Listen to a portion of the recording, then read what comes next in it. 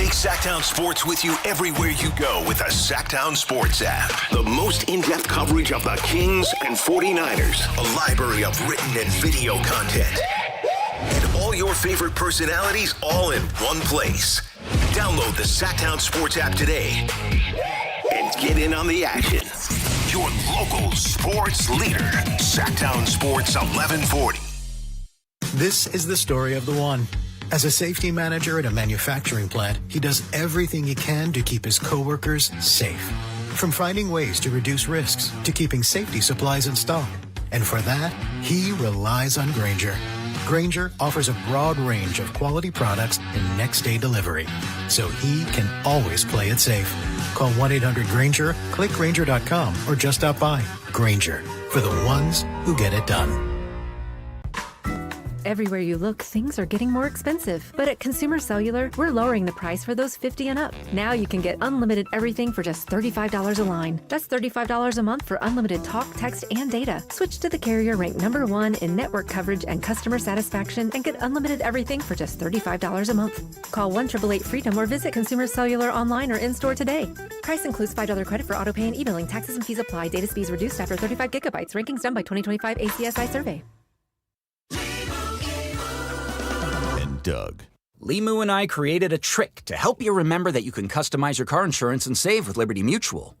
You see, the shirts Limu and I wear are yellow, and yellow is the color of lemons, and lemons grow on trees, and trees provide oxygen, and oxygen helps us breathe, and breathing is how you live, and you can live more life when you save money by customizing your car insurance. I agree, Limu. It's really quite simple.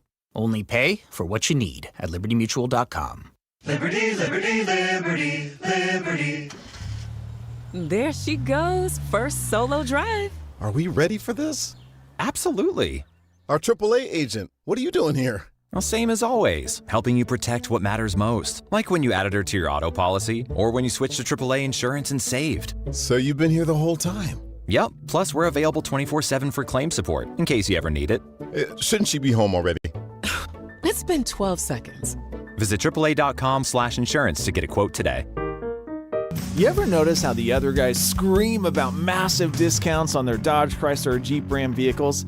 Then you get to the fine print and boom, another $5,200 in mandatory ads. At Hoblet, we don't insult your intelligence. The price you see is the price you pay. No mystery add-ons, no bait and switch, no gotcha when you sit down to buy. Hoblet, family owned for 77 years. Transparency, straightforward pricing. Buy it right, buy it at Hoblet. Country in the Park 2, presented by your California Army National Guard, October 23rd at Heart Health Park at Cal Expo with Bailey Zimmerman, Russell Dickerson. Plus more. Enjoy line dancing, live DJs, mechanical bull, and food trucks. Tickets start at just $70. Country in the Park 2, October 23rd at Heart Health Park at Cal Expo. Brought to you by Hyatt Vacation Club in Raising Cane's Chicken Fingers. More info at CITPFest.com. KHD HD1 Sacramento, KYMX HD3 Sacramento. Sactown Sports 1140, your local sports leader. It's Matt George and Kayla Anderson. Online at SactownSports.com or on the app. Kings, Niners, and Sacramento. The Matt and Kayla Show starts now.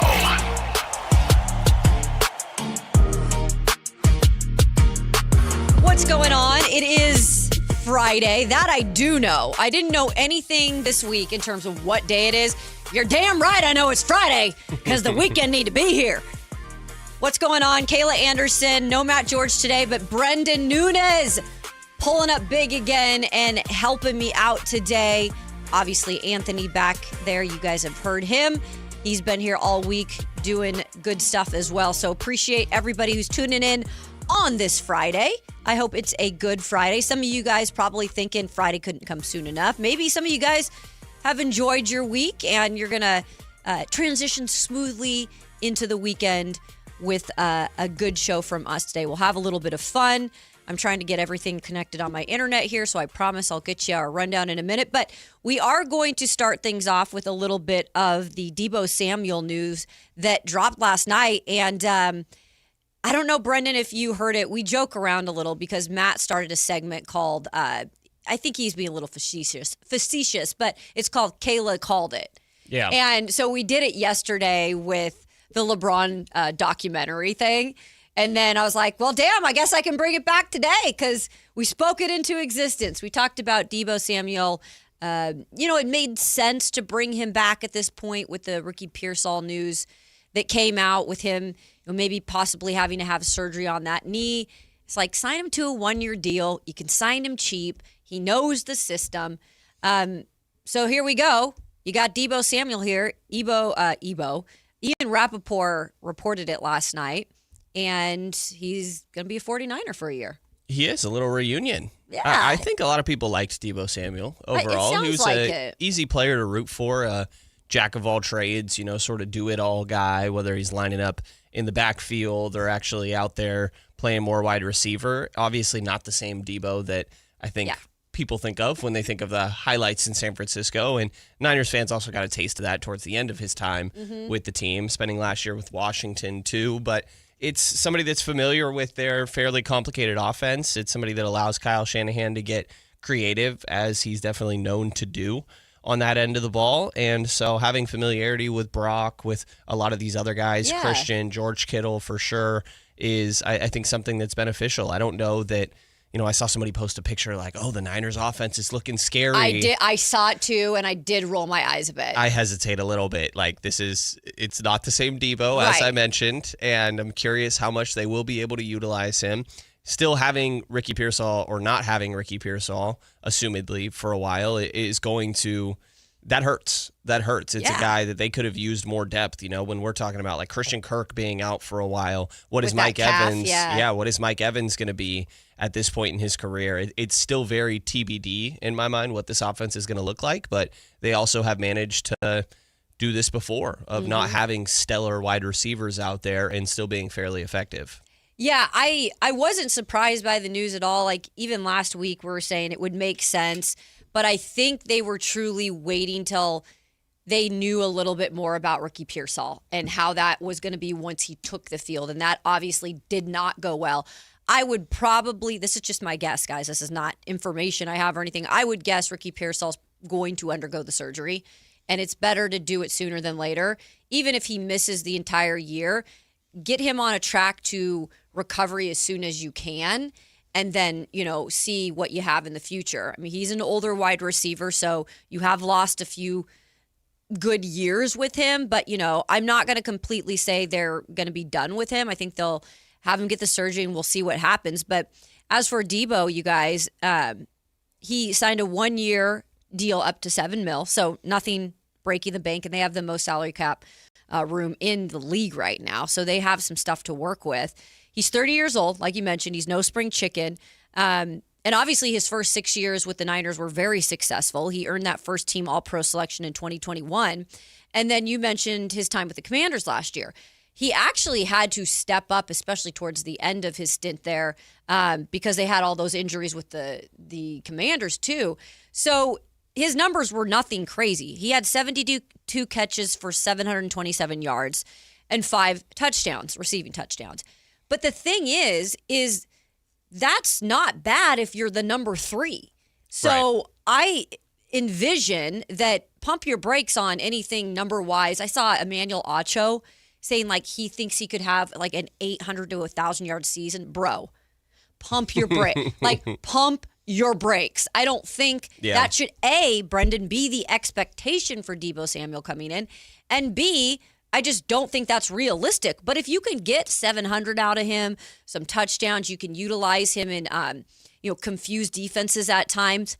That is the way it could be beneficial. Yeah, 100%. And to your point, don't pump your brakes with the expectations. I think this is still an offense that's going to be heavily reliant on, obviously, Mike Evans out there, but more so, I would say, Christian McCaffrey, as always. I'm sure fantasy owners will be curious about that. Hopefully he holds up. He's been very healthy, actually, during his time in San Francisco. Surprisingly, almost to the point where you're like crossing your fingers and he feels due, but you hope that that's not going to be something that comes up. And he also came to San Francisco where everyone gets hurt. Right. But it's like he seems to have done the opposite. Him being like the only guy that stayed healthy last year was a shocker. Bizarre. The last thing you would expect. If you came into the year and you're like, hey, there's about 8 different Niners that are going to be hurt this season, and Christian McCaffrey plays every game, you'd be like, what? Exactly. What is going on? And then George Kittle, right? Obviously coming back from injury, you have to see what he's going to look like. But I think that's where the heavy reliance is really going to be when it comes to this offense. And as you mentioned, get creative with Debo, work him in here and there. If he has a game or two of big games, that would feel great, right? And I think it also speaks fairly highly to the Niners organization. I think that overall you hear players speak very well of it, like Sam Darnold during his backup QB times here, I think spoke really highly of that. He said it rejuvenated his career. Yeah, something along those lines. Mac Jones also said the same thing, that it's like getting your PhD in football is what they called it, working under Kyle Shanahan. And so to see Debo be juiced about coming back, his social post, and all the teammates that are excited to have him back in the locker room, I think says a lot about not only the group of guys they have, but just the organization as a whole. It's such a fascinating organization, Brendan, because they do have so much talent there. And yes, at this point, it is older talent. And if you look at the chunk of the star players on this team and you look at the average age, I mean, it is average 30 plus with the star players. And also, when you look at the offense, it's an older offense. However, you cannot beat culture sometimes. Yeah. And if they can stay healthy, they have the talent to be able to achieve big things this season and make a deep playoff run. It's always the healthy question mark. But I've covered a lot of different teams and covered a lot of different players. And I'm not going to lie, you guys, this is a very unique situation. I do not see many organizations like this. That talk so glowingly about the organization, more players than not. Yeah, you have Brendan Ayuk, but I'm being very serious about this because I do honestly think he needs help. Yeah. He's the outlier in this situation. It is crazy the amount of camaraderie that goes on between this Niners team, not only during the season, but in the off season. They hang out. They're a family. They all support each other. Their wives all hang out. They all support each other. It's a very rare instance to have in the NFL. And they also don't really talk crap about their coaches, their owner, their GM, which that happens a lot of places. Yeah.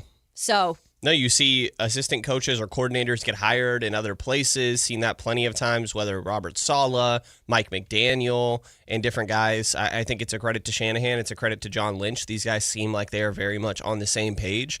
And to draw a Kings parallel where they're always sitting talking about this year and last year of wanting to build an identity, I think the Niners have an identity. Mm-hmm. What that might be on the field could change year to year based on their personnel. They have their consistencies, obviously, and the guys that you know and are familiar with over the last few years. But I think as a culture and just as an organization, they very much have an identity. They have had that consistency, and that's something that's really important for an organization, for a team overall. And I think it's something that gives me a lot of hope going into every year as a Niners fan, is that I just always think that they find a way to compete, even though you look at, obviously, in their division was Super Bowl champions last year with the Seahawks. There's the super team, I think a lot of people are saying, with the Rams. Yep. I still always find myself holding out hope that they're going to find a way to compete. Even if, Brock Purdy goes down, it's Mac Jones steps up. Mm-hmm. I think that Brock himself and his story is a prime example of this, of guys staying ready, of there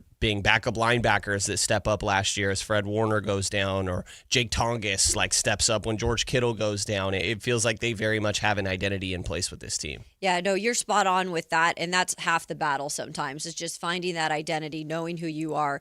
Their other half the battle is having healthy bodies. This down from Adam Schefter, who joined the Pat McAfee show earlier today.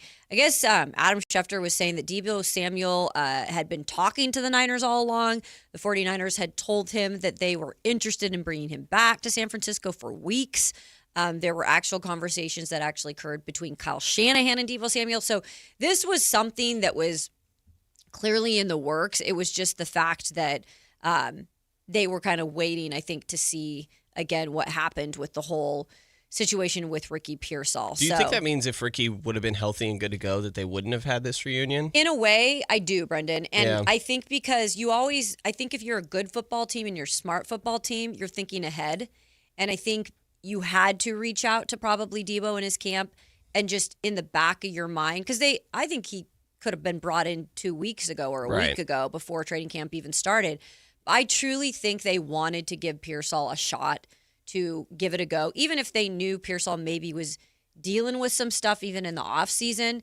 Hey, get out there, show us what you can do. If it flares up again, we're going to have to talk about surgery.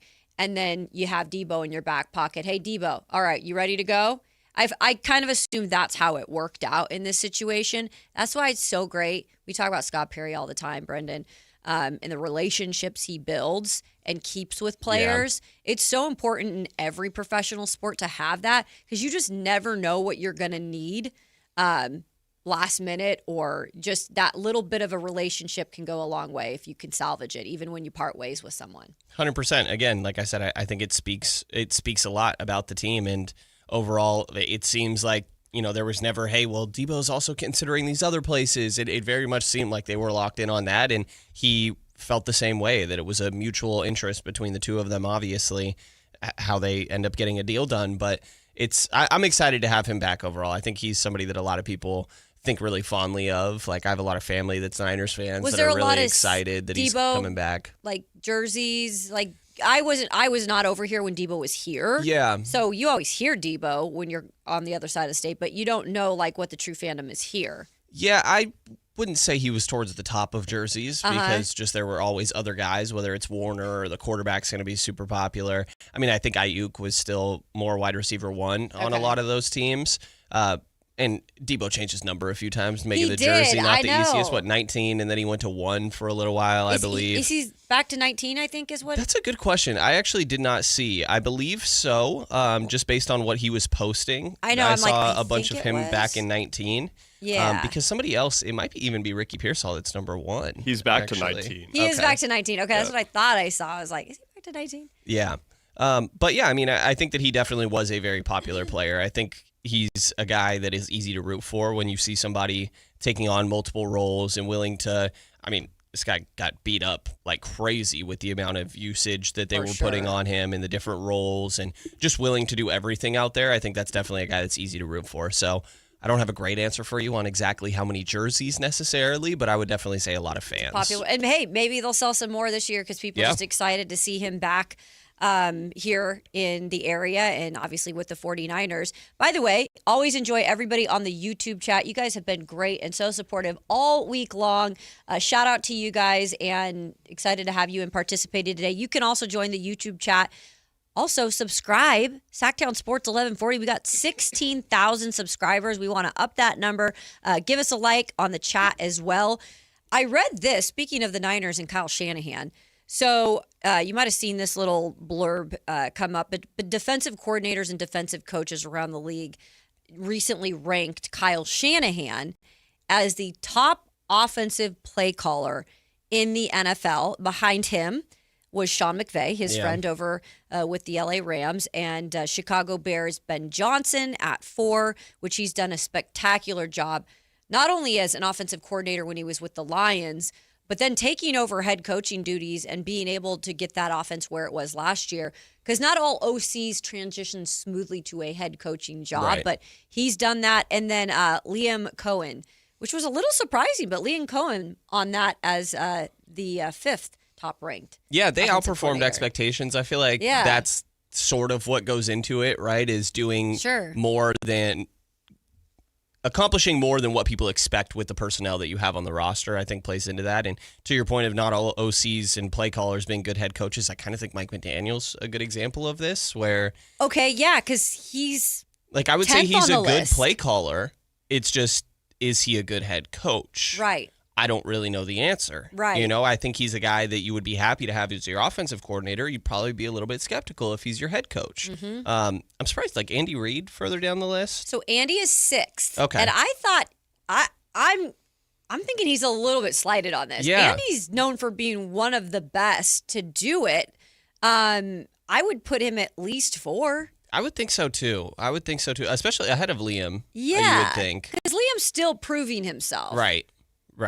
You know? The Ben Johnson one is interesting too. Like, I definitely get it for sure. And I think there's a lot of, obviously, his time with Detroit that factors into there, but he's certainly a lot more unproven still at this point in his career, has a long way to go. And I tend to side with longevity a little bit. Like Andy, you go back to the Eagles, you can go back for a while of Andy being a good play caller. It feels like creativity is factored in a lot in this, whether it's all these Shanahan offenses or I think McVay does a good job of that. Obviously, Ben Johnson, like we just mentioned, maybe the most creative of the bunch. Yeah. And so it feels like that factors in a lot. But, yeah, I mean, it's a credit to the Niners. I think that you can't take anything away from Shanahan's capabilities there. It's always so funny when they talk about, like, the trees of offensive coordinators. And they truly do kind of just go under one or two trees, and then they just keep on branching out. And that's why we keep on getting younger and younger guys, because on this list, too, is Clint Kubiak, the Seattle Seahawks former offensive coordinator, who is now with the Raiders. And it's going to be interesting to see, like, okay, you did it up there as an offensive coordinator, but again, how do you do it kind of knowing offense is your juice and you're running the show now? And that's when a lot of these guys get tested and either come back and just go back to being coordinators or truly can make it as a head coach. There's always a trial and error period, because, like, not everybody does it. And then Mike McDaniel, he's going back right now to be a coordinator, but does he go back after a good year and be a head coach again? Right. It's a funny way that the system works in the NFL when it comes to that. Yeah, even defensively, like Robert Saleh, another good example, I would say. Maybe you could definitely argue he didn't get the fairest shake with what happened with the Jets. But I think it's an interesting case for sure. And to your point, there's so many that just come from under the same trees that it's kind of curious how there is still so many. I mean, obviously this is how it would play out, but so many different offenses, because I know. It's like we guys all learned the yeah, same thing, exactly. You know, and there's a lot of familiarities and similarities between a lot of these things, but seeing them branch out and get more creative and then start to have their own coaching trees, like Shanahan obviously came from other spots, but he almost has his own tree at this point, very much so. Yeah. And so that, again, that's a credit to him. It's an impressive resume that he's continuing to build. Did you possibly see the other day, earlier this week, I believe it was, somebody put a side-by-side of, like, the picture of him when he first got the Niners job and what he looks like now? It was like the president aging thing. Yeah. It was so funny. It's a lot of stress being the head coach. You know, there's a lot more that comes with it, of even just the media aspect. Yeah. I think can be draining and tiring thing to deal with. Being the one that has to have the tough conversations with players of, hey, we're sitting you out this week or whatever it may be, when you're talking to Jimmy Garoppolo and just being like, hey, I think that we're starting to phase in Trey Lance. And obviously that ended up going great. But I think that there's just a lot more that comes with that, even just on the media side and the dealing with personalities and people throughout the whole process. No, you're right. And he's not the only one. I know when Vrabel was in his last year in Tennessee, there was a side-by-side. And it was the same type of thing where, like, oh, dang, like, he's aged in the last several years. And it's because, like, they spend most of their entire offseason even with the film room, with the like, you know, they're with all these people all the time and doing things to prepare them for the next season.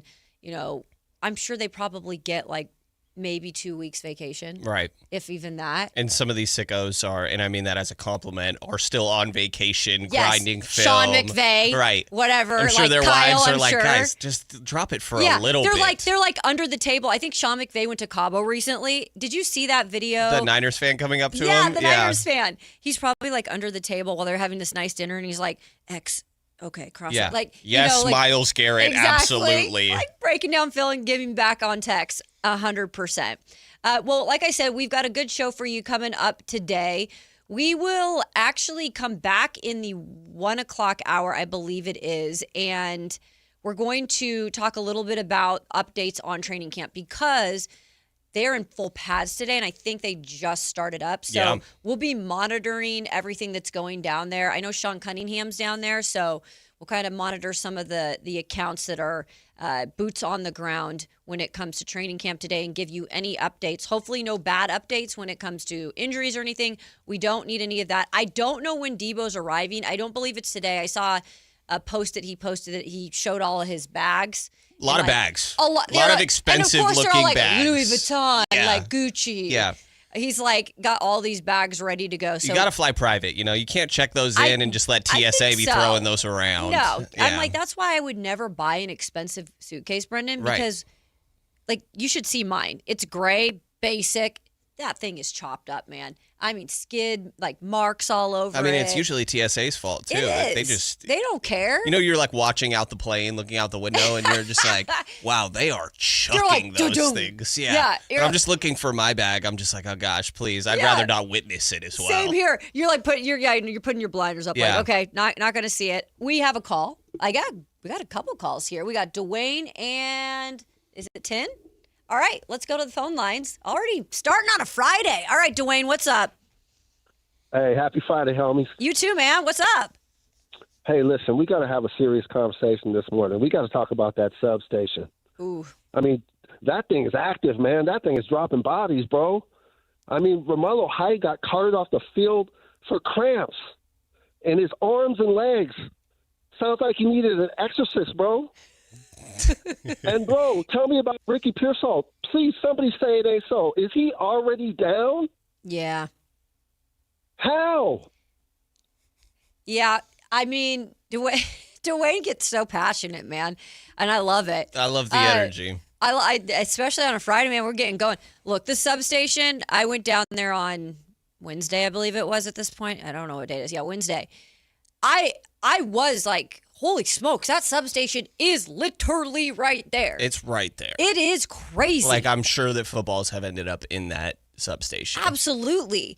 I don't like to because people have their own opinions, and I don't want to poo-poo one person's opinion and poo-poo the others or whatever. You have your opinions on the substation. I do think, though, that they need to do something more drastic with this training staff, and I don't think they did it. Because at least then, Brendan, it could alleviate some of the question marks that are going to still arise to start the season because there's already bodies going down. And they said they looked into the substation, and they said it was a nothing burger. That's John Lynch's quote, not mine. But then I looked to see after he said, well, we're going in and we're changing some things in the training room and all this stuff. But they didn't fire anyone, really. I think they may have added. They didn't fire anyone. So I'm not saying you have to fire somebody to find success, but I think like at some point you got to make some change when it comes to that. Yeah, it's a weird one, right? Because obviously football comes with a lot of injuries, but the Niners are an extreme example of how many they've had to deal with. It's like a poster child of it. For years now. Right? Like, it feels like ever since that year where Brock Purdy ended up stepping up, that everybody is getting hurt all the time.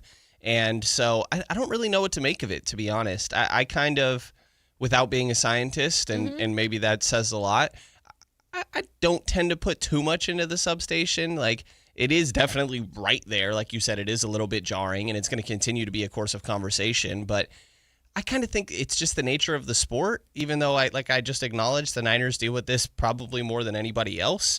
It's become, unfortunately, part of their identity, and they do always have guys step up, but it's a weird one to balance overall because I tend to, I guess, believe the experts of, hey, it's not a big deal. I also would be curious to, if the Niners did want to move it, would that be a hassle? I don't know who owns the substation or what sort of the logistics would come with attempting to move it. If, like, would that even be an option if they wanted to? Or could they move their training facility?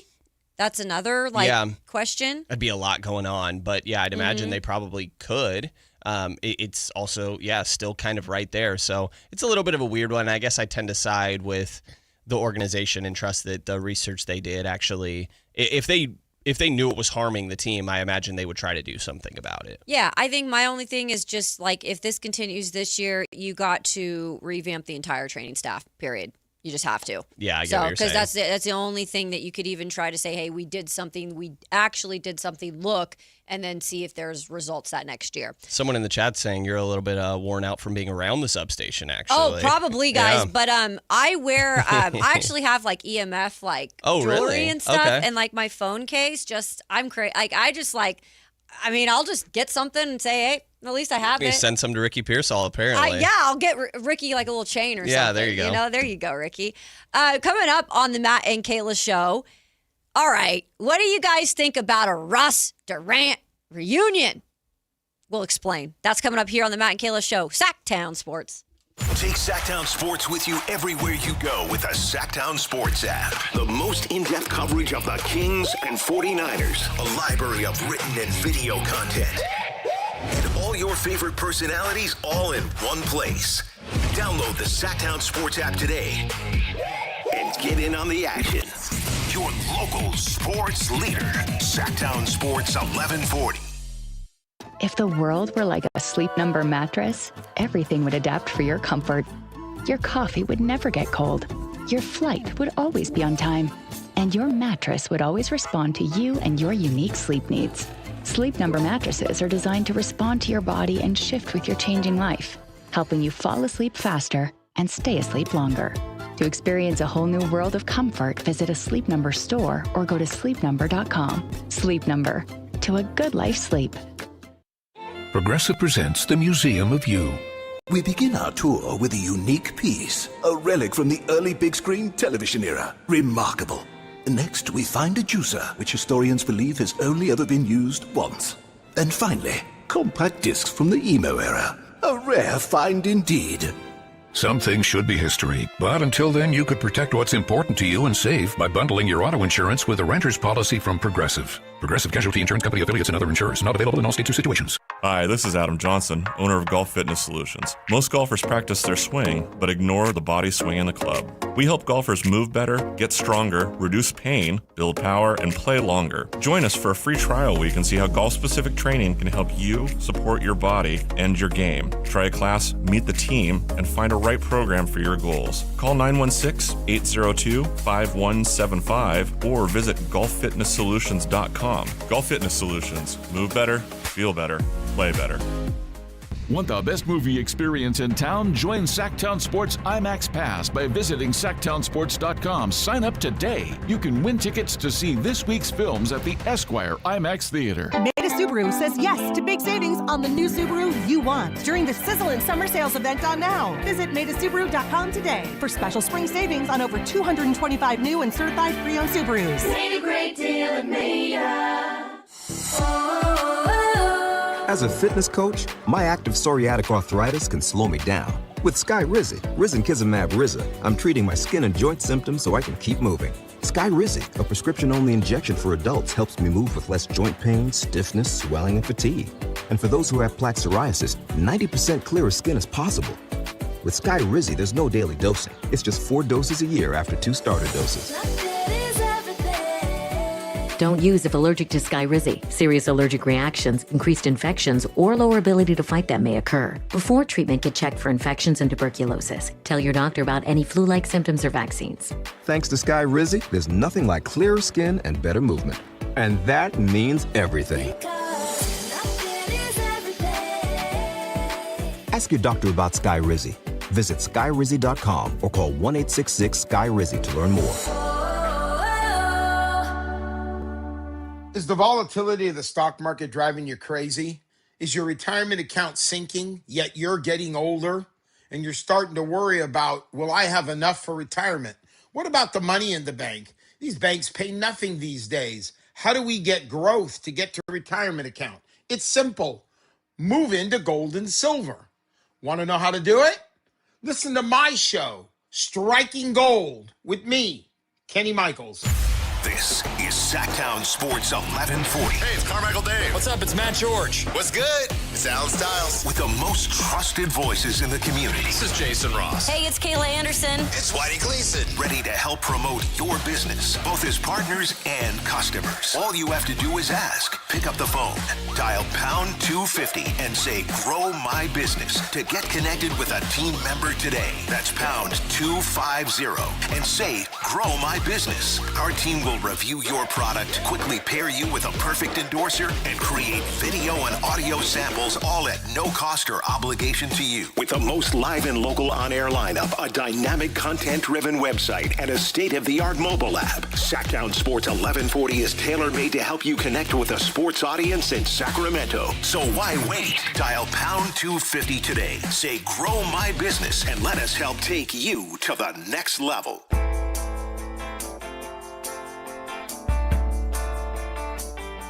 Matt and Kayla on Sactown Sports 1140. Welcome back to the Matt and Kayla Show here on this Friday. Kayla Anderson, Brendan Nunez. We got Anthony behind the glass making it all happen. Matt George out again today. Wishing him the best in his recovery. I don't want to say I know he's going to be back because I don't know. So that we just will play by ear at this point, but hopefully he's resting and recovering. And Matt George didn't go near the substation at all, right? No, I mean, I'm sure he's been there in the past. Yeah. I mean, I don't know. Whatever was up at that golf event. Yeah, golf course substation. Something must have happened, man. Because, dang.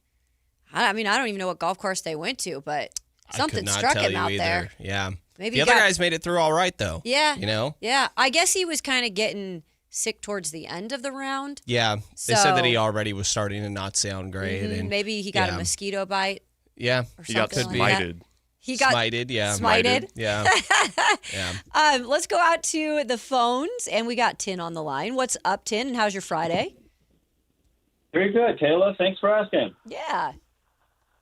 Hey, so this is a perfect segue because the 49ers, they just acquired, first year in, Mike Evans, veteran, proven, Tampa Bay. He's had a illustrious career already.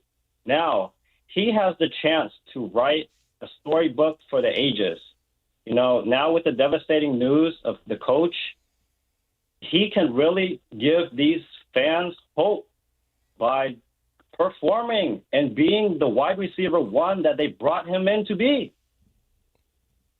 Absolutely, Tin. And that's, I think, what we were talking about earlier with the culture is they just have those guys there. And you're adding another one with Deebo Samuel, who, when things do hit the fan at points, which they always do during the season, you've got some of those guys to definitely kind of step up, rally that room, rally that offense, or on the defensive side, you got the Fred Warners. And sometimes that goes a long way, especially you saw it last season with even some of their stars going down. They still had the leadership in that organization to get through the season and, obviously make it to the playoffs. So great point there by Tin. Let's transition a little, guys, shall we? How about this one? So woke up this morning and the Rockets supposedly are viewed as a, quote, serious destination for Russell Westbrook. And this is per Sports Illustrated's Eric J. Santos. They said that, Houston could offer Westbrook a chance to chase his first NBA title on a veteran minimum deal. So maybe what Scott Perry said about he could make more than the minimum somewhere else, maybe that's not entirely true, but maybe he could have a better chance at winning a title somewhere else. But Houston, huh? It's a weird one. Right? It's a weird one. I mean, I think Houston overall is a weird team to figure out. Getting Fred Van Vliet back, I think will be really important for that offense. And I think with his, I guess you would say, addition or return, it would mean that Russ is coming off the bench in that scenario. At least you would assume so. And even though Russ is kind of known to go to a spot and then he might just be better than what's going on here and certainly be producing. Happened here. Yeah. Steven Adams also over there in Houston. So it would be a little reunion between a couple different guys. I don't think that Jeff Green is still on that roster. Okay. They have him as a cap hold here. I think he's just a free agent. Okay. I wonder if his career could be sort of at the end as a 40-year-old, by the way. Jeff Green's been playing forever. That is wild. He's 40? He's been playing forever. Uncle Jeff. That's what Good they old call Uncle him. Jeff. Yeah. I mean, I remember him back in getting traded to the Celtics way back when. He's been around for a little while. Was on some of those OKC teams in the early days as well. But be curious to see how that would all play out. Yeah. They also added Marcus Smart over there in the offseason. I love Marcus Smart. I do love Marcus I just Smart. always liked him Marcus since Smart. OKC. I would agree. Or You know, Oklahoma I think that they have a talented roster. It would also, what is their confidence level in Reed Shepherd, who was a really high pick. I think he was second overall a handful of years ago, and obviously hasn't really panned out for them. So would be curious to see Bogdan Bogdanovic, former King, over there as well. It'd be interesting to me. I think the storyline of him reuniting with Kevin Durant obviously would be one of the highlights of that. And where their relationship currently lies, I have no idea. I don't either. I would wonder. It feels like one of those things where I'm sure there were hard feelings, right? It definitely seemed to be the case. Yeah. And there were games where they played against each other not long after KD left, and they would bicker back and forth. And I love it. I think it's super fun to see sort of that competition level between them. But you would think that, like, at this point, it's kind of water under the bridge. Like, it's been a while. Yo, they're both so mature now. Right. I mean, they've both played so many years, Brendan.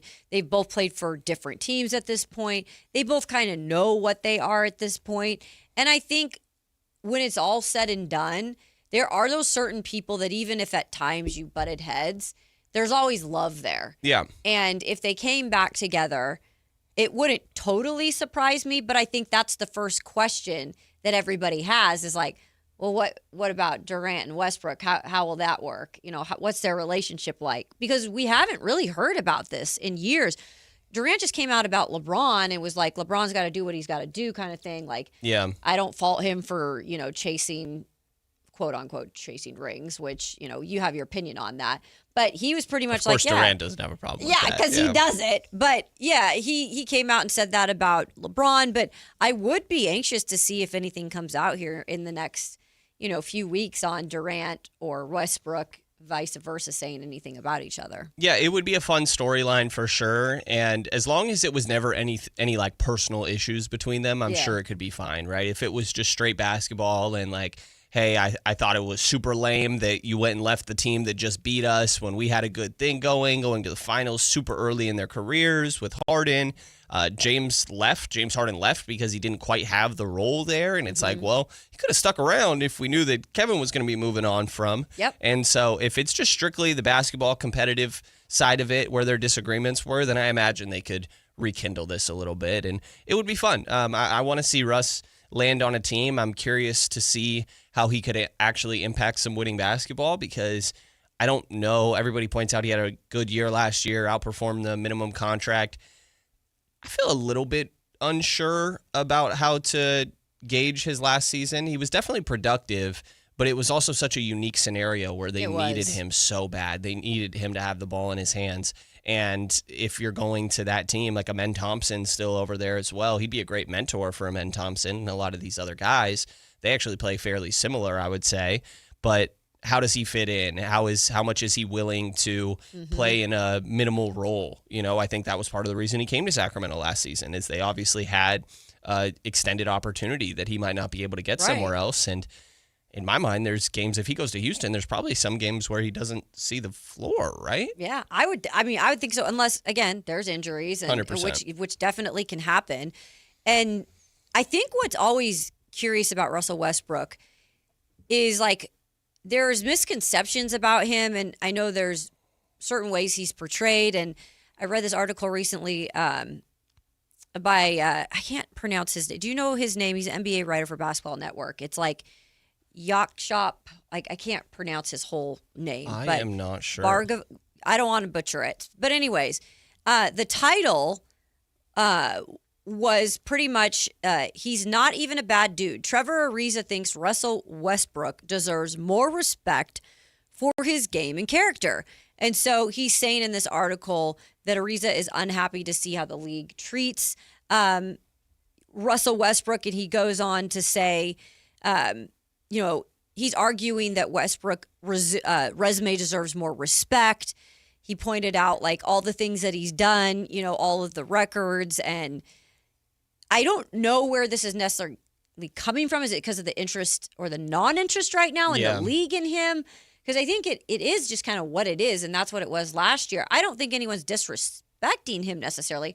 I just don't know where he fits nicely with any team like instantly at this point, and it's worth more than a max or a minimum deal. Yeah, I think it's play style more than anything, right? And like you said, just how he fits on teams. But he is discussed very interestingly, or there's always weirdness sort of, I guess, floating around him, I would say. Like even last year, you never heard anything but good things from his teammates and from his coaches and from Scott Perry.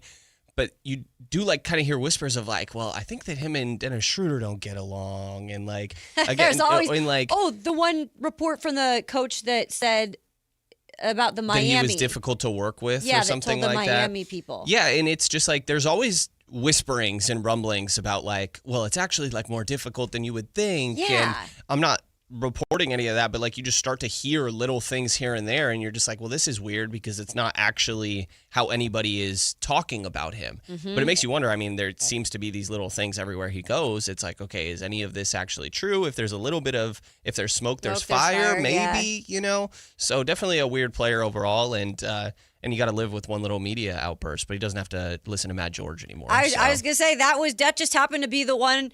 You know, his other stops, he's had them, but the one here, at least you know, it's right here at Sactown Sports, baby. Yeah. No, 100%. Sean Cunningham was funny after that. He's like, I don't know why people were surprised. Russ does this once a year. Right. It's like his honorary, greeting of the media. Yeah. I think he was a little bit off with some of the things that he was saying. I would have appreciated a more specific example. Yes, but I think that's what everybody was wondering. 100%. And we probably could ask better questions to get to the root of that. But I do appreciate his transparency. Yeah. And like, you never have to wonder if he's going to speak his mind. Russ is going to tell you what he's thinking out there. I like it. And there's not a ton of people like that. So I do respect him for that. Coming up to wrap up hour one of the Matt and Kayla Show, it is time for Q&K. I've got a question. I want your guys' answers. I'll just tell you this. It has to do with Deion Sanders. That's right. That'll always cause some controversy. We'll get to that coming up next after the break. Matt and Kayla Show here on Sactown Sports. SactownSports.com is your online home for sports in Sacramento. Dive deep into the Kings, 49ers, Raiders, Giants, Athletics, and more with your favorite local personalities and some of the most trusted sports voices in the community. Stream Sactown Sports 1140. Watch original video content and read in-depth analysis all in one location. SactownSports.com. Your local sports leader. Sactown Sports 1140. This is the story of the one. As a safety manager at a manufacturing plant, he does everything he can to keep his coworkers safe. From finding ways to reduce risks to keeping safety supplies in stock. And for that, he relies on Grainger. Grainger offers a broad range of quality products and next-day delivery, so he can always play it safe. Call 1-800-GRAINGER, click Grainger.com, or just stop by. Grainger, for the ones who get it done. Dawn or dusk, I'm on the hunt. Skeeter here, Sacramento Yellow Mosquito and Vector Control District, and I'm wearing Skeeter Vision, night vision goggles that light up skeeters at dawn or dusk like the 4th of July. Mosquito, 12 o'clock.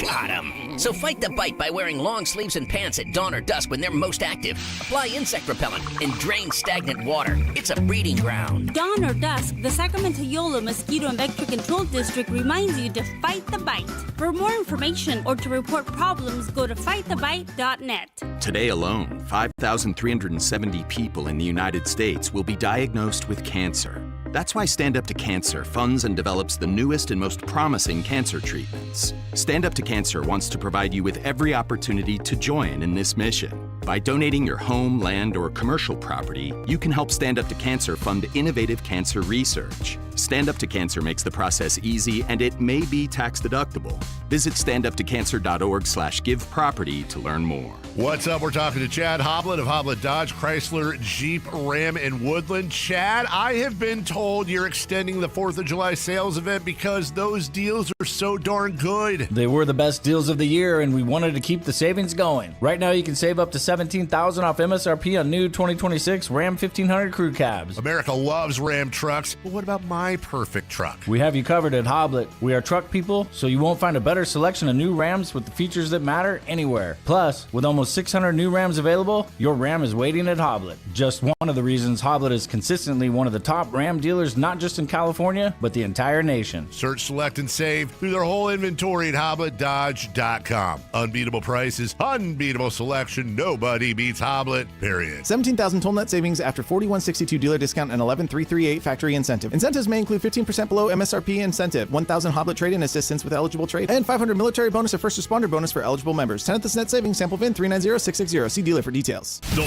one and only Monster Jam. See the world's best drivers tear up the dirt in your favorite Monster Jam trucks, like Gravedigger, El Toro Loco, Sparkle Smash, and more. Only at Monster Jam. Brought to you by Morgan & Morgan. Visit MorganMonsterJam.com to save 25% on ticket face value, courtesy of Morgan & Morgan. Visit website for restrictions and details. Coming to Golden One Center August 15th and 16th. Country in the Park 2, presented by your California Army National Guard, October 23rd at Hart Health Park at Cal Expo with Bailey Zimmerman, Russell Dickerson. Plus more. Enjoy line dancing, live DJs, mechanical bull, and food trucks. Tickets start at just $70. Country in the Park 2, October 23rd at Hart Health Park at Cal Expo. Brought to you by Hyatt Vacation Club and Raising Cane's Chicken Fingers. More info at CITPFest.com. Here's the deal. The government is over $38 trillion in debt, which means the IRS isn't slowing down. And the tax code is complex and unforgiving. So it's not surprising if you're one of the millions of Americans that owe back taxes to the IRS. Unfortunately, they're the world's most powerful collection agency, with the ability to garnish your wages, seize your bank accounts, and even take your home or business. But don't be stressed or worried any longer. We're Optima Tax Relief, America's most trusted tax resolution firm. We have resolved over $3 billion in tax debt for our clients. Our award-winning professionals deal with the IRS every single day, protecting our clients and preparing them for the best possible resolution. For tax help you need, for tax help you can trust, give Optima a call today. Call 800-375-2322. 800-375-2322. 800-375-2322. Optima Tax Relief. Some restrictions apply. For complete details, please visit OptimaTaxRelief.com. It's time for Q&K. Kayla's got questions. We've got answers. It's Q&K on Matt and Kayla.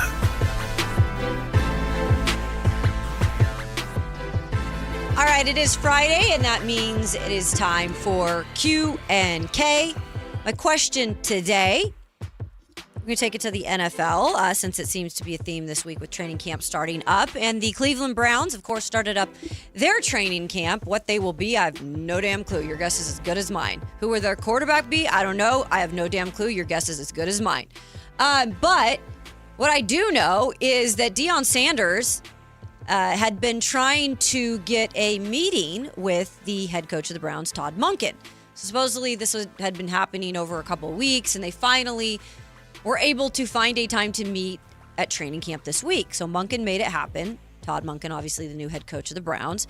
And so they sat down and discussed whatever they discussed. And that's not been put out there at all by anybody who has sources, but they did meet, according to Adam Schefter. And I guess that whatever they said, Monken said the meeting was great, and that he supports everything that Deion had to say and supports Deion, because there's also video out there of Deion Sanders at camp this week on the field, kind of like coaching his son in a moment. People did not love that. They did not. So my question to you guys is, even take away the name for a second. And if this was any other parent that maybe even had coaching experience or whatever, do you think this is an okay situation, A, to request a meeting with the head coach, and B, to just be on the field during training camp, essentially coaching your son? I think because he is a former coach, he literally was his college coach, obviously, Shador, I don't think it's a big deal. Mm-hmm. You know, if this was LeVar Ball at practice, that I would feel a type of way, right? If Marvin Bagley's dad was infamously involved a decent amount, if he was out there at practice, it would be a problem in my mind. But this is a current collegiate head coach, And so I don't really see that much of a problem. It obviously depends like what was expressed in that meeting. Now, if Deion is going in there and trying to flex his resume and be like, listen, my son is deserving of the job, whatever.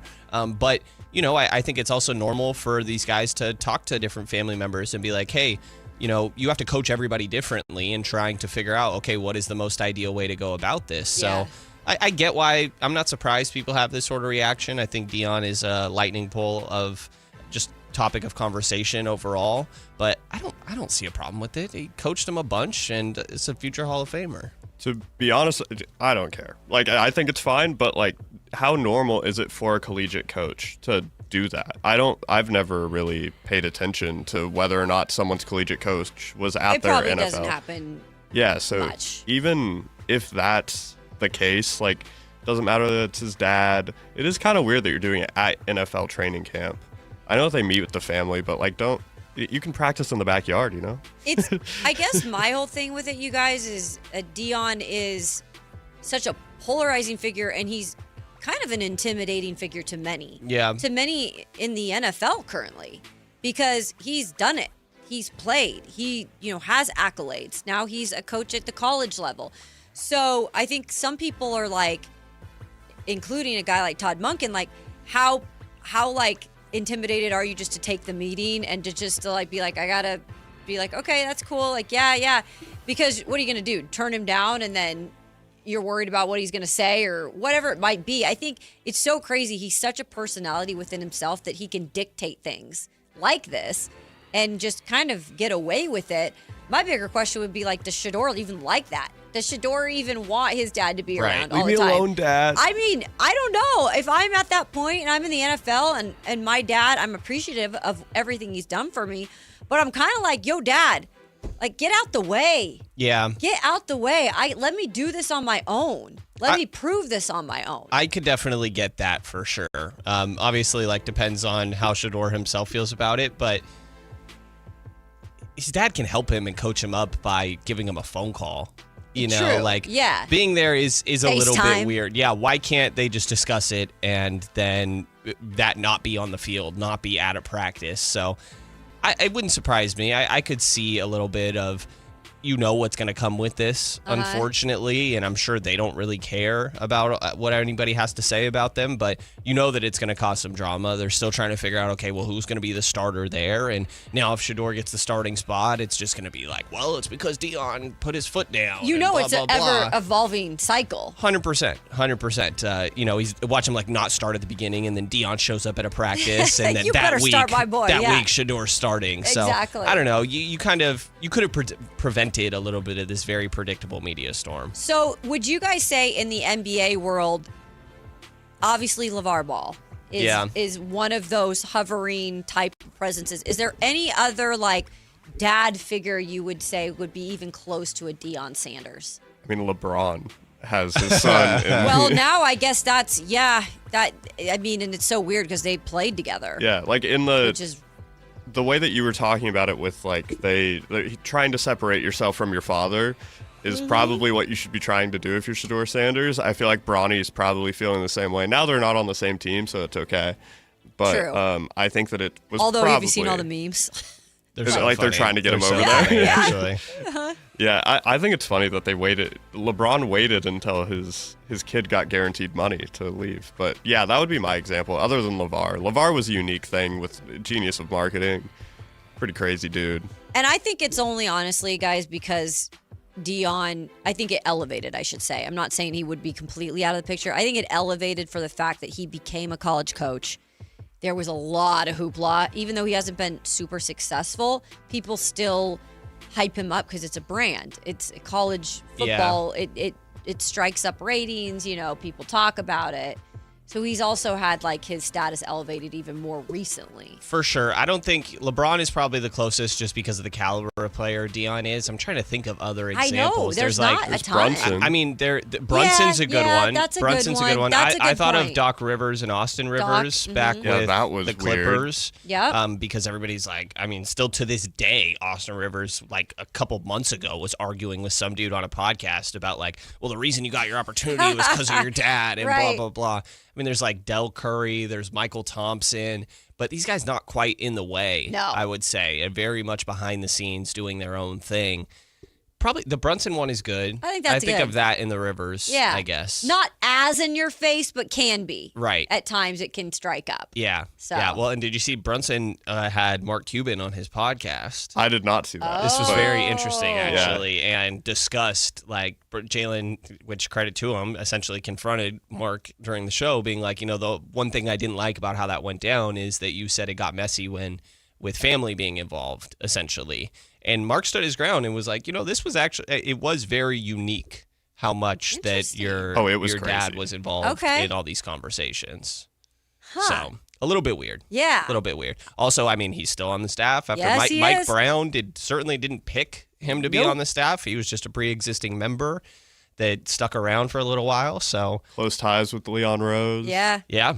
Might not be as vocal, but definitely it's a similar situation. Right. I would say. Yeah. Coming up in hour 2 of the Matt and Kayla Show, we will have Jake Gaydon of CBS 13. We'll talk a little bit of Kings. Haven't talked to him since the NBA Summer League. We'll talk some Niners and also Sac State football as they get ready for their first full year in the MAC. They were picked second to last in the conference, but it's definitely energizing some of those players. We'll get to that coming up next on the Matt and Kayla Show, Sactown Sports.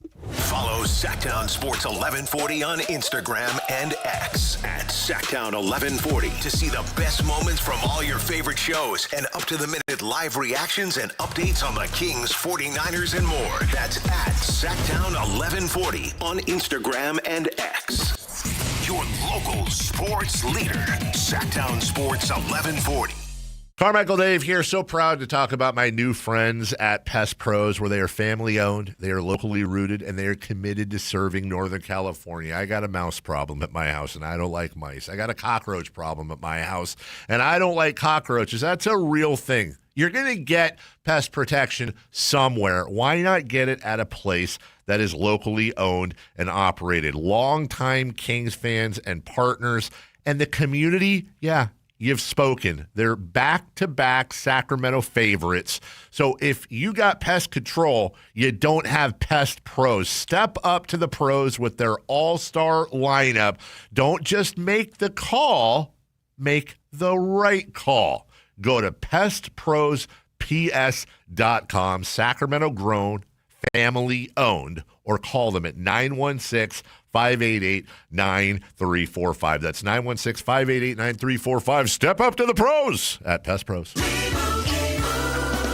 And Doug. Hot dog, get your hot dog. Customize and save with Liberty Mutual. Hey, what are you doing? I like your method. Direct, to the point. A little loud, but... Listen, people don't buy car insurance the same way they do hot dogs. Not yet, but both are customizable. Popcorn! Get your popcorn! Hey, this is a hot dog area. And customize and save area. Get a quote at libertymutual.com or with your local agent. Liberty, liberty, liberty, liberty. Wait, everything on this IHOP value menu is just $6? I told you it was amazing. A huge plate of pancakes, bacon, and eggs is just $6. Wow. There's also French toast, a ham and cheese omelet, and oh, they got a BLT and fries now. Okay, we're coming here every day.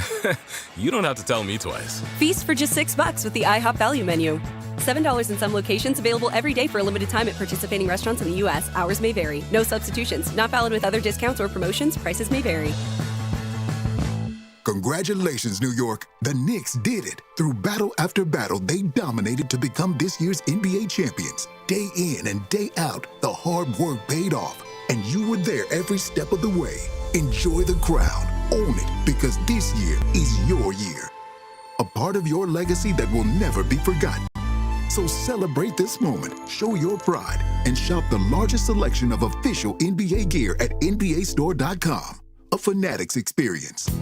This August, the stars and guitars come out to play. It's the Gold Rush Classic, a celebrity pro-am golf tournament featuring $1 million hole-in-one contest, a skins game, celebrity draft party, and a live concert from the Cripple Creek Band. Tee it up alongside legends like Rick Barry, Jeff Barness, Greg Lloyd, Jesse Orozco, Michael Merriweather, Greg Ostertag, Olden Polanese, and our own Greg Vaughn. But here's what matters most. Every dollar raised goes to Scott Pollard's Pearls of Life, Make-A-Wish, and other children's charities making a real difference. August 6th and 7th in Rancho Murrieta. 2 days. Great golf, great music, one great cause. Golf and concert sponsorships are still available. Visit goldrushclassic.org today. That's goldrushclassic.org. The Gold Rush Classic is proudly sponsored by Tokay Heating, Air, and Plumbing, delivering comfort you can feel and peace of mind you can trust. Locally owned and operated for over 30 years.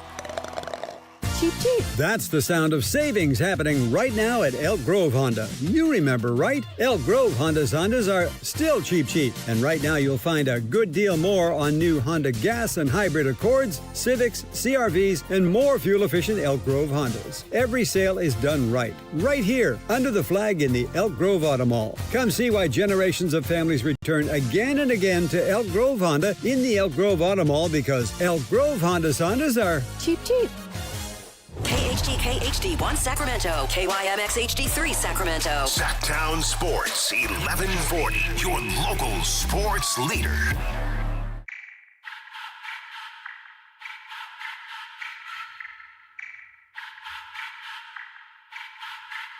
It's Matt George and Kayla Anderson on Sactown Sports 1140. It is hour 2 of the Matt and Kayla Show. If you are just joining us this week at the end of the week, well, first of all, welcome. Second of all, you might be wondering, where is Matt George? He is still recovering. It's been a long week for everyone, but hopefully he's getting better. And I'm not going to make any promises. That's not my job to do that, but hopefully he'll be back next week. And for now, we're just trying to hold down the fort. We're just trying to make it a fun Friday for everyone here. And we'll have our friend Jake Gaydon of CBS 10 help us do that. He is on the phone lines. Let's talk a little of everything. Jake, we even talked to you, I think, since Summer League. So first of all, how are you doing? Have you had any vacation time this summer? Wait, what did you do to Matt? Did you poison him? Oh, I don't have no, because I would never do that, because I hate doing solo shows. I don't like talking for 4 hours straight, so I would never do that to him for that reason. But no, we don't know. Like, he went golfing on Monday, and then it just mysteriously the rest of the week went how it went. Yeah, I have no comment. I did nothing, Jake. Yeah, Brendan's here with us. Never. Yeah, he's been helping out. Bobby Jackson must have done something on Monday then, guys. I blame Bobby. All right. Russell Westbrook got a hold of him. Yeah, right? Yes. Yeah, he was at the charity golf event. Russell Westbrook and him finally had words, and it ended poorly. Okay, that's the story we're going with. I love that. So that's the update. No Matt George, but we got Brendan Nunes here today. So we thought, hey, let's bring Jake on. Let's have a little fun on this Friday. So that's what we're going to do. No, I appreciate you guys having me on. No big trips right now, but we're enjoying the summer. We're getting ready for football season. It's an exciting time in Northern California, and I'll be honest with you guys, it's nice to not have to talk about the Kings 24/7, 365 right now. I feel like we've talked about them ad nauseum, but hey, let's talk about them right now if we want. I was going to say, we got a few questions since we hadn't talked to you since Summer League. I just wanted to pick your brain about your thoughts, I guess, just coming out of Summer League, any type of general, things that you saw or that it's hard from Summer League to take a conclusion of anything, but anything that stood out to you specifically. One, I don't know if the coaching staff really had a plan for a lot of things. Yeah. Darius Acuff felt like was being double-teamed a bunch, especially when he was bringing up the ball, and they didn't really have an answer for it. But overall, I think Acuff looked really good in Summer League. He's going to be a bona fide star in the league. He is the center of the universe for the Sacramento Kings moving forward. He'll be their star player, their franchise player. They hit a home run with the pick, and I am just excited to see the young man grow and mature into the franchise player that Sacramento needs, and a guy that wants to lead, wants to be great. And I think when you look at guys that have been here in the past, maybe a Boogie Cousins, maybe a De'Aaron Fox, I don't know if they had that in their DNA. Yes, they wanted to be great, but, the leadership qualities of being great is also very much important to building a franchise. And I'm excited to see what Acuff can do. Manuel Sharp looks phenomenal. Defensively, he reminds me of like a 2.0 of Keon Ellis, but maybe even more like a not Devin Booker. Oh, my goodness. The shooting guard that's the lockdown defender for the Suns. But we'll get back to that in a second. But he's looked fantastic. His three-point shooting has been great. And then Caravan, I don't feel like he just got his footing in Summer League. I think that injury that we saw on day one in training camp, or summer league training camp, kind of derailed his summer league a little bit. But you saw in the final game, when that guy gets hot, it's really hard to slow him down. My big thoughts, though, would be coming from the second-year guys. Maxime Reynaud looks phenomenal. Like you saw it in the EuroLeague stuff where he was playing for Team France. And if you look at the cut up or the highlights of what he did, taking on Lauri Markkanen, you leave yourself with a little impressed with his play and the maturation he's had over the past year. But as for the other two second-year guys, I think Brendan knows how I feel about Nick Clifford. I've covered Nick since he was a kid in high school, watched him in college, covered him in college, and then now here at the Sacramento Kings. He's a guy that's always taken a while to develop. And unfortunately, you can take your time in high school, you can take your time in college, but in the NBA, if you don't start making significant jumps by year 2, maybe even year 3, some teams lose faith in you and what you can do. And I was just hoping that Nick could have taken a bigger step in year 2. I hadn't seen it yet. I still think that there's questions when it comes to his shot selection and just the ability to create shots for himself.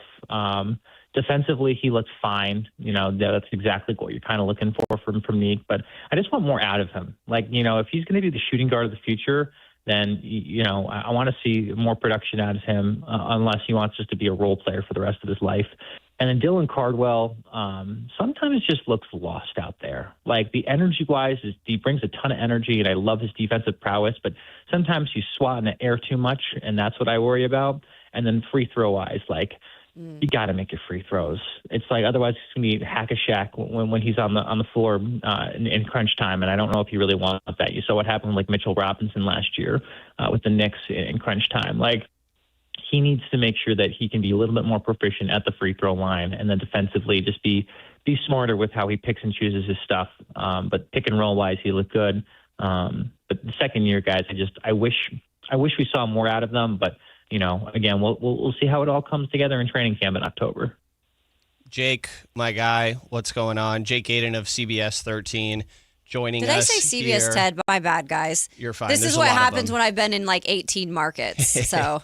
It's all good. Hey, you got the CBS part right. That's all we care about. There you go. CBS Sacramento. Little known fun fact, Jake and I actually share a birthday. Wait, when's your guys' birthday? September 25th. Oh, coming up. Tell everyone your birthday, Jake, on air. But we got to plan our little birthday bash. We got to plan our little birthday bash and figure out what we're doing this year. You mentioned that obviously you covered Nick really closely, high school, college, and obviously now with Sacramento. What do you think could become, he's sort of this jack of all trades, master of none. Do you feel like there needs to be a skill that he does become, consistently good to great at, or where would you like to see him take that next step? And what do you imagine if he were to his role being in the league? So what's the frustrating part with Nick is he doesn't need to get better at anything because I think he's very good at a lot of things. I don't know if he needs to be great at anything. I think for me, it's a confidence thing. So I remember when he went from high school at Vanguard High School, which what I would say is a small school, like a Casa Roble here in Sacramento, right? Just a smaller type school where it's more of a private setting, small gym. He was a highly ranked recruit coming out of Colorado, but he was just, it wasn't the type of level of competition that he had been seeing, that you can see in California or Texas or Florida or New York or wherever it may be, or in Indiana or whatever it may be, right? When he got to CU his freshman year, didn't play that much, kind of had a redshirt year. His sophomore year, he played much more because there was a lot more time for him in the rotation, but he wasn't confident with anything he was doing. So the problem with it was he was trying to figure out what role he should have with the team. And then year 3 kind of went off the rails at CU. The coaching staff lost confidence in him. He kind of lost confidence in himself, and that's when he transferred to CSU. And then when he was at Colorado State the final 2 years there, you sit there and you saw him be able to be a facilitator, playmake, was very confident in his shot. He didn't mind being the guy when the clock was, with 30 seconds left on the clock and needed to make a big shot. That's the confidence I want Nick to bring to the league. Don't lose that chip. And I feel like he's lost a little bit of it because, again, he's playing at a higher level of competition. It's a comfortability thing, but it's a confidence thing. And I really want him to know that, I want him to say to himself, I know I belong here. I know I'm good enough to be in the NBA. Let's just let it rip and go and see where it goes. And, let me show off my game, because there's parts of his game I just don't feel like we've seen. We have not seen him take it to the 10, which I would love for him to penetrate the paint a little bit more and not just settle for threes or a contested 2. I want him to have, if he's going to be the ball handler or the backup ball handler on this team, okay, let's be more of a facilitator, drive the paint, spray it out to a Emmanuel Sharp or a Zach LaVine. There's just, maybe the game is too fast for him. The NBA speed is too fast for him, but that adjustment period, you played a lot of time last year as a rookie. That adjustment period shouldn't be that much of a shock to you heading into year 2. And that's where I want to see him kind of develop, be more of an all-around player that's confident in his abilities. Because when he is that, his shooting, his basketball IQ really does shine. And I just don't feel like he's been able to showcase that within the first year in Sacramento. Jake, switching to football, and first of all, what did you make of how the week started off and really how training camp started off for the 49ers with all the Shanahan stuff that went down, and then obviously now we had the Pearsall turning into a Debo signing. What did you make of the first bang of start of camp for the Niners? So let's start with Kyle Shanahan. How many pro athletes or head coaches or professional head coaches come out and say after an accident, hey, I was at fault. The police report is wrong, and I was at fault. I need to make sure that I set a good example for my kids, for the patrons of San Francisco and the Bay Area. Guys, driving with a cell phone and having distracted driving is a real thing. It happens every single day. It's nothing new. But the fact that he came out and said it, I thought was pretty honorable, if you ask me. In terms of him not being present and the concussion and all, the issues maybe with his eye and the broken ribs and everything like that will all heal. And I'm not actually really truly worried about him being ready for the regular season. I think he's going to go through concussion protocol, be very smart about this, but I wouldn't be surprised if he's available by the final preseason game in San Francisco against the Las Vegas Raiders. So when you look at everything in totality, a really scary, sad situation, but thankfully no one was deadly injured, and everyone came out safe, partially from that crash. When it looks at Ricky Pearsall, man, the Deebo Samuel signing no one saw that from a mile away. George Kittle hinted at that at the Super Bowl in San Francisco back in February, right? Yeah. That was a textbook play that we saw from a mile away, and it only took one player or one person to get injured on this team for it to happen. I'm not surprised Deebo is back in San Francisco. I think Ricky Pearsall, this is another devastating injury, and his biggest issue right now, and it has been since college, is staying healthy and being on the field. At Arizona State and at Florida, when he was on the field, he was electric, one of the best wide receivers in college football. But when he is injured, which is far too often, it's hard to put him as a wide receiver 2 or wide receiver 3 in the league.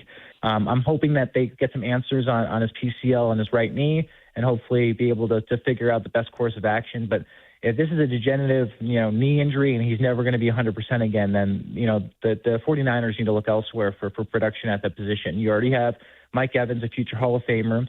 I love how Debo is now going to be a number 2 option. Deshaun Stribling is going to be the number 3, and they still have Jacob Cowing and a bunch of other guys in that wide receiver room that are very capable of being solid NFL wide receivers. Plus, you have the best tight end in the league in George Kittle and one of the best running backs in the league in Christian McCaffrey. So love the Debo signing. It was something that we saw from a mile away, but when it comes to Ricky Pearsall and that injury, man, you got to get answers. You just got to get answers. I think he just needs surgery, man. Yes, I think that's it. Surgery, call it a day. But, this is not the first time, Kayla, he's had knee issues. So, is this a thing that's going to continue to pop up, or is this a one-off? And that's the questions that we need answers for. Jake Aiden, CBS 13 here, joining us on the Matt and Kayla Show. Jake, I'm curious, you kind of just laid out everything going on with the Niners.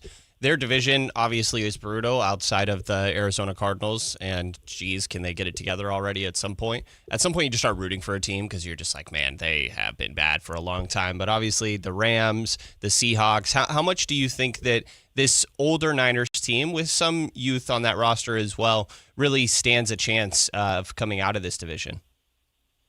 Here's the thing. I think they're going into the season, I think they're the third best team in the division, but I think they want it that way. Like, wouldn't you rather have them be under the radar and be the team that people aren't like circling on their calendar? Like, when you look at the Seahawks are going to get everyone's best game. When you look at the Rams are going to get everyone's best game. 49ers, you probably say the same thing, but that, again, they're not going to be considered the favorite in the division, and I think some people may overlook how good that roster really is. I am intrigued, though. A lot of those guys are over 30. How healthy, will they be this season? They did, redo basically their whole health and wellness and center at in Santa Clara at the 49ers training camp or 49ers facilities this offseason that will hopefully make injuries occur less often for them, but it's still an older roster. Mike Evans has had injury problems in the past. Same thing with Christian McCaffrey. George Kittle's coming off an injury. Like, all these guys have had injuries in the past, so you do wonder, like, if one person goes down, how much of a snowball effect does that create? But I also say this: like, they're like one great player away from even being at the top of the division again. Like, I know if you guys have seen like the Vita Vea trade rumors of how he wants to go to California or the Raiders, like, the 49ers have cap room. They have draft picks. They could trade one of their young guys and go get one of the best defensive tackles in the league. And I think that would change the defense to be from incredibly good to incredibly great, if not elite. So I think they are truly one Super Bowl, Pro Bowl, player away from being at the top of the division. But with the roster they currently have right now, I still think they can compete for a Super Bowl. I still think they'll make the playoffs as one of the wild card teams. But high hopes for them heading into the season. I think for once, guys, I know we have the injury to Pearsall and the injury to Shanahan, but no major injury to one of their star players, and there's no holdouts this year. No drama, which I think is a breath of fresh air for 49er fans and everyone in that building as well.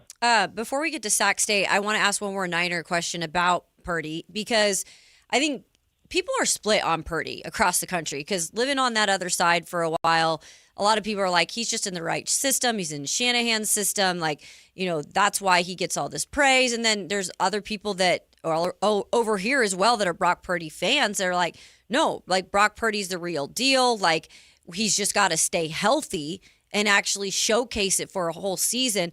Jake, how much, I don't want to say pressure, but how much is kind of on Purdy's plate this year to really play at least most of a full season and kind of be able to gain that momentum throughout a season to showcase that? I know, like, you're right, though, Kayla. There are a lot of Brock Purdy haters out there, but I don't know why, because the production's still there. When he's on the field, like, he doesn't make poor decisions. And if he does, like, if he throws an interception, a lot of the time it's not his fault. Like, when you look at the Shanahan offense, it's all about timing. It's all about route running. So, he can pull trigger and throw the ball to a certain area, but if the wide receiver runs the wrong route or is not in the right spot, like, it's not his fault, right? Like, he was commanding the play where he thought it was going to develop, and it didn't. I don't know if there's a lot of pressure on Purdy just because they have Mac Jones back there. And I don't think, like, Purdy's going to be the reason they would start the season 0-4. Like, I don't see that. I think the pressure on him maybe is self-inflicted. But again, I don't see the pressure there. Like, he is a quality quarterback, and you can sit there and say, yes, it's the Shanahan offense, but Mac Jones was a quality QB1 in New England under Josh McDaniels. He was like one of the best rookies out of his class his rookie year. So you can sit there and say, yes, Mac Jones didn't work out in New England, but that's been well documented on why that happened with Matt Patricia being the offensive coordinator and really truly being a defensive guru. And then after that, like, you look at the blueprint of what Kyle Shanahan has done. Like, I just think Purdy is a great quarterback for Shanahan, but he also elevates his offense in a way that not many quarterbacks can do. So I think he is an elite quarterback in the league. I don't think there should be much haters about his game. But you're right, Kayla. Staying healthy is going to be the key for him moving forward. Jake also got some college football obviously going on, and the big news was Sac State and their inaugural season in the FBS in the MAC conference. Just kicked off training camp a few days ago. keeping it fairly vague as we're still getting a feel for their team. New head coach Alonzo Carter over there as well. What are your overall expectations and just how exciting is this for the city overall? So let's go big picture. City overall, getting an FBS team, playing a MAC conference, being on national television each week, that's a big deal. That is incredible, right? For the city, for the university, everybody involved, right? It's going to create a buzz literally within the city for it. And I think Alonzo Carter is trying to get his ducks in a row. I think, they're still trying to work on a new stadium deal over there and trying to figure that one out. But specifically for this year, I think there should be excitement about them playing in the FBS in the MAC. But if you're a Hornet fan and you think this team is going to get any more than 3 wins this season, you're out of your mind. Out of your mind. And this is the reason why. They have a FBS quality quarterback. Carson Conklin can play at the FBS level. He will be a middle of the road, if not above average quarterback in the MAC conference. And that's no slight on Carson. I think he's a great quarterback. I've seen him sling it 2 years ago when he was at Sac State. The guy can command an offense. He's a great arm and everything like that.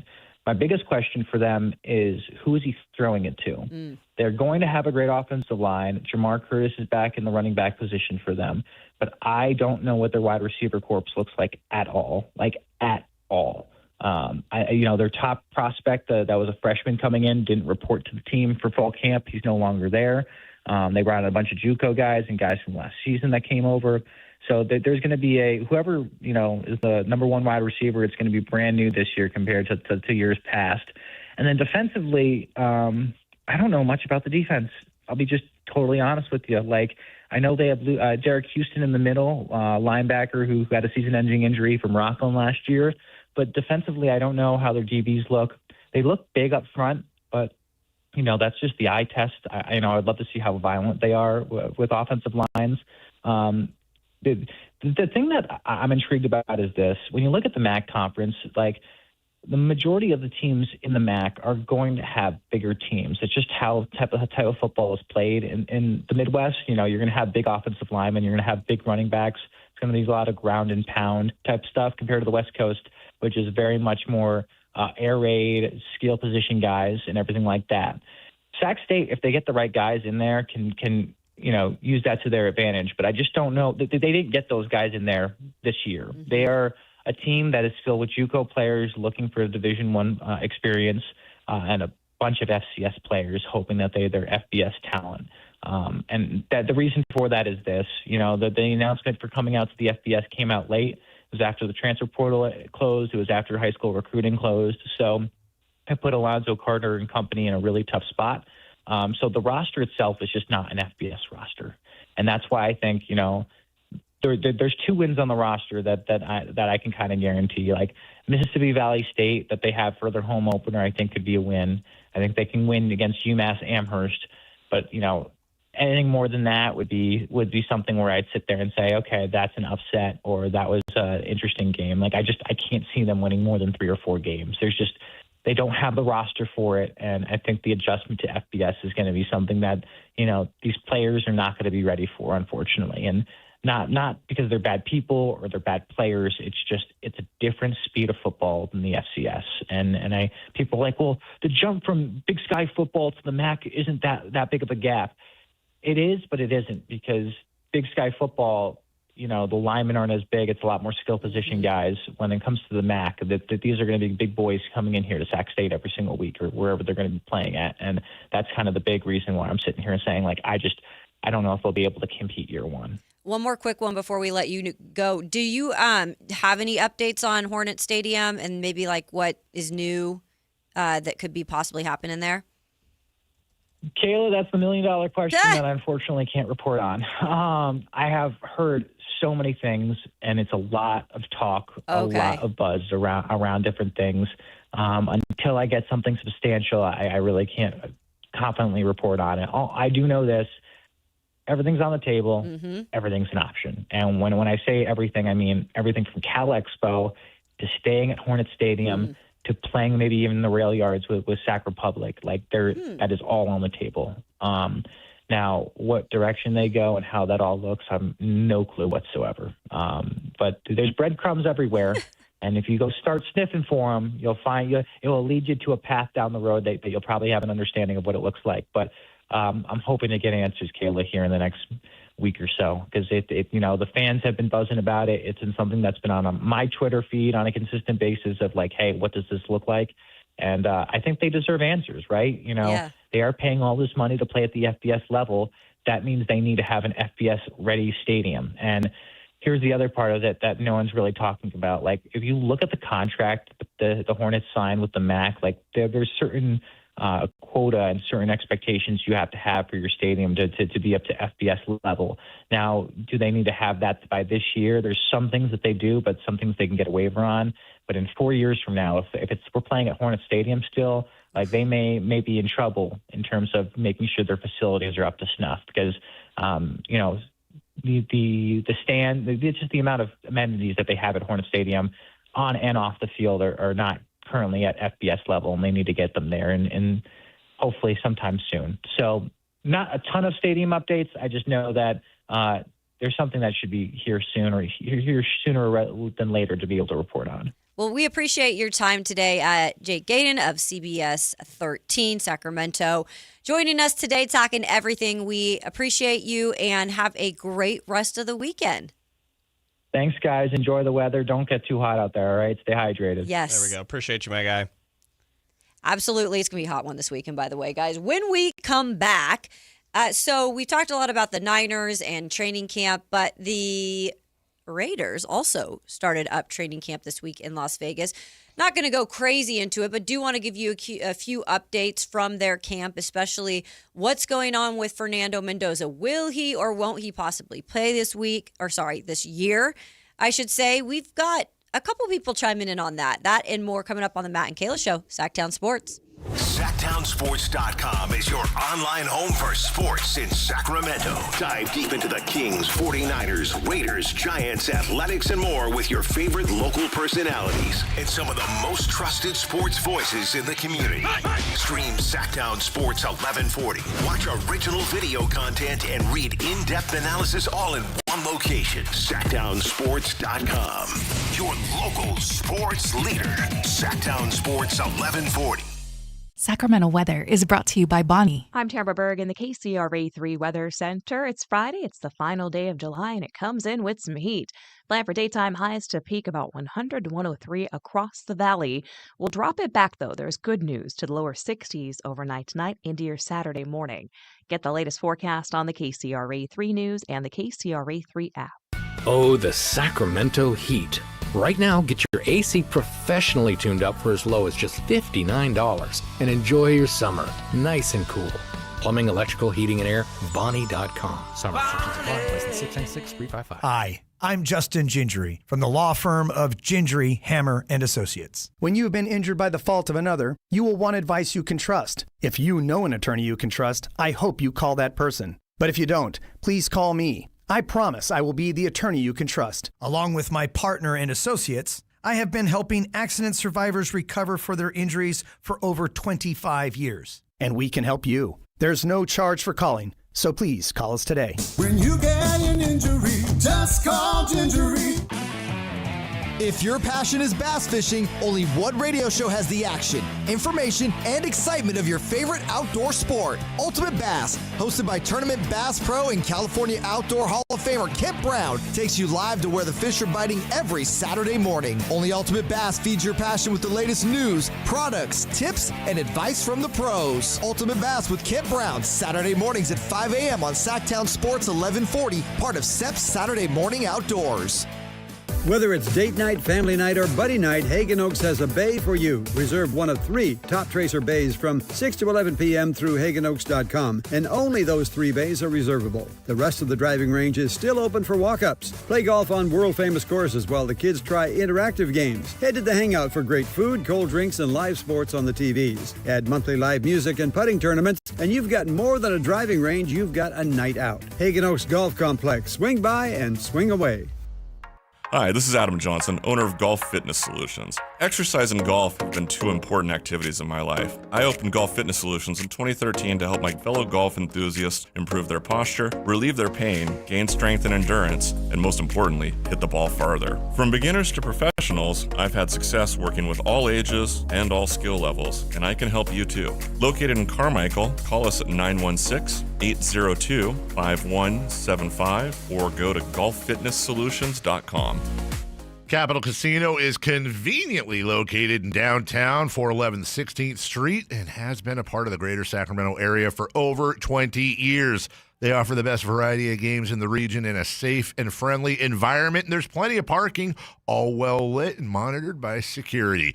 Come have a great meal at the cafe and restaurant inside. Capital Casino has the best food, the best service, and the best action. But please always remember to gamble responsibly. 1-800-GAMBLER.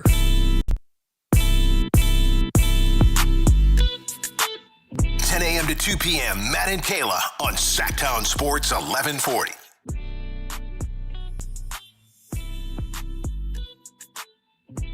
Welcome into the Matt and Kayla Show. Thanks to Jake Gaden of CBS 13. So I had heard, I think in the chat they had mentioned, because I said CBS 10 to start. It was previously CBS 10. Okay.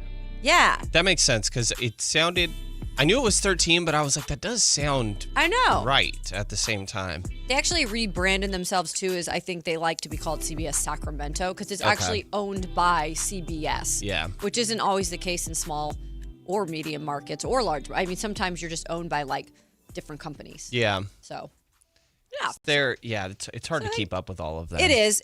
Living the local life for so long, like I did, I probably worked for every affiliate, except for Fox. I don't know. I don't know if they actually were 10 because ABC is 10, Fox 40, and then CBS 13. So maybe somebody's getting. I think it was a long time ago. Okay, I think it's like a really time long ago. time. Okay, there it is. So maybe ABC 10 used to be something else, and they used to be 10. Yeah. Okay. ABC came in and said we want that number. Right. Give us that. That's what happens though, and then some of them end up working under the same people. So then you have two stations in the same town owned by the same company, but they're technically competitors. It's a weird world of local. I'll tell you that much, guys. Weird I can imagine. World.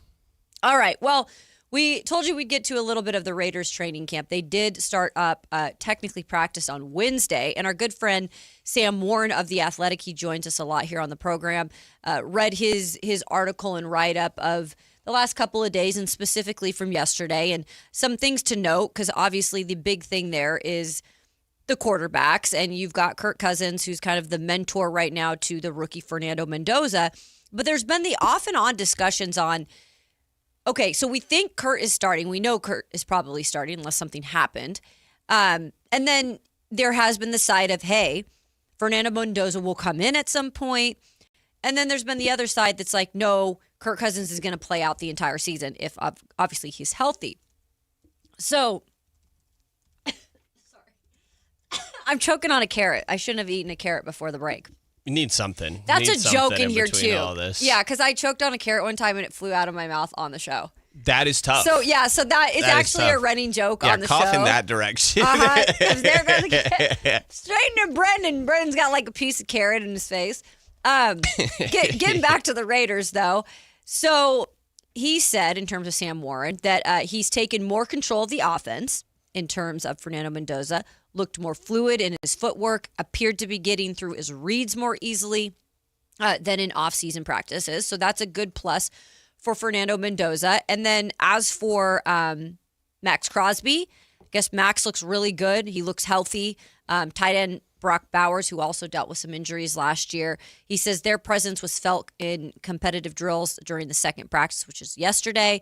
Obviously, both of them were dealing with injuries last year, so it's good to have them healthy, and they look like they're, out there, not pads yet, so you can't take much from it. So good things to hear on both sides, but curious before we hear from Fernando Mendoza, do you want him to start at any point? I mean, at some point, for sure. This year? I'm kind of, Okay. I mean, it depends on, I think, how it's going with Kirk. I know that the Raiders said, and when we had the guest on sort of talking about it, that's not going to be dependent of whether Fernando plays or not. If Kirk's struggling, we're going to just wait until Fernando's ready. Fernando's on his own timeline. It doesn't have anything to do with how Kirk Cousins plays throughout the year.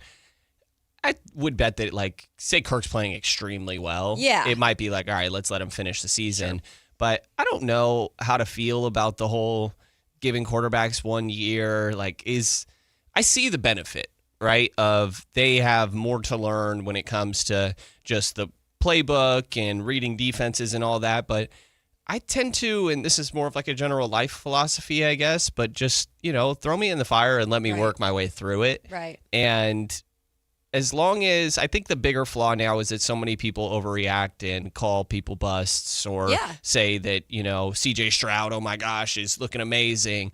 And now he's struggling, or Jaden Daniels. Jaden Daniels. Sure. I mean, I think that there's Sam Darnold. Like, people are too quick to write a guy off. And so I guess if you're factoring that in, you want them to come in and be as prepared as possible. But to me, hey, this is the franchise guy. Like, give him time. Whenever he feels comfortable, though, I would like to see him out there. And I think the most beneficial thing he could have is make some mistakes in some of these games and be able to have that film to review this offseason. Because as much as you are learning from the sidelines and watching Kirk's film and all of that, I think it's even more valuable when you're getting to make the reads yourself, getting a feel for the speed of the game, the athleticism that you're dealing with, chemistry with the guys out there when you're actually in game reps. So I tend to side on, let the guy go out there. But whenever he feels ready and they feel like he's ready, but I would like to see him. Yeah, and according to Fernando Mendoza, like, he's good with what's going on right now. I think that's the best case scenario. He's not with somebody his age competing. He's with the guy that he knows eventually he's going to take over that position. And so I think it's a healthy relationship during this quarterback battle. So here's Fernando Mendoza on kind of where he's at and what he expects coming out of camp. I'm taking a following role right now with those veteran leaders, and I'm just trying to do my part, focus on the next rep, and do everything I possibly can to prepare myself to be the best asset I can for my team. And whatever decision is made at the end, that's fantastic, and I'm all for it. I just want the team to win. The most PR-friendly player I've ever heard in my life. I've never seen, even in college, did you watch him when he'd do his interviews? He would look directly at the camera and he would literally give the answer. Like, he never even looked over to who he was actually talking to. He would look directly at the camera and he would say, "This is my opinion on the." He's so funny. I love him though. It used to bug me, but now I'm like, that's just who he is, and 100%. It'll get better with time. But he is just like an AI machine. Yeah, he's the guy that probably updated his LinkedIn after he got drafted to the NFL, and I think that assuming this is genuinely him, because it seems like it is, it's either, you're like sick of it, you're like, man, this guy's corny, whatever it may be, or just you can't. I think that he seems like a very good person with a good head on his shoulders, somebody that you would have faith in running a team moving forward, being a leader. I think that you saw him do that a lot, obviously, at Indiana. You can even go back to Cal, obviously.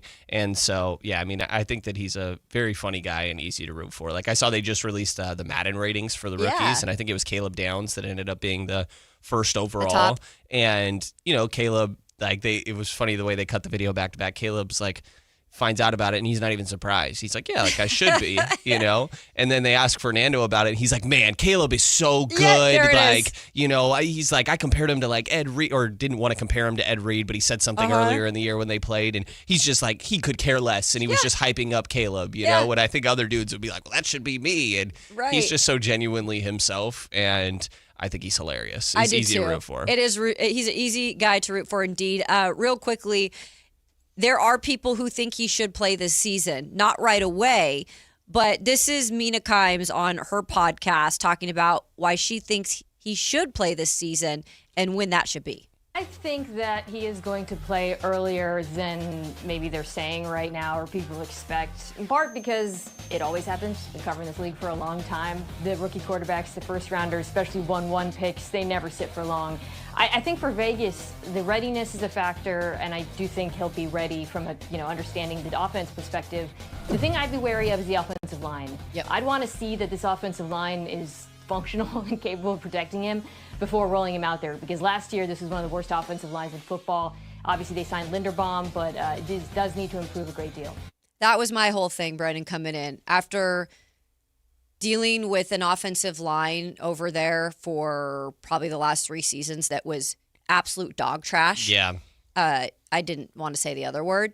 But I mean, there's low light reels. Like, it's bad. It's really bad. So I understand, like, that's the unfortunate part when some of these rookies come in, and if their line is just not there, it is really hard to put them out there. Because the timing is all off. They can't even function, or everything's coming at them so fast that it is hard to get into a groove. You know, even if you reach midpoint and your line is still not there, you've got injuries to it. So I get what she's saying, and I do agree. Like, I hate to say this, but sticking Kirk Cousins in there to start the season, get that line working. Yeah. And then when you feel comfortable, go ahead and put your rookie in. So I agree with that. Yeah, and, they have two good pieces that I would say at the most important spots in that line, with Lindenbaum giving him that record contract.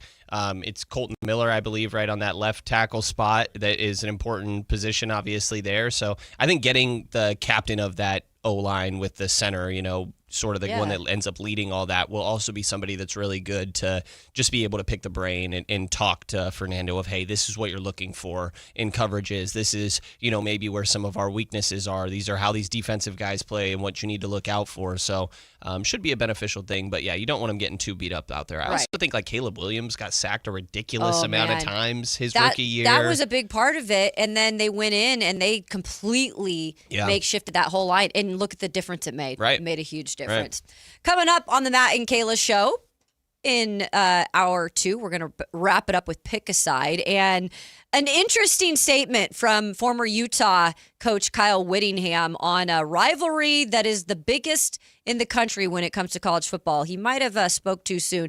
And plus, are you guys interested in a new form of Jeopardy? We'll have that answer coming up next on Pick a Side. Matt and Kayla, Sactown Sports. Follow Sactown Sports 1140 on Instagram and X at Sactown 1140 to see the best moments from all your favorite shows and up-to-the-minute live reactions and updates on the Kings, 49ers, and more. That's at Sactown 1140 on Instagram and X. Your local sports leader, Sactown Sports 1140. Get as loud as you can for Monster Jam! The one and only Monster Jam. Packed with stunts, smiles, and jaw-dropping skills. See the world's best drivers tear up the dirt in your favorite Monster Jam trucks. Like Gravedigger, El Toro Loco, Sparkle Smash, and more. Only at Monster Jam. Coming to Golden One Center August 15th and 16th. Brought to you by BKT Tires and Morgan & Morgan. Specially priced Saturday night tickets available. When a person is seriously injured, there's no substitute for the personal legal relationship offered by the local NorCal firm of Ashton and Price. From the first attorney meeting, every important decision is made with a direct consultation with, and I can't believe I have to say this, a real, live, experienced, flesh and blood local attorney. It's called Home Court Advantage for a reason. Ashton and Price, serious local attorneys for serious people with serious injuries with no fee until we win. For the best local advice, don't think twice. Call Ashton and Price. Want the best movie experience in town? Join Sactown Sports IMAX Pass by visiting SactownSports.com. Sign up today. You can win tickets to see this week's films at the Esquire IMAX Theater. Card collectors know there's nothing as special as a rare one-of-one card. And now you can hear a very rare one-of-a-kind sports card show right here on Sactown Sports. Whitey Gleason here inviting you to join me and Mr. True Sports Cards himself, Emran Pilati, for the True Sports Card Show every Saturday morning at 10 on Sactown Sports. It's the only sports card radio show in the nation. For all your hobby needs, get to True Sports Cards, 6661 Stanford Ranch Road in Rockland. And for hobby insight and fun, join us for the True Sports Card Show Saturday mornings at 10 on Sactown Sports. Everyone loves to be outside, and so do mosquitoes. Protect yourself against mosquitoes and West Nile virus by following these simple tips. At least once a week, look around your yard and drain stagnant water from any containers where mosquitoes can breed. Remember to use an effective mosquito repellent, especially at dawn and dusk when mosquitoes are most active. Close all doors and be sure screens are in good working condition. At the Mosquito and Vector Control District, we're here to help. Visit us at fightthebite.net. When you see this in your kitchen, The stainless steel fridge is covered in fingerprints. you hear this. Leslie, people are going to think you were raised in a barn or by wolves, or raised in a barn by wolves. Fortunately, Wyman Stainless Steel 3-in-1 cleans, shines, and protects to give you the best shine. A spray and a wipe will have your fridge shining like a mirror. Wow, my fridge looks brand new. Your fridge looks amazing, Leslie. Sorry, I was being a little dramatic earlier. Your kitchen says a lot about you. Let it brag with Wyman. I know that hiring can be challenging. You need someone to match your role perfectly. Well, now you can meet them fast on ZipRecruiter. Build your team, build it sooner. Meet your match on ZipRecruiter. Just head to ZipRecruiter.com/free right now to try it for free. That's ZipRecruiter.com/free. Meet your match on ZipRecruiter. Try it free. What's up? We're talking to Chad Hoblet of Hoblet Dodge, Chrysler, Jeep, Ram, and Woodland. Chad, a little birdie told me you're extending the 4th of July sales event because those deals are so good. They were the best deals of the year, and we wanted to keep the savings going. Right now, you can save up to $10,000 off MSRP on new 2026 Jeep Gladiator Sport S. If you're looking for a truck for everyday life that you can still take off-road, the Jeep Gladiator is for you. Well, my brother had one of those, and he loved it. They are really cool trucks for sure, but Hoblet is so much more than Jeeps. Whatever you're looking for, you can find it at Hoblet with our Hoblet Certified Pre-Owned Supercenter with 200 vehicles and over 50 under $30,000. Search, select, and save at HobletDodge.com. Unbeatable prices, unbeatable selection. Nobody beats Hoblet, period. 10,000 total net savings on select new 2026 Jeep Gladiator Sport S after $36.20 Hoblet discount and factory incentives. Incentives may include 10% below MSRP incentive, 500 military or first responder bonus cash for eligible members, 1,000 Hoblet trade-in assistance with eligible trade, 3 net savings, simple VIN 175877. See dealer for details. Pick a side, any side. It's time for Pick a Side on Matt and Kayla.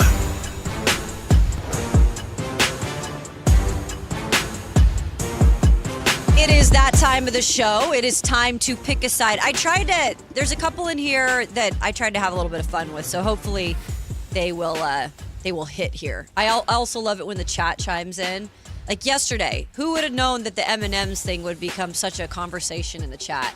I might have missed it. Yeah, so I just put peanut butter M&Ms or peanut. Dang it! I forgot to get them. I promised I'd bring them. I forgot. I will on Monday. So I didn't realize they have peanut butter and peanuts. So they're separate. So he didn't know either. The same boat as me. I thought they were. No, it's like peanut butter. Okay. And then peanut. Now that you say it, I know what you're talking about. Yeah. Red I'm kind bag, of a no-go yellow on bag. both of them. What? Really? Do you not like M&Ms? M&Ms? Peanut butter is fine. I don't love M. Okay. Chocolate's a little bit of a weird one for me where I can like it, but I have to be in the mood. I gotcha. Yeah, I'm more of a sours guy. I totally get it. Yeah.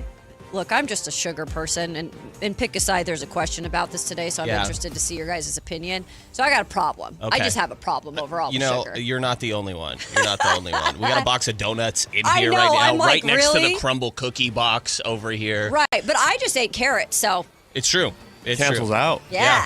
Where did we end up on the peanut butter peanut M&M conversation? A lot of people liked the peanut butter, but then we even have people in the chat saying they like the crispy M&Ms, which those ones, it's like pretzel inside. Oh, okay. Yeah, so we had some of those. Sure. Yeah, we had them. It was all over the board. They have a lot of types, huh? Ton. That was my takeaway too. You guys. Whoa. I'm barely scratched the surface of that iceberg. Yeah. One day I need to do what Jason Ross does. He brings in once a year every type of chip that is new. Oh yeah, that's yeah. And you have to guess what the chip is. Oh God, I would stand no chance. Some of these chips were disgusting. They were so gross. Yeah, I bet. But maybe I should do that with M&Ms this year. So. All right, what do we got? New Michigan head coach Kyle Whittingham on the Ohio State versus Michigan rivalry. I think a rivalry can be intense and emotional without the hatred factor. I don't think there's any place for that personally. Do you agree? No, and he just did himself not a favor. You think this rivalry, y'all, I lived it. It is freaking crazy. Ohio State X's out every X in that city on signs, on whatever. They exit out the week of the big game. And they absolutely hate Michigan. You ask a Michigan fan over here, what do you think? What the? Ohio State?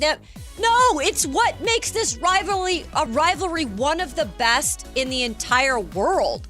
And for him to come out and say, like, I just don't think there's any place for hatred. Okay, yes, not hurting people. We're not talking about that. But I want a little bit of the hate because it's what makes it so great. I mean, even the flag planting situation. God, that got me going. Right. That was great. I think rivalries are one of the best part of college sports. Isn't it Ohio State that just refers to them as the school up north? The school up they north. don't even say the name. And they do that week of and all year round. Yeah.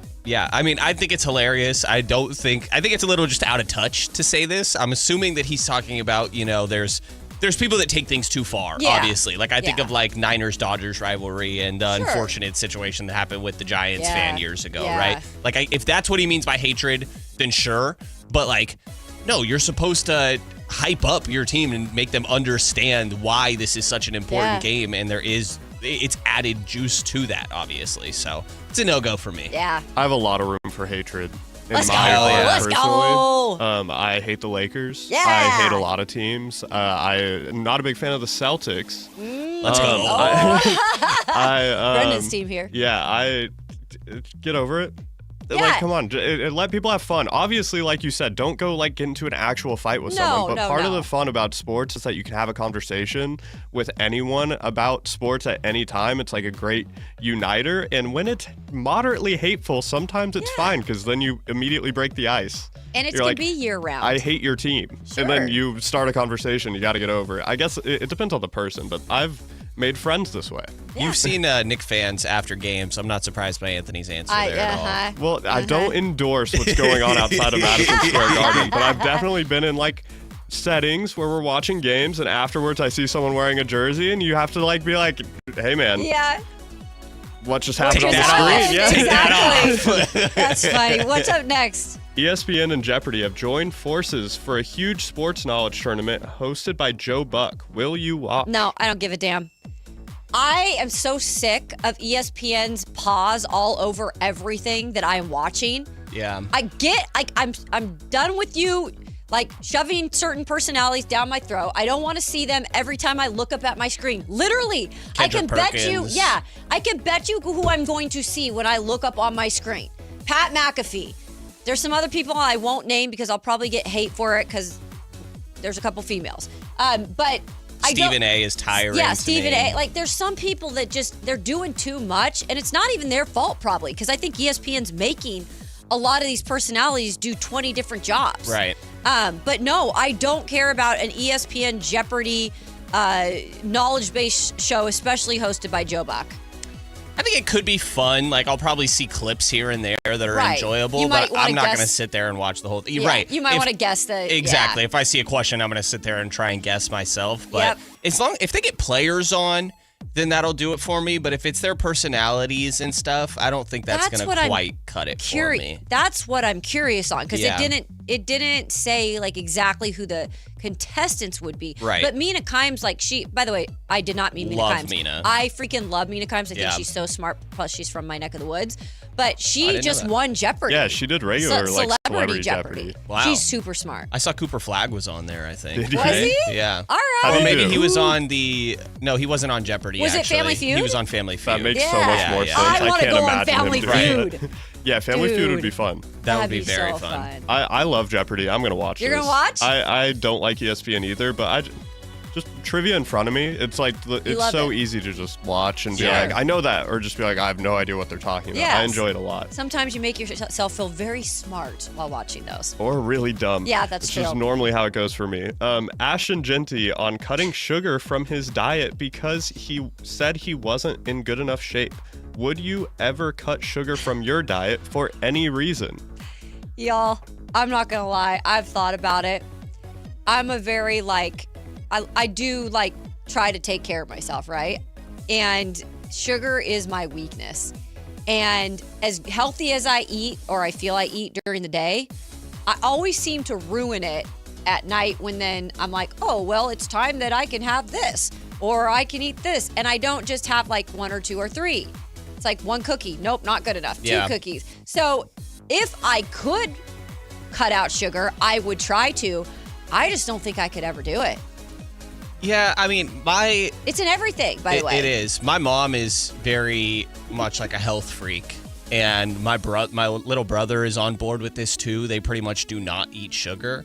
Like I went over and tried to have a coffee the other day, and I'm like, guys, you have no sugar in this house. And they're like, oh, we have like a sugar replacement over there. I'm like, dude, what is going stevia? on here? Yeah, or whatever it was called. And it's just, yeah, it's around me enough that I like see that it's possible, and I still am just like, nah, I think I'm all right, you know?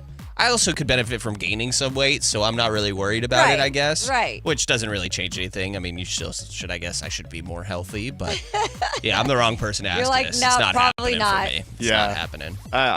I don't care. I'm calories in, calories out. I just need to make sure that I feel okay when I'm like working out. If I feel horrible, then I'll make some changes, but I'm just like, as long as I'm eating enough to like feel okay at the gym, it could be anything. Mm-hmm. I'm worried about protein number, fat number, calorie number, and that is it. That's it. Whatever else it is, I'm not at that point where I have to care about it. Sugar, you're like, give it to me. Yeah, it doesn't matter. I'm there. Okay, what's our final one here? Indiana's Kurt Cignetti. Yep. Cignetti. Fired shots at the SEC. Oh, We don't yeah, run a baby. hype machine up here in the Midwest. We believe everything is earned, not given. When we fall short, we say we fall short. When we don't win, we don't cry a river. We don't whine and complain. That's why we're the best. Do you like this? Dude, give me some Sig, man. Give me a Sig. Because this man, he's got that Big Ten conference, not just Indiana. He's got that Big Ten conference flexing, man. They haven't won a championship in terms of football in a minute, and the SEC still trying to claim that they're the best conference. Sit the hell down. I covered the SEC. I respect the SEC. Sit the hell down. You aren't the bigger and badder conference right now. And Kirk just put a Sig in his mouth and said, smoke this, SEC. Yeah. And I love every freaking minute of it.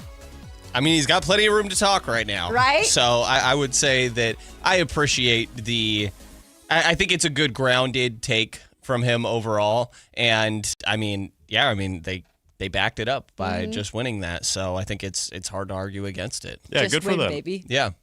All right, coming up on the Matt and Kayla Show, we are winding into the lunch hour, which, by the way, you can always call in. It is your hour, 916-339-1140. And Brendan has a little game for us, which I think is very fascinating. I'll just say this. It has to do with one NHL player down in the Bay that just got paid. But really, did he when we compare it to the rest of the leagues? That and much more coming up on the Matt and Kayla Show, Sactown Sports. Deebo Samuel is coming home. The 49ers are bringing back the veteran Swiss Army knife on a one-year deal worth up to $7 million. After a season away in Washington, will Deebo be able to pick up where he left off with Kyle Shanahan? Your local sports leader, Sactown Sports 1140. This is the story of the one. As a safety manager at a manufacturing plant, he does everything he can to keep his coworkers safe. From finding ways to reduce risks to keeping safety supplies in stock. And for that, he relies on Grainger. Grainger offers a broad range of quality products and next-day delivery, so he can always play it safe. Call 1-800-GRAINGER, click Grainger.com, or just stop by. Grainger, for the ones who get it done. Wesley Financial Group is not a law firm, and Chuck McDowell definitely not an attorney. This is Chuck. If someone talked you into buying something really silly and you want to get out of that silly little thing, my advice, get the facts. Call me and I'll send you our timeshare exit kit absolutely free. Inside, you'll learn how timeshare works and all your options for cancellation. Call Wesley now for your free exit information kit. 800-791-0000. That's 800-791-0000. Out here, you know the drill. Animals are hungry, dogs are getting muddy, and you just noticed you're low on feed. Stocking up at Tractor Supply is easy on your wallet with our unbeatable prices on select shavings, retriever dog food, and Producer's Pride animal and poultry feed. From backyards to barnyards, we've got everything to keep your pets, animals, and livestock well fed and comfortable with low prices all summer. At Tractor Supply, Cheap, cheap. That's the sound of savings happening right now at Elk Grove Honda. You remember, right? Elk Grove Hondas are still cheap, cheap. And right now you'll find a good deal more on new Honda gas and hybrid Accords, Civics, CRVs, and more fuel-efficient Elk Grove Hondas. Every sale is done right here, under the flag in the Elk Grove Auto Mall. Come see why generations of families return again and again to Elk Grove Honda in the Elk Grove Auto Mall, because Elk Grove Hondas are cheap, cheap. Is the volatility of the stock market driving you crazy? Is your retirement account sinking, yet you're getting older and you're starting to worry about, will I have enough for retirement? What about the money in the bank? These banks pay nothing these days. How do we get growth to get to retirement account? It's simple. Move into gold and silver. Want to know how to do it?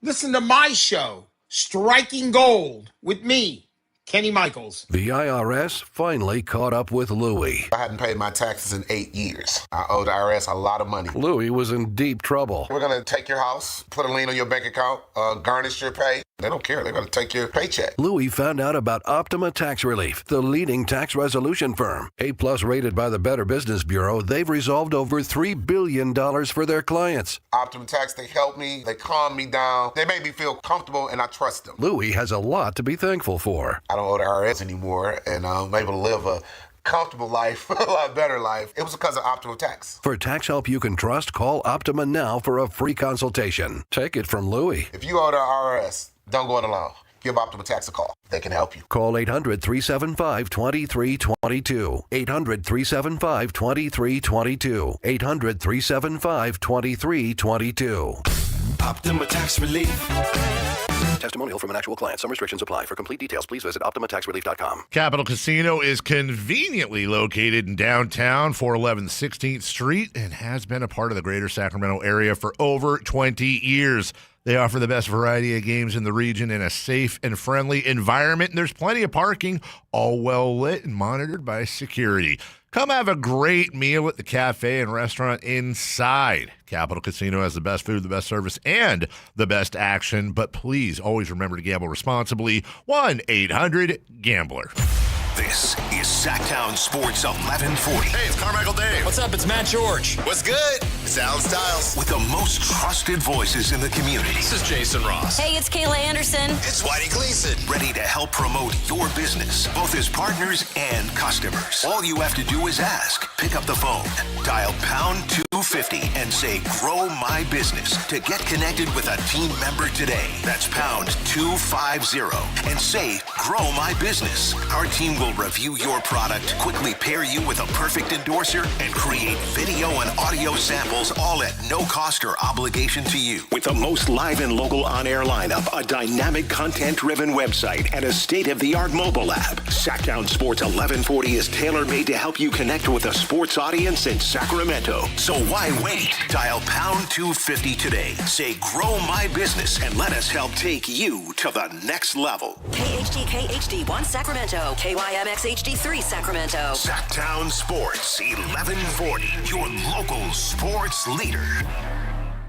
It's time for the lunch break. Your calls, your thoughts, your segment. Call or text us at 916-339-1140. It's the lunch break on Matt and Kayla. It is that time, and of course, it's the time that we welcome you all in to call in. If you've got something to say, 916-339-1140. Kayla Anderson, Matt George out today, Brendan Nunes in. And then if you didn't think we were shaking it up enough for you this week, because it's been like a mixed bag of, I don't know, whatever kind of candy that you try to bring out during Halloween, hopefully the good kind, but it's Richie back there. Our boss is now taking over for a minute for Anthony, because Anthony is doing a little bonding lunch here. So Richie's going to be back here for an hour and helping us out. And what's up, guys? How you doing? People know you, too, now, because you've been on before. That is true. That is true. It's not my first time in the chair. No, and you're coming in at a good time because Brendan set up a little game for us. We thought we'd have some fun at noon. So the point of the game is, you're going to get it in a minute, but it starts with a certain shark that just got paid. Well, supposedly paid, down in San Jose. We all love him. Macklin Celebrini, who got a 5-year, $49 million extension. $94 million. $94 million extension. And it is actually the highest in NHL history when it comes to the annual. Yeah, $18.8 million. I believe the highest annual salary prior to that was $18 million. So you think you hear those numbers in a regular, people like us, we're thinking that's a lot of money. But Brendan did some digging, and this is kind of crazy how less it is compared to even basic names like in the NBA and the NFL. I was going to say that is always staggering to me when you look at comparing the contracts in sports, especially considering that every sport basically outside of football is fully guaranteed, and the second, third, fourth guys coming off the bench on an NBA roster are making obscene money compared to the NFL and other sports like that. It is vastly different. When I saw that this was the highest average annual salary, it was eye-opening. Obviously, $94 million is a lot of money. There's no denying that. But relative to some of these other sports and the contracts that are giving out, Devin Booker getting paid $70 million in a season, it's not even close to comparable for a guy that really is bordering on a generational talent in the NHL. So I wanted to do a little game called How Many Macklins?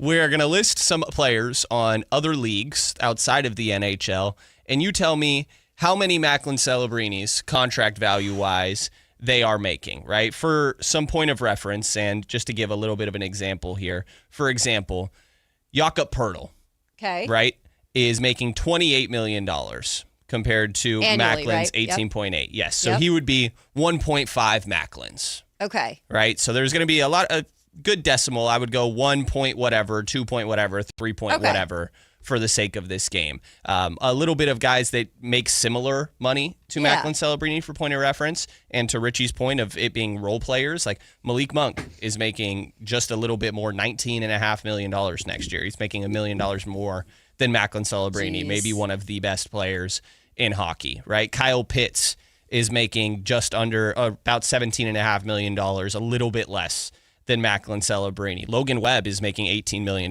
next year, comparable to Macklin Celebrini, right? So first one we got, again, how many Macklins contract value-wise for some of these players? First one I'm going to throw at you is, we'll go local, Zach LaVine.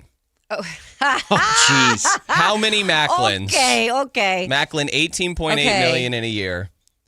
How many Macklin Celebrini contracts to reach one Zach LaVine season? I would say 4, 5. Okay. Richie? So I'm going to say, I think it's less than 3, but not much less than 3. I'm going to go 2.75. Okay. Macklins. I like the specific number from you there. 2.29, actually. Not quite as much as you would think. $43 million. Oh, see, I had the number wrong. I was trying to go off of like $50 million or right in that range. Decent amount of money, obviously, for sure there. But Zach LaVine making 2.2 Macklin Celebrini contracts throughout the course of next season. Jeez. Pretty wild. Another one we got here, Jordan Poole. Oh, jeez. Jordan Poole. How many Macklins more is Jordan Poole making next season? Let's go 1.5. Okay. I think it's going to be higher, so I will go 2.5 Macklins. Okay, 1.7. Okay. Not quite as bad. $32 million for Jordan Poole next year. But still. Making a lot more money than Macklin Celebrini. And again, this is the highest paid player in the NHL. He's currently a phenom. He's like a second-year player. He could be, within the next 2 or 3 years, could be the single greatest player in hockey actively right now. They were talking about that he was probably already the best player on the Canadian national team. Yep. And that team is absolutely And the people saying that were Sidney Crosby and Nathan Exactly. McKinnon and like the long-standing best players on the team. Connor McDavid. How old is Celebrini right now, you guys? Because he's super a teenager. young too. Yeah, is he just turned? Is he 19? I think he's 19. Or just turned? If anything, he just turned 20. But he's definitely very young. Because he's 20. Okay, he just turned 20. 2006. Jeez, sometimes I see these and I'm like, wild. oh my gosh, pretty Holy wild. Smokes. Okay, next one that we got on the list. We will switch it up and keep it local, but going over to the NFL. Okay. Brock Purdy. Oh. Brock Purdy. How many Macklins? Macklin is making $18.8 million next year. How many Macklins? 'Macklins for Brock Purdy's contract next season? Oh. How many Macklins for Brock Purdy's contract next year? How many Macklins for Brock Purdy's contract next year? How many Macklins for Brock Purdy's contract next season? I'm going to say 2.5. Okay. I remember there being a lot of hand-wringing about Brock Purdy's contract extension because he wasn't like resetting the market, but there was also like he needs to be paid a certain amount for what he's already done, considering he was Mr. Irrelevant. So if it's somewhere in the 40-ish million, $30 to $45 million per year range, then that would be around 2.5. So I'll Price is Right, Kayla, and say 2.75 again. Okay, what was your number, Kayla? 2.5. 2.5. Okay. Richie's taking this one. We got 2.8. Oh, wow. Macklin's $53 million. Yeah. So it was even higher than I was estimating. That is. So he's a lot of money. Y'all, and they wouldn't even, I guess they weren't going to give That's Baker. right. They weren't going to give Baker even in the 50 club. I'm remembering it now because he signed like a 3-year extension, right? It was like 3 years, Yeah. 150-something million. Yeah. So that would be, It was a little bit of point of controversy. Yeah. Yeah. Did Sam Darnold win? No, he did not win Super Bowl MVP, but Super Bowl winning quarterback last year. How many Macklins for Sam Darnold's contract? Yeah. This is more. Because he Again, we did got, it was 2.8 for Brock Purdy. Oh, well. I don't think it's more. Yeah, I actually agree. I think it might be. I'm gonna go 2.3. Okay. I think he's making less than 2 Macklin Celebrinis. I'll go 1.8. 1.78. Okay. Richie right There there. we go. Richie right there. Sam Darnold making $33.5 million next season. Again, still a whole lot more than what Macklin Celebrini's just under $19 million is. How about this one? We'll see how much of this he actually ends up getting paid, but at least what the salary is. Brandon Ayuk. Oh, geez. Brandon Ayuk. How many Macklins, contract-wise, is Brandon Ayuk making next season? Okay, I'm gonna go. I'll go 2. No, I'll go 1.7 on that. Okay. Let's say I feel like he's close to double. So let me go 2.1. 1.6. Kayla takes this one. Okay. $30 million is what Brandon Ayuk's contract And is he's for not next even season. he's Probably not even- going to get the money. Yeah, not gonna get it, but he's not even playing right now. So Yeah. like Probably running will from not the end up bill. making that money. What about we go over to baseball? These guys make a whole lot of money. Oh, Yeah, they God. do. This is, A whole Shohei lot of money. Ohtani. Right, exactly. You want to do Shohei for fun? I have Shohei on here. Well, okay, so Shohei's on the deferred money deal. So Shohei only makes a couple $1 million per year, but his contract is worth a lot more. So not accounting for the deferred money, but if you broke up his salary into each year, the average annual, right? What would how many Holy Macklins for smokes. Shohei Ohtani? Was it 700 average million? annual value? Was it seven? If it was 700 million or so over 10 years, that's 70. So that would be like 5 Macklin Celebrinis. Yeah, I'd say 5.2. It's actually not as much as you would think. It's 3.7, Okay. which is still a lot. Really? You're I mean, right yeah. about it being 70 million. Okay. Yeah. But Macklin's number, like when you multiply Is 19. it, Okay, so I was just shortchanging him on the the multiplication. 19, multiplied a few times over, 3.7 times would equal Shohei Ohtani. But I mean, I don't know that Macklin is the Shohei of hockey. No. Not generational to that extent, but I mean, he could relative end to up one of the being- better players in yeah. the league, it's pretty crazy. What if we did? We'll keep it big time players in the MLB. Aaron Judge. Okay. Aaron Judge. How many Macklins contract wise is Aaron Judge making average annual value? Let's do 2.6. The first number that came to my mind was 2.4. Okay. 2.1. Richie takes this one. Okay. Aaron Judge average annual value is $40 million. I don't know why that seems kind of lower than I For thought. some reason, it seems low to me too. It does. Some of these other, it's not quite as much as you would think for a player the caliber. That would of mean Aaron he's not even the Judge. highest paid player on his own team, right? Doesn't Soto probably have or no, that's the Mets. Sorry. That's the Mets. Yeah, Juan is. That's why he's not there anymore. That's why he's not there anymore. Yeah. Oh, that's Don't right. let Richie hear that. That's what it Don't let is. Frankie hear that. That's why. Yeah, they didn't want to pay him. That's right. Yeah. Frankie's got an opinion on that one. What if we did the Giants? Logan Webb. How many Macklins And he's for Logan pretty much Webb? like one of their guys. He's so. their ace. Yeah. Some people may say he's overcast and Right. could be a number 2, but really good player. All-star, a couple times over. Let's do 1.6. I'll say 1.3. This was a little bit of a trick one. It's actually a little bit less. Whoa! It is 0.96. Really? Okay. Logan is making $18 million. Macklin making 18.8. Okay. Average annual value. Okay, so threw in a little bit of a curveball there. There's one that's making lower than Mr. Celebrini. A little bit different. Let's go back to football real quick, and we'll stick with quarterbacks. We've been doing quarterbacks a little bit. I had to throw you off and make you forget the other quarterback numbers real quick. We'll go really top end here. Patrick Mahomes. Okay. Patrick Mahomes, how many Macklins? Contract-wise, he's average restructured annual his value. contract so many times now, but he did have that. But whatever the year, yeah, because he did have that when he signed that mega extension. He had 1 year where his cap hit was going to be like $61 million, but they've changed it around so many times. Kayla, you go first. I will do. Let me do 2.4. Okay. Yeah, let's see, 19. I'm going to say he's making... Now, are we just going off like his cap hit, right? His average annual value? Average annual. Okay, yeah. so that's different than the cap hit. Then I'll say... Is this like a curveball one? Is it less? It is not less. Okay. I know. You're a little crazy for that, Richie. Well, I don't know. Like I said, I don't the think NFL's it's got all that less. funny You're right. money. You know what I mean? Yeah. All right, You're I'll say he makes a little over double, so 2.2. Okay. I think Kayla's answer was closer. It's 3.4. Wait, $64 million for Patrick Mahomes. That's a lot more Really? than I thought. After all? Well, I guess okay. Average annual value. Yeah, again, yeah. I think I was football can tripping be myself funky. up around like they move money around and it's signing bonuses and Yeah. I know Richie's all getting into the Capology. nooks and cranny, Right. nooks and crannies of it. Okay, now I'm just going to name some players. You tell me they make more or less Okay. than Okay. Macklin Celebrini. Okay. Vita Vea. More. No. Yeah, more. more. He's making less, a little bit less, $17.7 million. Give the man a new for deal Vita in Vea. San Francisco. Needs a new deal. That's why he wants to be traded. He's making a little bit less. What if we went George Kittle? Ooh, that's tricky. Tight end market? Less. I'm going to say less.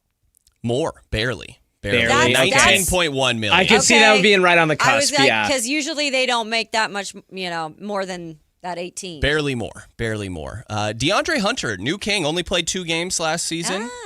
Is DeAndre Hunter making more or less money than Macklin Celebrini?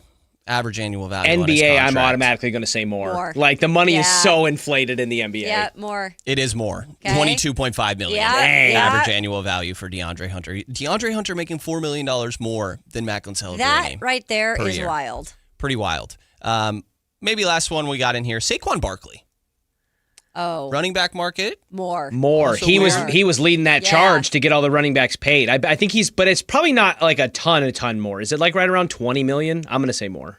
It is a little bit more. It is 22.5 Yeah, million. that sounds about right. Yeah, a little bit more. They had the group chat, all those running backs. Saquon was Yes, trying they to get did. them all paid. They Well, did. what's They funny did. about that, Richie, that you say that, because we just were talking about the tight ends.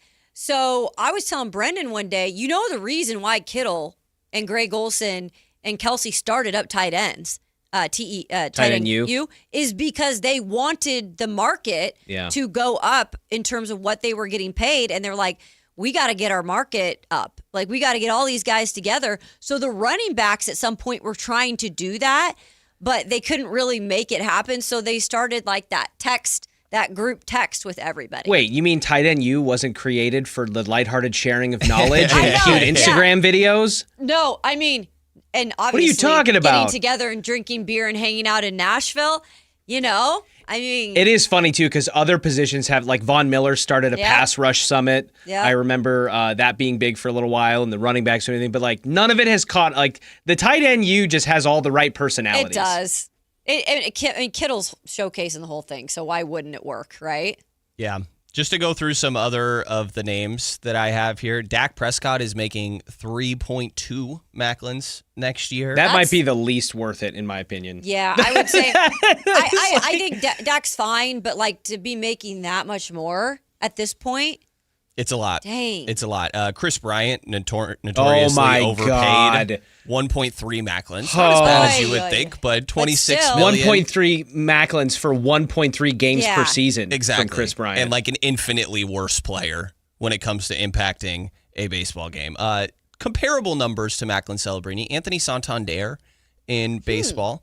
Patrick Williams, kind of a bust at this point, you would say, playing for the Bulls, making $18 million, just under Macklin Celebrini's number.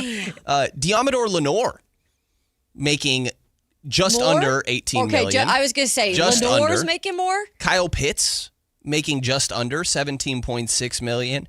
Christian McCaffrey, $19 million. Christian McCaffrey and getting Macklin Celebrini money, it feels okay. If Christian McCaffrey is healthy for a full 17 game plus postseason season, he has special moments that are on par with some Macklin Celebrini stuff. He's that special. Yeah. Kyle Kuzma, probably not worth Macklin Celebrini money when it comes to just reference of who these guys are in their leagues. Is that counting the Twitter revenue from all of his tweet bangers that he pops off lately? It should. $22.5 million for Kyle Kuzma. He's making about $4 million more than Macklin Celebrini. Some of the ridiculous ones, I think we did Deshaun Watson, 2.5 Macklins, essentially. Steph Curry, 3.3 Macklin Celebrinis, which is pretty wild. We did Brock Purdy, 2.8. Domantas Sabonis. What's this one? Wait, can we guess? Yeah, feel free to take a guess. How many Macklins is Domantas Sabonis average annual value? This has got to be around that 2.5. Okay. 2.7. You were very close, Kayla. 2.47. Ooh. So right about 2.5 Macklin Celebrini contracts for Domantas Sabonis next year. He's making $46.5 million average annual value. You know what's hard when you listen to some of these too is that a lot of some of these guys that we've mentioned, they didn't even play last year. They barely played last year. It's like, but that's like part of it. You're still getting paid that annual value, even if you're like not playing these games. Yeah, but can Macklin Celebrini post up Jokic on the block? I don't think so. Right. Can Jokic get on the skates? Yeah, exactly. I don't know. Horses, yes. Skates, I don't know. Yeah, I mean, it is just interesting, though, like going back to the overarching theme of how much less NHL players are getting paid. I guess it speaks to, obviously, it being a less popular sport. That's the biggest part of all of it. But also, it's, one of those, like, where football, one guy can only impact the game so much, right? The quarterback position obviously being the outlier there. But in basketball, part of the reason these guys get paid so much is because one player matters so much. You only have 5 on the court at a time. There's only 5 of them on the court, And I think in hockey, one player can absolutely change everything. Sure. I mean, you're literally seeing Macklin do this for hockey. Do you think that this number will continue to climb? And is there any world where it ever starts to flirt with some of these other sports? So you're talking about the NHL in general? Yeah.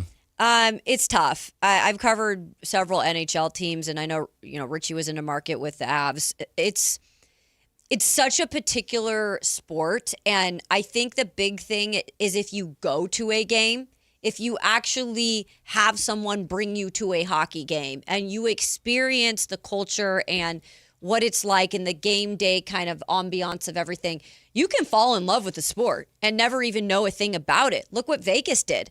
They brought in a hockey team of their own. Yeah. People didn't know crap about hockey there. Look at what happened. I mean, people love it now down there. It helps that they were winning right out of the gates. I think, like, if there's a little bit more poured into it, guys, I think the sport can grow. I don't think it will ever beat out MLB. Well, maybe it might beat out MLB. I don't think it's ever going to beat out NBA. It's definitely not going to beat out NFL. But I think there is room to grow with the sport. Yeah, it's interesting because you have to factor in each sport's kind of dynamic and their setup and kind of what you alluded to earlier, Brendan. So much of it is predicated on the television revenue share, that the contracts that these leagues have with the different networks. The NHL, kind of like baseball, has historically struggled to meet a lot of those numbers. That being said, the salary cap in the NHL has gone up pretty significantly year over year for a handful of years now. I guess significantly being like going from $183 million to $193 million, so a $10 million jump per team per year, and it'll probably cross over even higher thresholds coming soon. It's never going to touch NBA. No. I agree with that. If we go through a Major League Baseball lockout and a heavy salary cap and floor is instituted in baseball, there's a chance maybe if you're just talking about it from a viewership rev share standpoint, but hockey doesn't have a lot of the deep pockets of baseball owners with some of the bigger markets, or at least there's not a unlimited investment opportunity there. So if baseball gets capped, maybe, but it's never going to meet the NFL numbers for roster-wide decisions because there's just too many players in the NFL to kind of make that apples to apples. Yeah, and I think if Gary Bettman is going to bet on his league, if something does happen like that in the MLB, which I don't want, I don't want that to happen in the MLB. I don't want them to go on strike. I think they've had momentum as a league and they need that momentum. Unfortunately, I think it is going to happen. And if you are Bettman, I would try to do everything you can in that span of a year to prop up your sport and to push it out there. And to kind of say what I was saying earlier about how I hate how ESPN shoves people down our throats in terms of certain personalities. I mean, Bettman should do that with hockey as best as he can while MLB's taking a break. Yeah, I think leaning into the personalities a little bit more, right? And as much as NBA Commissioner Adam Silver likes saying that, it's a highlights league is something that you roll your eyes at. I do think that matters. It brings attention to the sport, and I think that it's just one of those. Hockey clearly just a little less popular than some of those. But like you mentioned, if you go to a game, hockey's really fun. I was just going to say that. I maintain that I think hockey is the most fun of the four major professional sports to watch in person. Yeah. And it's on TV, sometimes some of that cannot be translated because of the arena and the environment. But again, if you just want to stack up the leagues against each other, like Stanley Cup playoff hockey, just like I think the NBA intensity and interest and action picks up from the regular season to the playoffs, hockey I think takes a really big jump in that regard. Yeah. And if it just had a little bit less, I think, of a barrier for entry in terms of getting into it, because it's a little complex. A lot of the players are foreign. Yeah. And I think their postseason format hurts them a lot too, with the way they don't do the 1-8 seeding anymore. And so you get really, really, really good teams knocked out in the first round because they have to play 1 seeds and 2 seeds almost have to play each other in the second round every year. So there's a lot of problems, and I don't know if any of them would ultimately fix it, but it's fascinating to look at the numbers like that. I think lower scoring sports lead to more fun moments, right? Because when a score actually happens, it's more exciting. I almost think of it as a faster paced soccer at times. Yeah. It's similar, and obviously their scoring format and how often you're seeing goals throughout the course of a game, but something goes off and there's just sirens going off in the arena. You're high-fiving the person next to you. It's a super fun environment, and they might just get in a full-blown fist fight. It's the only sport that has sanctioned fighting as a part of the tradition. It doesn't happen much anymore, but when it does happen, you definitely get into it. Yeah. I wish it happened. You guys want to guess how much Sidney Crosby will have made by his last contract? He just got an extension, but throughout the course of his career, he has played 22. He's played 22 years in the league. He has made he will make by the end of his contract $173 million. It's insane. That's all. Right. It's crazy. Contract extension was 5 years, $265. Yeah. Dude, Sidney Crosby is one of, when it's all said and done, one of the greatest to have done it. I mean, obviously, not the greatest, but to only make 173, it's insane. That is mind-blowing. 3-4-time Stanley Cup champion, a hero in Pittsburgh, Mr. Pittsburgh, and all that. Yeah, I mean, just and again, did it from a generationally young age, like Macklin Celebrini. He was 18 years old, 17 years old. He had it all on his shoulder when he came in, the kid. That's why I don't believe he ever made more than $10 million in a season. Now, he also, my understanding is, took team-friendly deals throughout the course of his career, which is something that a lot of people, I guess, it was definitely a topic of conversation. But for that guy, one of the greatest in the sport, to never make more than $10 million in a year is insane. The other thing, too, that I think hurts baseball less, but hockey, because it's a similar format, is hockey has insanely long contract lengths. You'll sign 7, 8 years. There'll be an 8x8, so an 8-year, $64 million deal for a star player on the team. And it's okay, well, your salary doesn't change for 8 years, whereas NFL players, it's always 3 years, 4 years, 5 years. You know what I mean? Other NBA is shorter in some cases, 2 years, 1 years, buyouts, all that stuff. So they have opportunities to reset the market more for their top talent. It's insane to me how long some of these, baseball, Juan Soto got 13. A 15-year deal. Yeah. I'm dude, who's committing to something for 15 years? Yeah, you have to sign that laughable knowing that you're like, there's no way he's still here in 13 years. That'll be the Atlanta Braves problem after that. Exactly. At that point. Exactly. Yeah. Well, coming up on the Matt and Kayla Show, speaking of a player that, he gets paid some pretty good money, but we just don't know where he's going to play next year. Kawhi Leonard and the Clippers saga continues. What the heck is going on? Now they're saying that this could drag into 2027. The latest on that's coming up next on the Matt and Kayla Show here on Sactown Sports. Everywhere you go with the Sactown Sports app. The most in-depth coverage of the Kings and 49ers. A library of written and video content. And all your favorite personalities all in one place. Download the Sactown Sports app today and get in on the action. Your local sports leader. Sactown Sports 1140. Sacramento weather is brought to you by Elk Grove Honda. I'm Tamara Berg in the KCRA 3 Weather Center. It's Friday. It's the final day of July, and it comes in with some heat. Plan for daytime highs to peak about 100 to 103 across the valley. We'll drop it back, though. There's good news to the lower 60s overnight tonight into your Saturday morning. Get the latest forecast on the KCRA 3 News and the KCRA 3 app.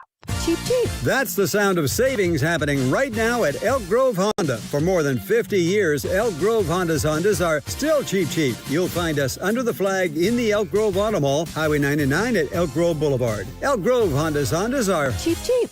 Well, it's official. My friends have all switched to Pure Talk because I told them they could save a bunch of money on a super reliable high-speed network with unlimited data. And because they're my friends, they trust me.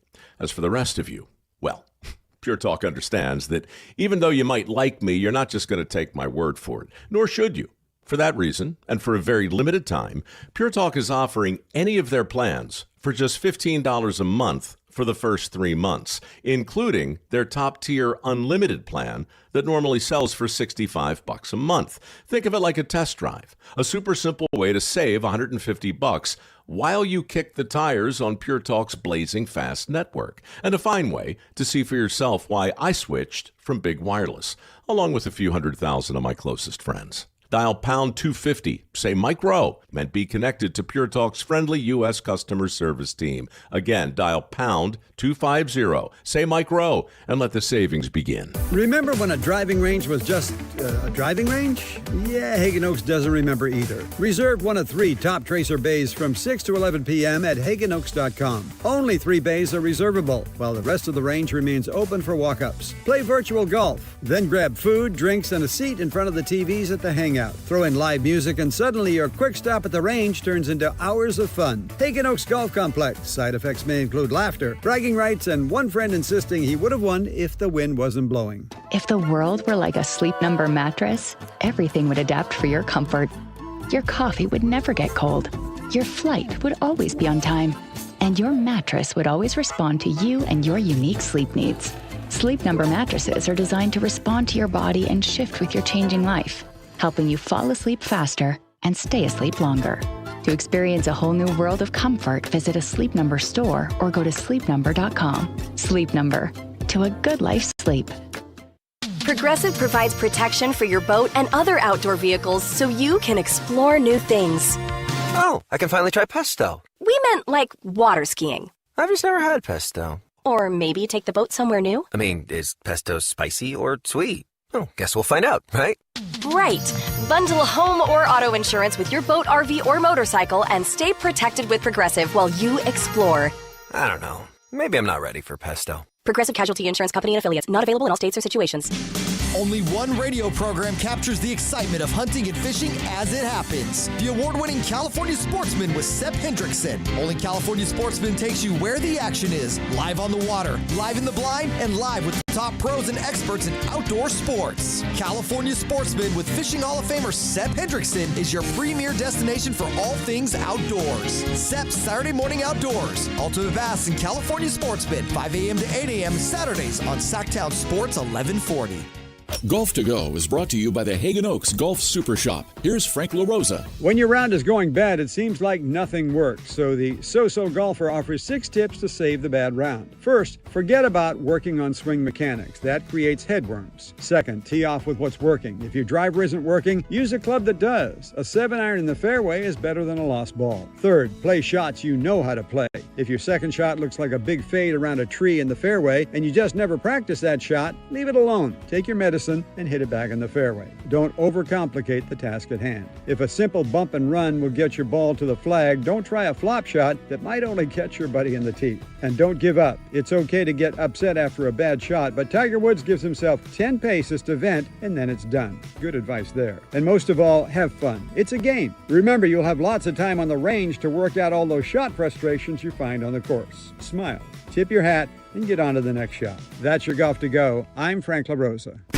In celebration of 80 years of 49ers football, Sactown Sports is counting down 80 of the most memorable moments that have shaped the team's storied legacy and winning tradition. Here's today's faithful flashback. Number 29, the first playoff win at Levi's Stadium. When the 49ers opened up Levi's Stadium, it took them a while to get to the postseason. Finally, in year 6, the 49ers secured their first ever playoff win at Levi's on January 11, 2020, defeating the Vikings 27-10 in the divisional round. They were led by a strong running game and a dominant defense. 3rd down and 9. Here comes the gold rush. Cousins back, throws out right, intercepted by Richard Sherman, and Sherman will take it back inside the 30-yard line, dropped on the Minnesota 28-yard line. Your best players are playing their best right now. That postseason victory marked the team's first playoff win since the 2013 season. Faithful flashbacks on Sactown Sports 1140.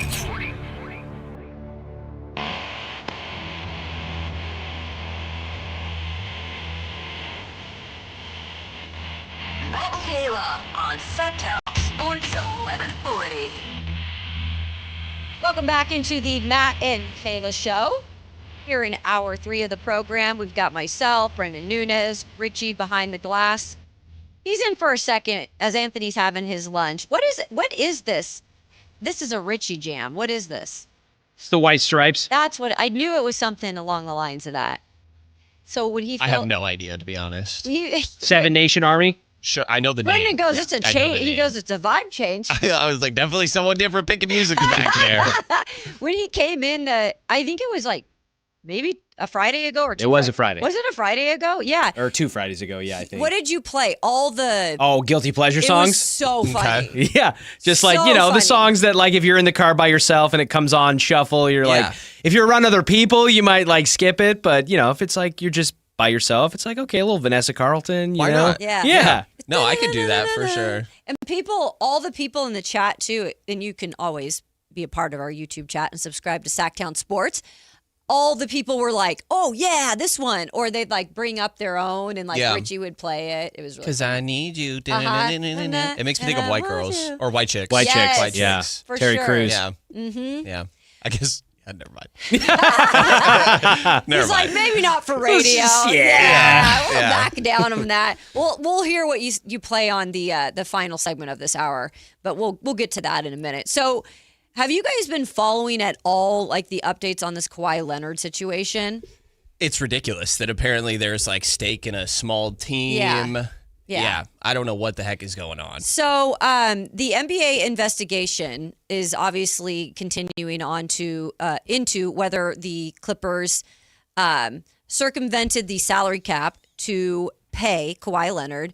And they're now saying it could drag into 2027 if the parties don't agree on the findings or any proposed settlement that involves punishing the team. So that's what people are telling ESPN.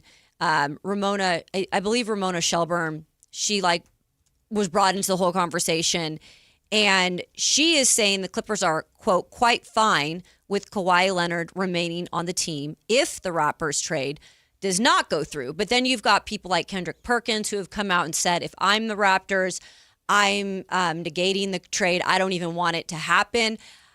I don't know what to think about this, guys. I don't think it's getting solved anytime soon, though. And it's been 10 months. Yeah, it's ridiculous how long this is taking, and now there's another added layer to it. And of course, Pablo Torre's got a whole podcast about it, which shout out Pablo, like discovering all this and then it becoming an entire thing, I think has been really cool to witness. I just wonder, it's very weird to me that the Raptors have to assume responsibility for whatever disciplinary actions are going to take place, because this is a Clippers issue. Like, sure, it's Kawhi as well, but I almost wonder, like, will the Clippers also get their own separate punishment? What's going to happen there? If I'm the Raptors, like, I want Kawhi Leonard on my team still, to be honest, but the deal's not finished. Like, right now, they traded Brandon Ingram, Grady Dick, unprotected first-round picks in 31 and 33, second-round picks in 30 and 33, in a 2027 first-round pick swap. I'm like, give me that swap back. Maybe we take off another one of these first-round picks. Like, I'm going back to the table and trying to renegotiate and take some of these assets off the board, because, hey, if I'm assuming responsibility, and I tend to think if you're taking this long for an investigation, something's going to happen. I agree. I mean, they're not going to just, like you said, take 10 months and then be like, all right, everything's good. Like, no punishment's coming down. Like, nobody's at fault. You're right. There's got to be something they're probably even trying to just sort out how we're going to figure it out, but there's something that's clearly here. Yeah, I saw a clip of the Pablo Torre show talking about it a little bit, and I guess one of the things that he had discovered is that there's a minority ownership that Kawhi, his agent, and of course Uncle Dennis have in some minor league team that a owner of a team also shares. And it's funny to go back to, there was a reporting from a Toronto Raptors writer when they were trying to keep Kawhi around that apparently Uncle Dennis was asking for these ridiculous things, right? And it's funny to go back and look. One of the things he was asking for was partial ownership of a team.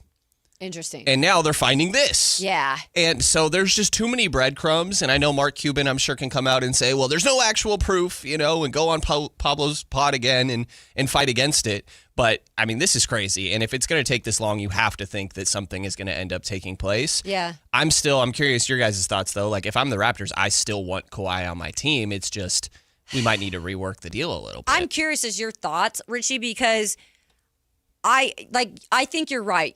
Can we rework the deal? But then I'm thinking, well, what if the Clippers are just like, well, we're fine. We'll just take him back. Right. The NBA is in its greatest period of parity ever right now. I mean, we're coming up on what? We're like 9 consecutive different champions. Yep. And there's nothing that would suggest, given the current apron structure and the luxury tax situation and all that, that's going to significantly change. And teams are now kind of bending and molding to work around that. So, again, if you're the Raptors, who won in 2019, they're part of that, parity run. I think you would want to do everything in your power to try to get back into a situation where you can compete and not be the answer to a trivia question like the Bucks and the Nuggets and the Raptors for just being these one-off, one-and-done and forgotten situations. So, yeah, I think if you are the Raptors, you're probably more apt to want to make a deal with the devil and say, like, hey, there's obviously stuff going on here and we may have to absolve some things or take responsibility for things that we didn't do that this guy did. But is Kawhi Leonard still that good at this point in his career, and can he put you in that position? Maybe. It's at least worth a discussion. So I think it's easy to just kind of, I don't disagree in some ways with Brendan, to just be like, hey, we need to wash our hands of this whole thing and we'll dip back in at another time for somebody else. The NBA offseason comes around every year, and there's somebody who's going to be up and available for some kind of big move. But that's a tough bet to make when you don't know when your next chance is going to be. How did this, though, get to – I just am confused on how did it get to this point where they felt comfortable – on both sides, like doing this deal. Right. Was it just like, hey, handshake, this is going to be done, and like everything's good to go here, and the findings are coming out, and we're good? Like, I just don't understand how you even really make this happen.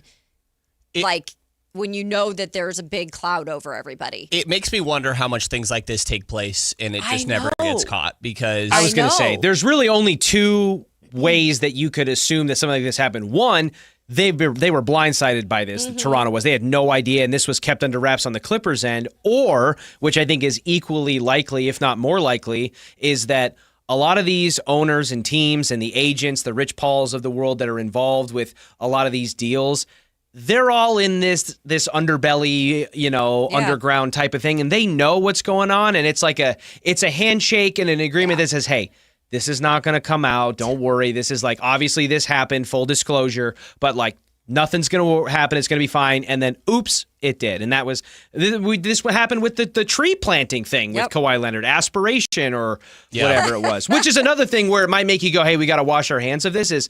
This isn't a first time offense for Kawhi Leonard when it comes to like potential scandalous money dealings. Trying to make that money on the side, baby. Right. He's already making 2.6 Macklin Celebrinis, and that's not enough. Right. It's not enough, man. It's not enough. Well, and there's other instances of like where this isn't salary cap circumvention, but it's like Bronny getting drafted by the Lakers and paying him, or Thanasis being on the Bucks forever. And like, no disrespect to those guys, I think that they probably belong in the league, but like in a way, that's paying a player more than what their salary is, And so I do wonder how much things like this just kind of go on behind the scenes a lot, or agreements of, we're going to help you set you up with this sponsor that's also affiliated with our team, but we don't actually have anything to do with it. You can even go back to, I believe it was the Hawks with Josh Smith, and they literally put in writing, which is the dumbest thing that you could do throughout all this, of, hey, we promise that we're going to pay you more after this contract if you take this small. Gary Trent Jr. right now. Right. Gary Trent Jr. currently dealing with this. He had a horrible season, got 2 minimum contracts when Milwaukee really had no money to get anybody else. And then he goes, and I don't know the number, but he's making a stupid amount of money next year for a guy that could hardly play on a Bucks team last year. Like, that is clearly salary cap circumvention. And I wonder what's going to end up coming out with that. Apparently it's getting investigated, but I don't know. It's taking forever. Like, when are we actually going to hear about these things? This is going on like 11 months. It's kind of crazy. Coming up here on the Matt and Kayla Show, we will wrap up the hour with the 2-minute drill. Another former Ohio State player that is now in the NFL, he gets paid. Plus, the Giants, I guess they addressed Cam Scadaboo's situation with no more backflips. They actually talked to him. We'll have that and much more coming up on the Matt and Kayla Show here on Sactown Sports. SactownSports.com is your online home for sports in Sacramento. Dive deep into the Kings, 49ers, Raiders, Giants, athletics, and more with your favorite local personalities and some of the most trusted sports voices in the community. Stream Sactown Sports 1140. Watch original video content and read in-depth analysis all in one location. SactownSports.com. Your local sports leader. Sactown Sports 1140. You're still glowing, flirting, grooving. You've still got it. But your immune system weakens as you age, making it harder to fight illnesses like pneumococcal pneumonia and RSV. Vaccines are a key part of any health routine and can help protect you from getting really sick. Ask your doctor or pharmacist which vaccines you need. See more at PfizerForAll.com. Sponsored by Pfizer.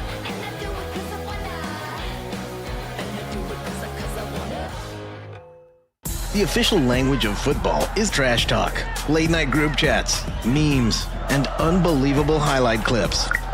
That's why Boost Mobile brings you our new Global Connection Plan, the first plan ever made for WhatsApp. Get unlimited data, talk and text, international roaming, and calls to over 100 countries for just $40 a month. $40 price includes $5 a month auto pay discount. After 40 gigabytes of premium high-speed data, speeds will be lowered. Coverage not available everywhere. Visit store or boostmobile.com for details. Cheap, cheap. That's the sound of savings happening right now at Elk Grove Honda. You remember, right? Elk Grove Hondas are still cheap. And right now you'll find a good deal more on new Honda gas and hybrid Accords, Civics, CRVs, and more fuel-efficient Elk Grove Hondas. Every sale is done right here, under the flag in the Elk Grove Auto Mall. Come see why generations of families return again and again to Elk Grove Honda in the Elk Grove Auto Mall, because Elk Grove Hondas are cheap. Country in the Park 2, presented by your California Army National Guard, October 23rd at Hart Health Park at Cal Expo with Bailey Zimmerman, Russell Dickerson, plus more. Enjoy line dancing, live DJs, mechanical bull, and food trucks. Tickets start at just $70. Country in the Park 2, October 23rd at Hart Health Park at Cal Expo. Brought to you by Hyatt Vacation Club and Raising Cane's Chicken Fingers. More info at CITPFest.com. Capital Casino is conveniently located in downtown, 411 16th Street, and has been a part of the greater Sacramento area for over 20 years.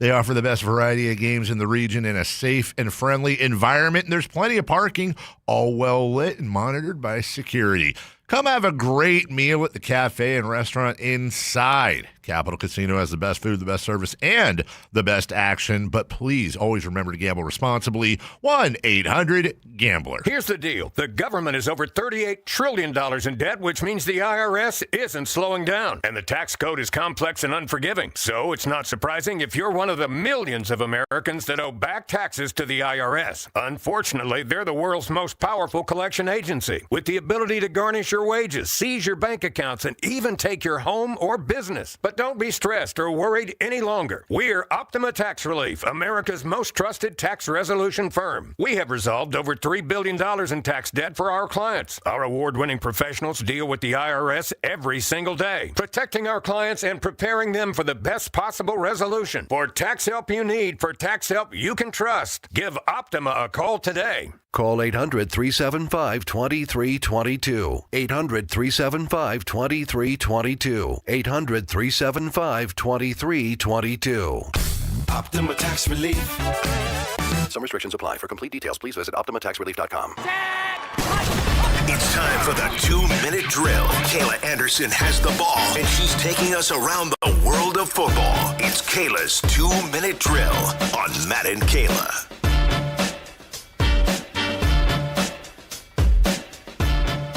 Well, we were trying to guess what music Richie would come back to, but then I realized it's the 2-minute drill, so it doesn't have music going into it. So maybe before Anthony gets here, he can play us into the hour 3 or 4 segment, and then we can guess what it is.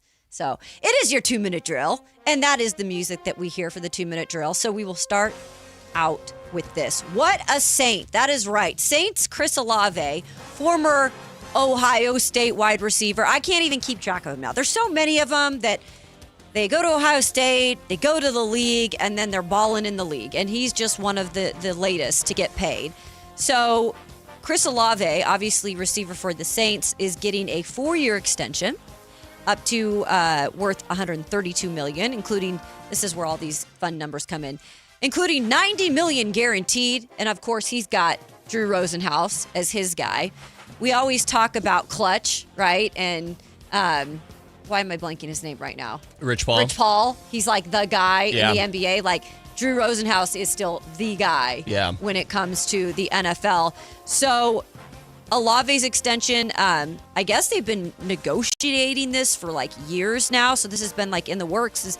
I almost forget that he was there. Yeah. I'm like, oh yeah, Olave's still with the Saints. The Saints are kind of forgettable right now. Have been for a little while. They're very forgettable. Yeah. So good for him though. I love it when some of these players that have worked hard for those contracts are rewarded, and he's been really good for them. So. One of the few standout players on that team that's really struggled. Done it with different quarterbacks. Drew Shuck now in place. Tyler Shuck now in place, and hopefully they can continue to grow together, but they really need to figure it out. 1.7 Macklins. That's 1.7 Macklins I'm for Chris do Olave. This now all the time. We're all gonna be like, when these contracts come out with numbers, the first thing we're gonna do, okay, how many Macklins?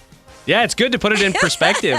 To your point, though, Kayla, the Saints were riding so high for so long with the Sean Payton, Drew Brees kind of era, and I'm sure everybody saw the cool video of Brees asking Payton. And he got worked up. Yeah, I got to spend a limited amount of time around Sean Payton. He's a fascinating dude. I bet. How he is in person with the media versus who he is with his players and all those different things, and really, really cool. But kind of, I agree with you, Brendan. It's been hard times lately, and a guy like Chris Olave, who's had to get beaten up and thrown around and is catching passes from God knows who year to year, week to week, and it would be nice to see them get back to kind of some of the success they had before. I mean, if there's any division that can do it, it's that one. I mean, that one, it's just like, it's kind of up for grabs in the last few years, so. Especially for the guys that have hung around through that whole time, that Taysom Hill just said goodbye, like Alvin Kamara has been a Saint. And, well, they got, Cam's coming back.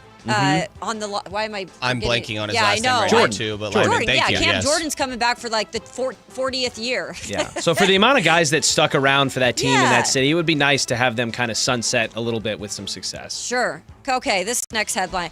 I feel really bad. There's always one or two teams in camp. Everybody gets injuries, guys. But there's always one or two teams that get hit hard, like really hard.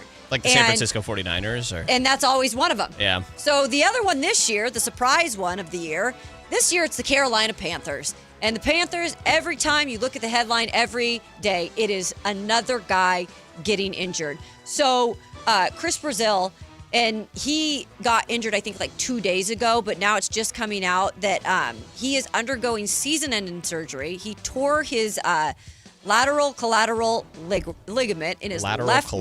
LCL. Yes. Which I don't hear a lot of. PCLs, No. MCLs. Yeah. This is the LCL. Mm-hmm. There's like 4 of them in there outside of the ACL that have different. But it's bad either way, right? No matter what one you tear or whatever. So they have had a lot of guys go down. Obviously, this isn't like some big-time first-rounder, but he was a third round out of Tennessee. He's got a lot of upside. He was going to be possibly the Panthers' number 3.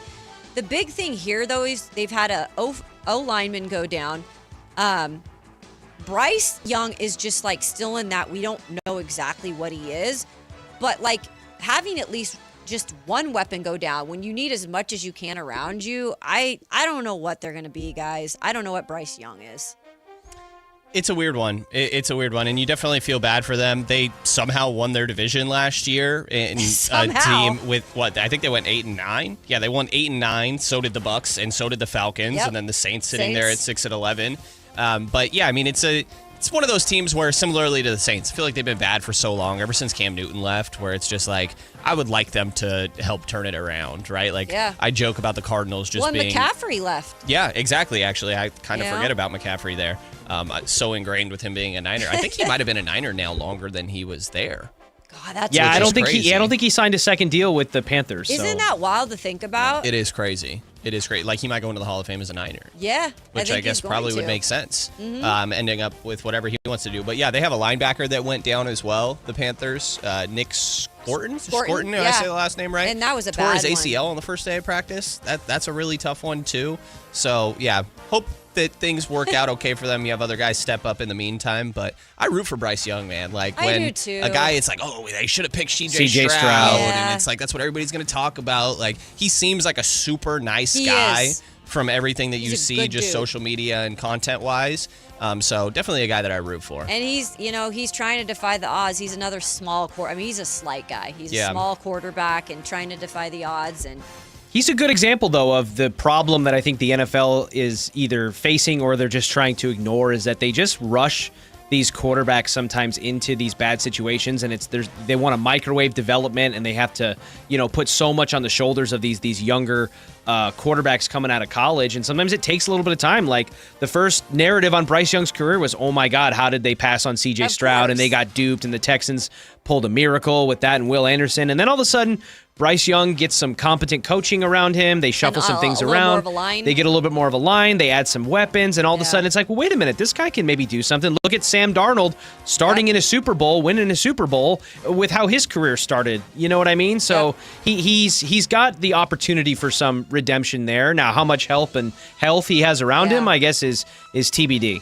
There's just no patience for players. Like, maybe this is just speaking more to the modern world, right? Of the instant gratification or whatever you want to talk about. But I think overall, it's just like, relax. Let these guys, he was the first overall pick, give him time. You know, like the benching for Andy Dalton, maybe that ended up being a good idea. Give him some time, let him reset mentally, whatever it may be. But it's also just relax. Like, it takes guys, they improve over the course of their career, and this is an adjustment for a lot of these players. You get about 2 years as a rookie quarterback. Which is insane. And if it doesn't really work or it's not going the right direction, owners are so quick to then, they feel the pressure, and then they are quick to be like, and we release, and it's done. Yeah. Like, that's just how it is nowadays. Finally, I had to get to this one because this one's local. We all love Cam Skattebo here, okay? There's no denying that. But Cam Skattebo has been, at times, a liability to himself. So I loved my headline for this. No more Skattebo-boos, because he... That's good. Okay. I liked that one. The board would definitely give me that. Richie, if I know you probably don't know which one on the board there that is, but sometimes it's the dun-dun. So I guess the Giants have finally spoken with Cam Scatterbo, because it was said to be that John Harbaugh said he kind of playfully brought it up after the whole Fanatics the Fanatics Fest flip. Yeah. Say that 10 times fast. Right? Fanatics Fest flip. So he jokingly kind of said something to him about it. Now it's more serious. I guess that the GM and John Harbaugh spoke to him, pretty much said, hey, look, we got to stop doing the backflips. We do not need you to get hurt. We need you to be healthy for the season. So he already runs hard and is like a crazy runner out there.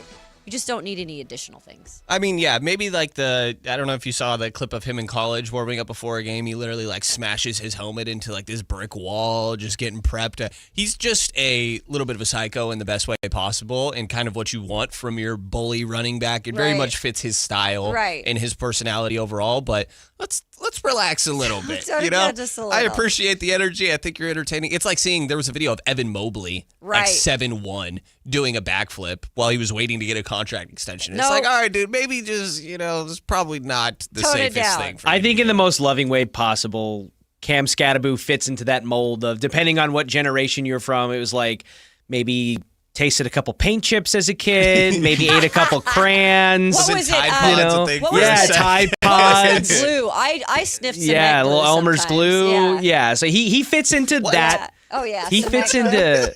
Yeah, babe. Kayla I was huffing glue at times. I would just, when I opened it, I'd take a little just sniff, like it was the occasion called for it.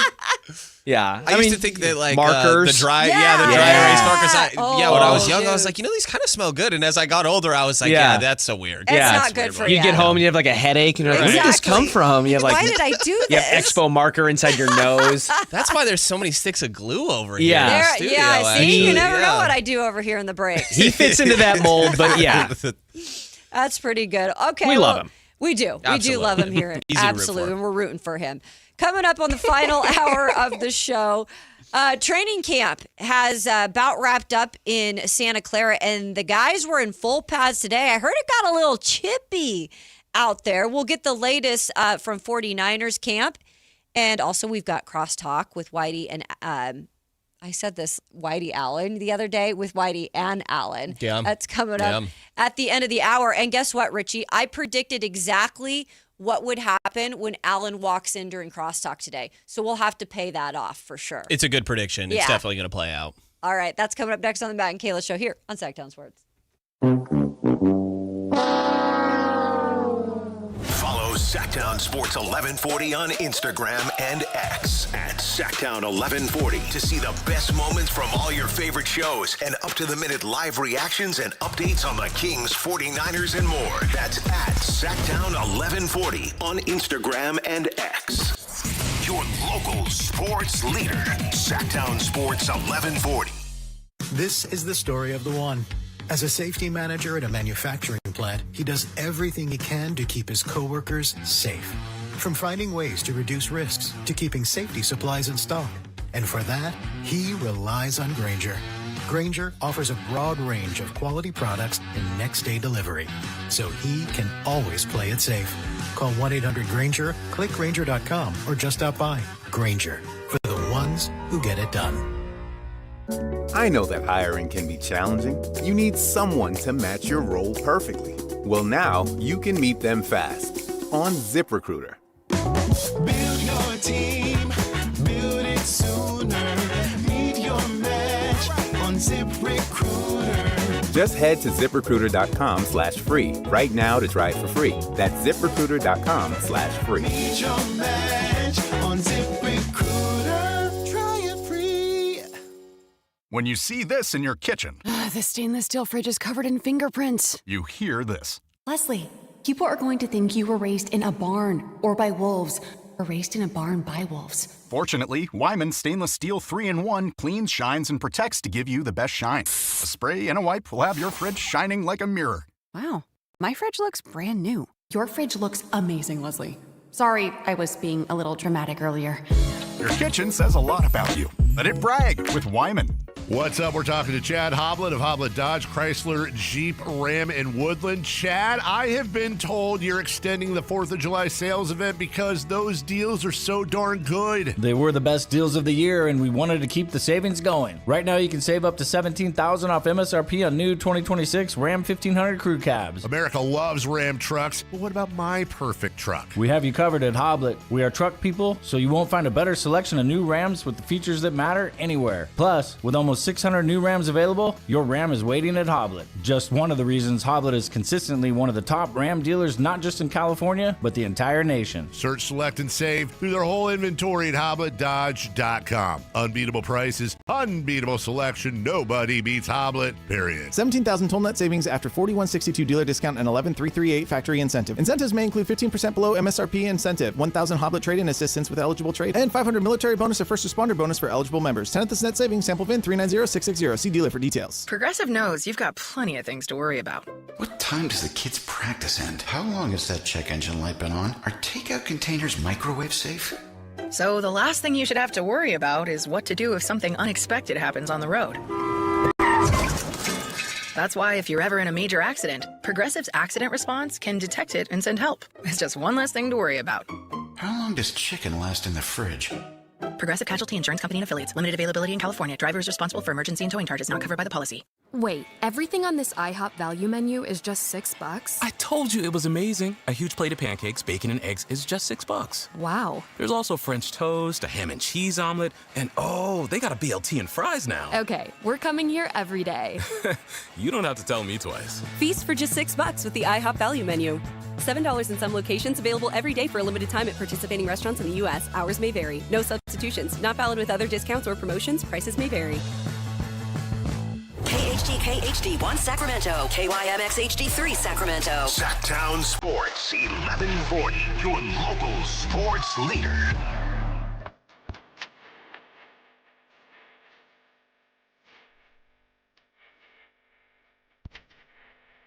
It's Matt George and Kayla Anderson on Sactown Sports 1140.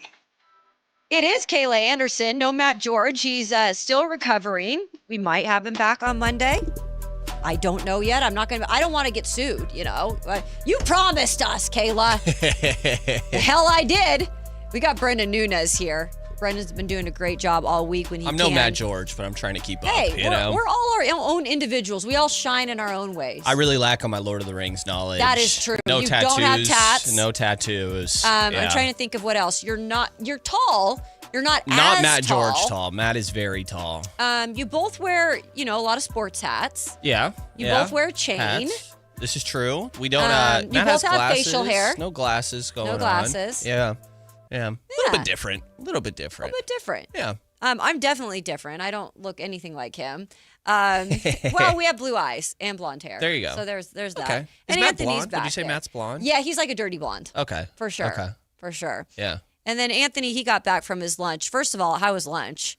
It was great. What'd you have? Chick-fil-A. Did Alan complain? About the Chick-fil-A? Yes. Not there. He has complained. It's playing throughout the building. So Alan never complains about anything. No. He just paid you to say that down there. He has. I'm glad it went well. They're doing some cool, like, either you have a lunch or like Brendan and I did, we had like a bonding breakfast yesterday. So we're meeting people. There's a lot of people that work in this building.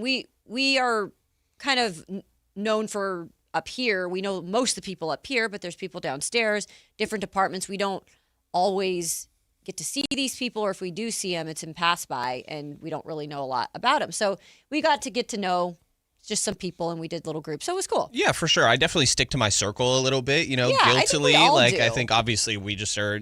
I kind of just work with the Sactown sports people, but there's so many other stations in this building that you cross paths with, and you know when it's like been too long of saying hi to somebody in passing that it feels weird to ask their name. You're like, 100%. I've said hi to you too many times. Now what the hell's your name? I kind of still don't know your name. Like, is it weird for me to ask? Yeah. And usually it's actually not, but in my head it is. I agree with you. So we just keep it pushing, but it's been good. I think people have gotten to that point with me. Like that's where it was, because like I'm never here. Yeah. Like when my job is when no one else is here. So that was the funny part about this meeting. They're like, I've never seen you before. Yeah. They're like, wait, who's this new guy? Everyone else knew each other, and they're just like, I don't. Like, is he dropping off the Chick-fil-A? Yeah. But it was good. It was a good time. I don't want. I hope he's not listening. I don't want him to be listening, but He probably is listening, to be honest. you think? Yeah. Okay. Well, Who's then he? I'm not gonna say anything. He who shall not be 'Cause, named. Yeah, we'll tell you during the break. Voldemort. We'll tell you during the Okay. break because I don't want to spoil it. So we'll tell you during the break. But it's a little game we're playing here. We have a prediction for crosstalk. Prediction Yeah. time.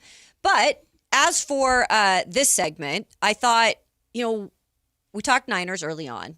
And we've talked about Deebo Samuel. He's joined the team. He's not there yet, but they just wrapped up practice. And it was the first full day in pads.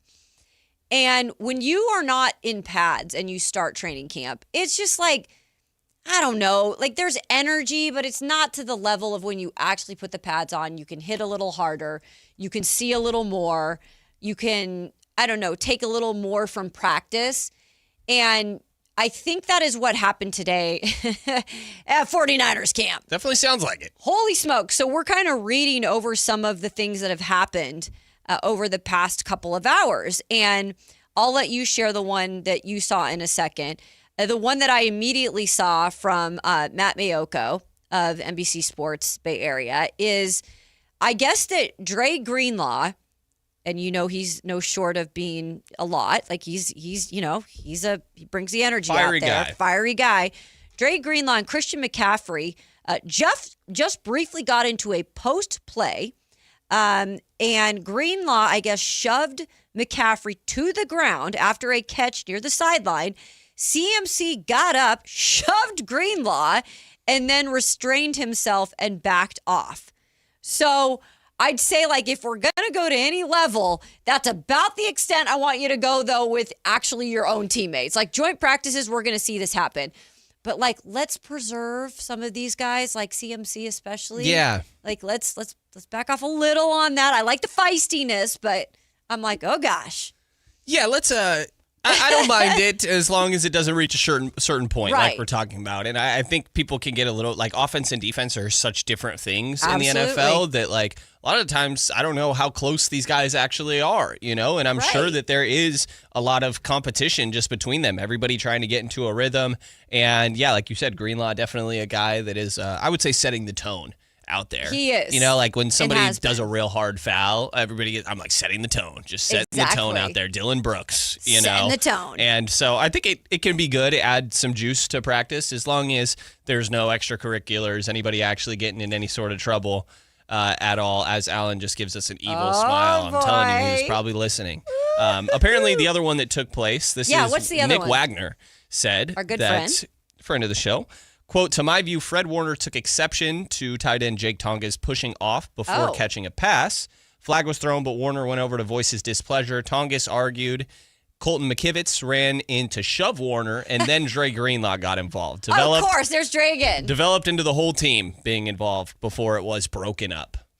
Overall, I don't mind it. No. I don't mind it. Shoving is fine. Let's not take anything to the ground, Christian McCaffrey's the one, and Dre Greenlaw also has dealt with injuries. Like, you could, but you can't really ask him to tone it down. This is how this guy is, Again, not to for some reason just mentioning Dylan Brooks a bunch, but like, you can't ask Dylan Brooks to relax. No. This is part of who he is. And I think it's the same with Dre Greenlaw. Like, you know what you're getting. This is probably one of those things. It's nice to have this level of energy in practice. I would much rather them be this level of competitive than, Dre Greenlaw gets cooked on a route, for example, and then just goes, whatever. Or the classic, like, shrug that people do after giving up a big play. Yep. Who cares? Joey Bosa did that Who a lot. cares? That checks out. Mm-hmm. That checks out. I would much rather take this than seeing, number one wide receiver like Marvin Harrison dropping a bunch of balls or something, and then like nobody saying anything, like somebody getting his face and check him about it or something, So I like the energy overall. I think too, so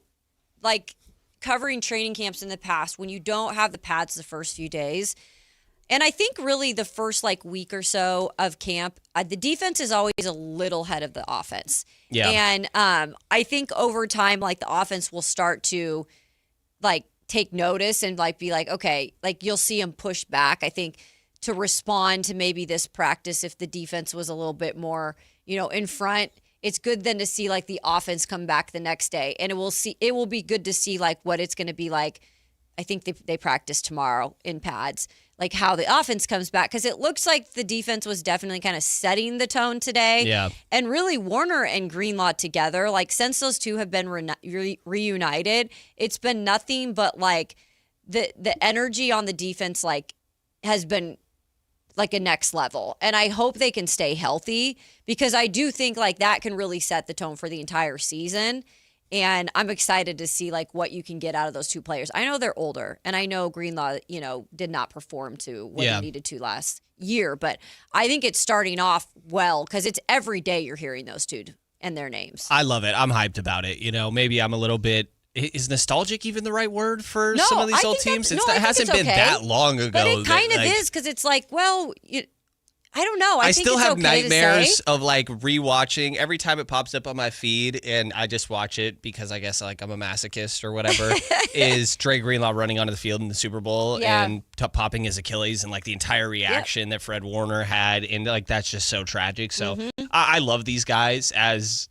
Growing up a Niner fan, like the jersey I got was Patrick Willis, or like Navarro Bowman and his pick at the stick. Yeah. Like there are so many great linebackers throughout the history of the Niners, and just having that pairing and two guys that feel like close, it really just takes me back to Willis and Bowman, and I freaking love it. I love it. I feel like it is a time right now, if we can see the Niners like again stay somewhat healthy. There's so many big names here. There is some nostalgia. There is some, it's just like all the players truly love each other and kind of want to go out with a bang. And some of them are going out. Like some of these, for some of these players, it's their last couple of years. Yeah. And they want to be able to end it on a high note.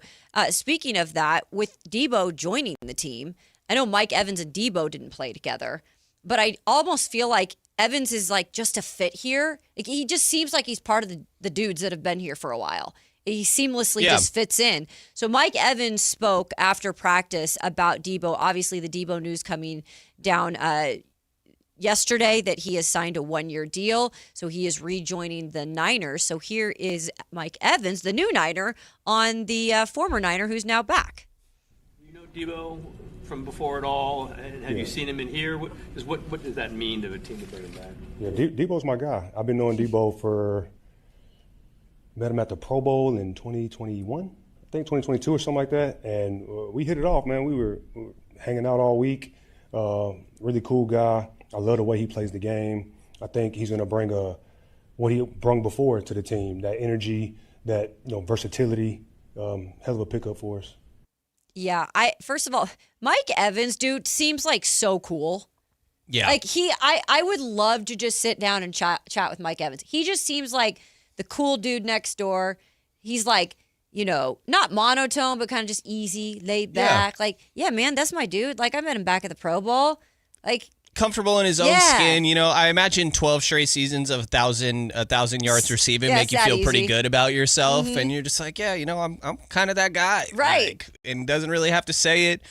Gets along well. It's cool to see that they have some of a previous relationship. I mean, to actually be spending time together at the Pro Bowl, I think says something. And curious to see what he can bring. And maybe, obviously, Mike is the more veteran guy here, but you wonder if Debo can help Mike a little bit of getting him familiar with the offense and a little bit of what they're expecting. And I'm already ready. If you by week 3, if there's a big Mike Evans game or just a couple big plays, I'm like tempering expectations right now, because I'm like, he's older. He only played, I think it was 8 games last year. Got to see what this is going to look like. He has some big games. I'm going to be like, all right, let me see the Rams. That's what I was just going to say, right? Like, come on. We want the big boys. I'm ready. We want the big boys. I'm ready. I'm curious, I should say, because, again, we saw him in practice in no pads, but then now today they've been in pads. I am wondering how much of a big boy DeJon Stribling can be for this Niners team. First of all, when you look at him, I got to show you this. You can't see it, listening audience. I'm sorry, even viewing audience. The man's wearing, like, I don't know if these are like biker shorts. The man's in biker shorts out here at training camp today. There was a picture of a different cornerback on a team wearing the tiniest ones that you've ever seen too. Volleyball shorts. Why wore those in volleyball? All right. Who knows? So he's out there. He's a beast though. He looks quick. He's a big dude, but he's quick. Yeah, not to overreact to practice footage, but some of these I'm like, oh, he's moving. He's moving. Those legs are moving fast. He's moving pretty fast. And again, he might be the yak daddy of this team, yards after catch when it's all said and done. I'm praying. But so it said today, though, he was in pads. Same kind of stuff, though. Like Purdy delivered a layered dime over Strout to Stribling. Stout to Stribling, excuse me. He had a really nice catch on a comeback route with bodies all around him. He's showcasing route running ability, 1-versus-1. So, by the way, because he's getting reps with ones, this guy, I don't know if we're overreacting. I really, truly think Stribling could step up in a big way this year. I really do. It's another one of those where let me see one or two big plays in the first few weeks or get a handful of catches in one of these games, and I'm going to get excited pretty quickly. It does not take that much for me, and I think that you will see, Kyle Shanahan makes life easy as possible on a lot of these guys and it is complicated, but more so, the yards after catch aspect that you're talking about is catch something easy and then try to make it work after that. Or can they get him some screens and try to let him use those legs and see what he can do with that? Will he be versatile in a way that Debo was at times in his career? And so it's definitely something that, especially with Pearsall going down, Christian Kirk not being there, you're like, okay, well, can Mike play, Evans play every single game? How productive is he going to be? Like, if you have this sort of piece, they lack their who's the future of the wide receiver room with everything going on with Pearsall, and you cross your fingers that it's Stribling, but having that sort of guy actually pan out would be great because it feels like the top of the draft has not really been too much of a strong suit for the Niners. Nope. It's this fourth round that they always find a Fred Warner or a George Kittle or whatever it may be. So let one of these first rounders, I know he was actually technically a second rounder, traded down 3 times, I think 33 or something pick. Let one of them pan out, man. No, I would love it. And again, he's a former Coug, so I got to root for my guys. Yeah. Got to root for my guys. Another note from Mike Evans today. He spoke. I guess he had a leaping one-handed catch from Brock Purdy today in practice. Again, I seen him in person. He is he's tall, but he's lanky, man. Yeah. I mean, he's a long, lanky type of guy. Picture Matt George with more muscle. Yeah. And he has more muscle than Matt George? Shockingly, yes. Okay. But he's got both tattoos. Like, he got the tattoo. Yeah. I saw that he has a Fortnite tattoo on his leg. It almost made me be like, I don't know about this guy. I'm like, I think we might need to. Wait a second, Mike, what? I was like, dude, I was pretty optic. I'm like, how old? I don't know what's going on. Maybe it's for his kids. He probably actually just plays. I have no idea. It threw me off. That's the kind of stuff we need to be asking him, Brendan. Yeah. I want to sit down and talk. What is this tattoo? Where we landed, Mike. Yeah. Where we landed. So he was asked about that one-handed grab today, and he said, it's a thing that you talk to a quarterback about. He's like when I'm covered, I'm still pretty open. If you throw the ball up in the air, and Brock threw a great ball, Brock is super accurate. So again, this is where he's going to come into play, where maybe Brock didn't have this in the past, right? Yeah. It's going to be beneficial if all parties can stay healthy, for sure. Having that bailout guy, that red zone threat especially, I think obviously you saw like George Kittle be the red zone guy, or really kind of Jawan Jennings. Like I almost imagine him as a supercharged sort of Jawan Jennings. Like having that height and the physical advantage over a lot of DBs out there, I think will obviously be beneficial. And I love the confidence of a guy like that. Like it makes me think of, I believe it was Ocho Cinco who said that he would like call his coordinator at like 2 a.m. and just be like, I'm open, and then hang up.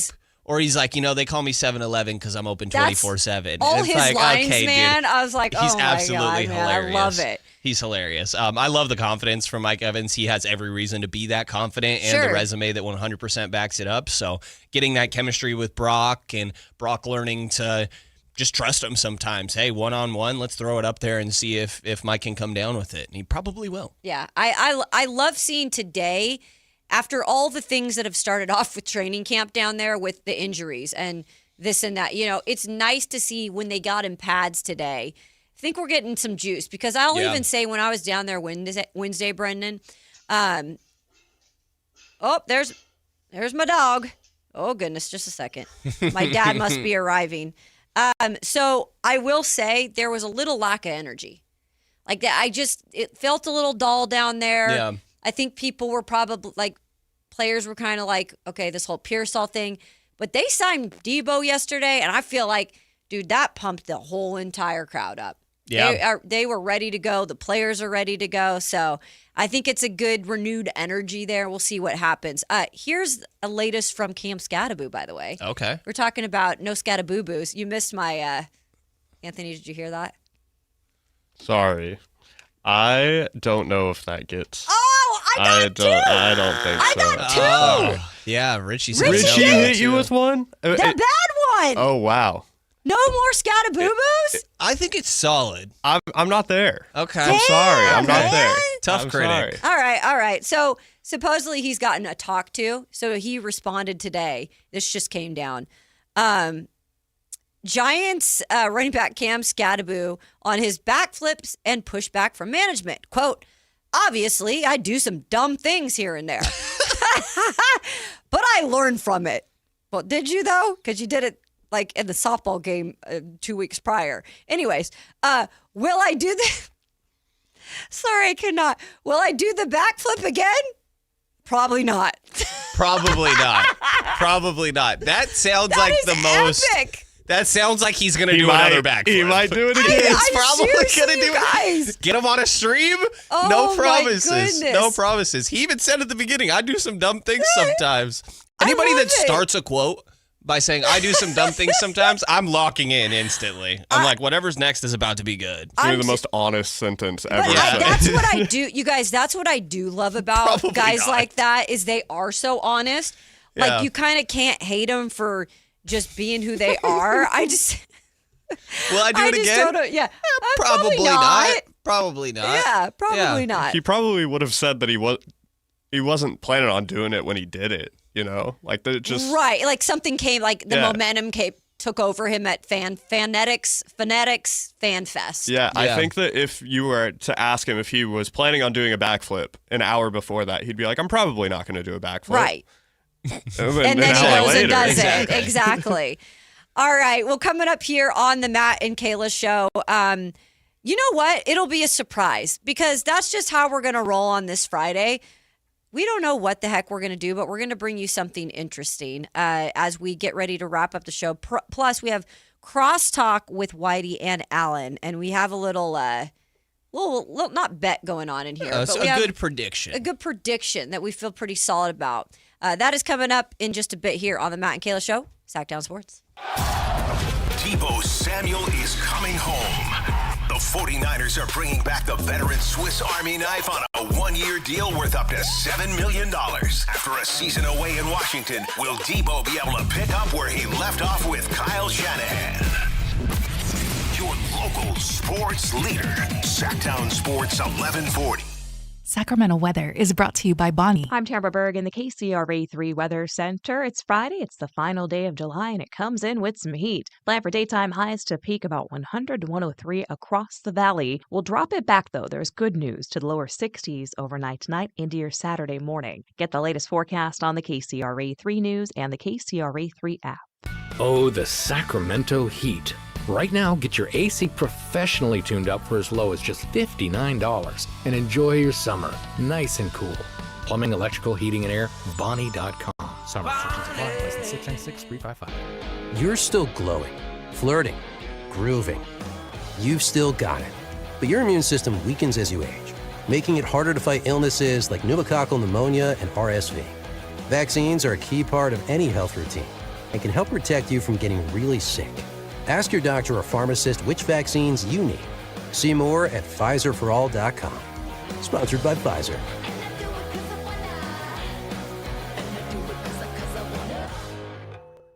The official language of football is trash talk, late-night group chats, memes, and unbelievable highlight clips. That's why Boost Mobile brings you our new global connection plan. The first plan ever made for WhatsApp. Get unlimited data, talk and text, international roaming, and calls to over 100 countries for just $40 a month. $40 price includes $5 a month auto pay discount. After 40 gigabytes of premium high-speed data, speeds will be lowered. Coverage not available everywhere. Visit store or boostmobile.com for details. Whether it's date night, family night, or buddy night, Hagen Oaks has a bay for you. Reserve one of 3 Top Tracer bays from 6 to 11 p.m. through hagenoaks.com, and only those 3 bays are reservable. The rest of the driving range is still open for walk-ups. Play golf on world-famous courses while the kids try interactive games. Head to the Hangout for great food, cold drinks, and live sports on the TVs. Add monthly live music and putting tournaments, and you've got more than a driving range, you've got a night out. Hagen Oaks Golf Complex. Swing by and swing away.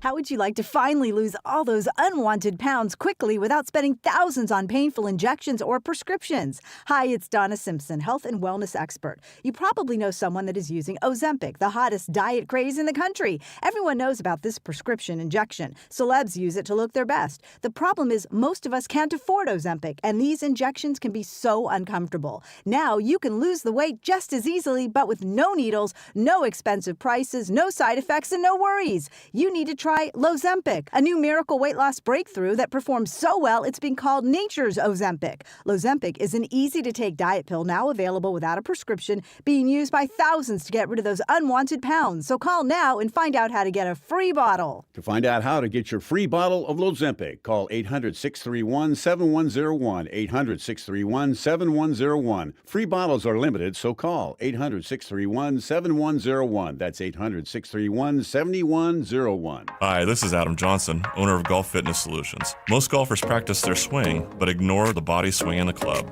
We help golfers move better, get stronger, reduce pain, build power, and play longer. Join us for a free trial week and see how golf-specific training can help you support your body and your game. Try a class, meet the team, and find a right program for your goals. Call 916-802-5175 or visit golffitnesssolutions.com. Golf Fitness Solutions. Move better, feel better, play better. Card collectors know there's nothing as special as a rare one-of-one card. And now you can hear a very rare one-of-a-kind sports card show right here on Sactown Sports. Whitey Gleason here inviting you to join me and Mr. True Sports Cards himself, Imran Pilati, for the True Sports Card Show every Saturday morning at 10 on Sactown Sports. It's the only sports card radio show in the nation. For all your hobby needs, get to True Sports Cards, 6661 Stanford Ranch Road in Rockland. And for hobby, insight, and fun, join us for the True Sports Card Show Saturday mornings at 10 on Sactown Sports. The other guys must think you failed math. Get this huge discount. Then the fine print hits you with $5,200 in mandatory ads. It's adorable in a scammy kind of way. At Hoblet, we skip the tricks. The price you see is the price you actually pay. What a wild concept, huh? Hoblet, family owned 77 years. Experience the difference online at hobletdodge.com.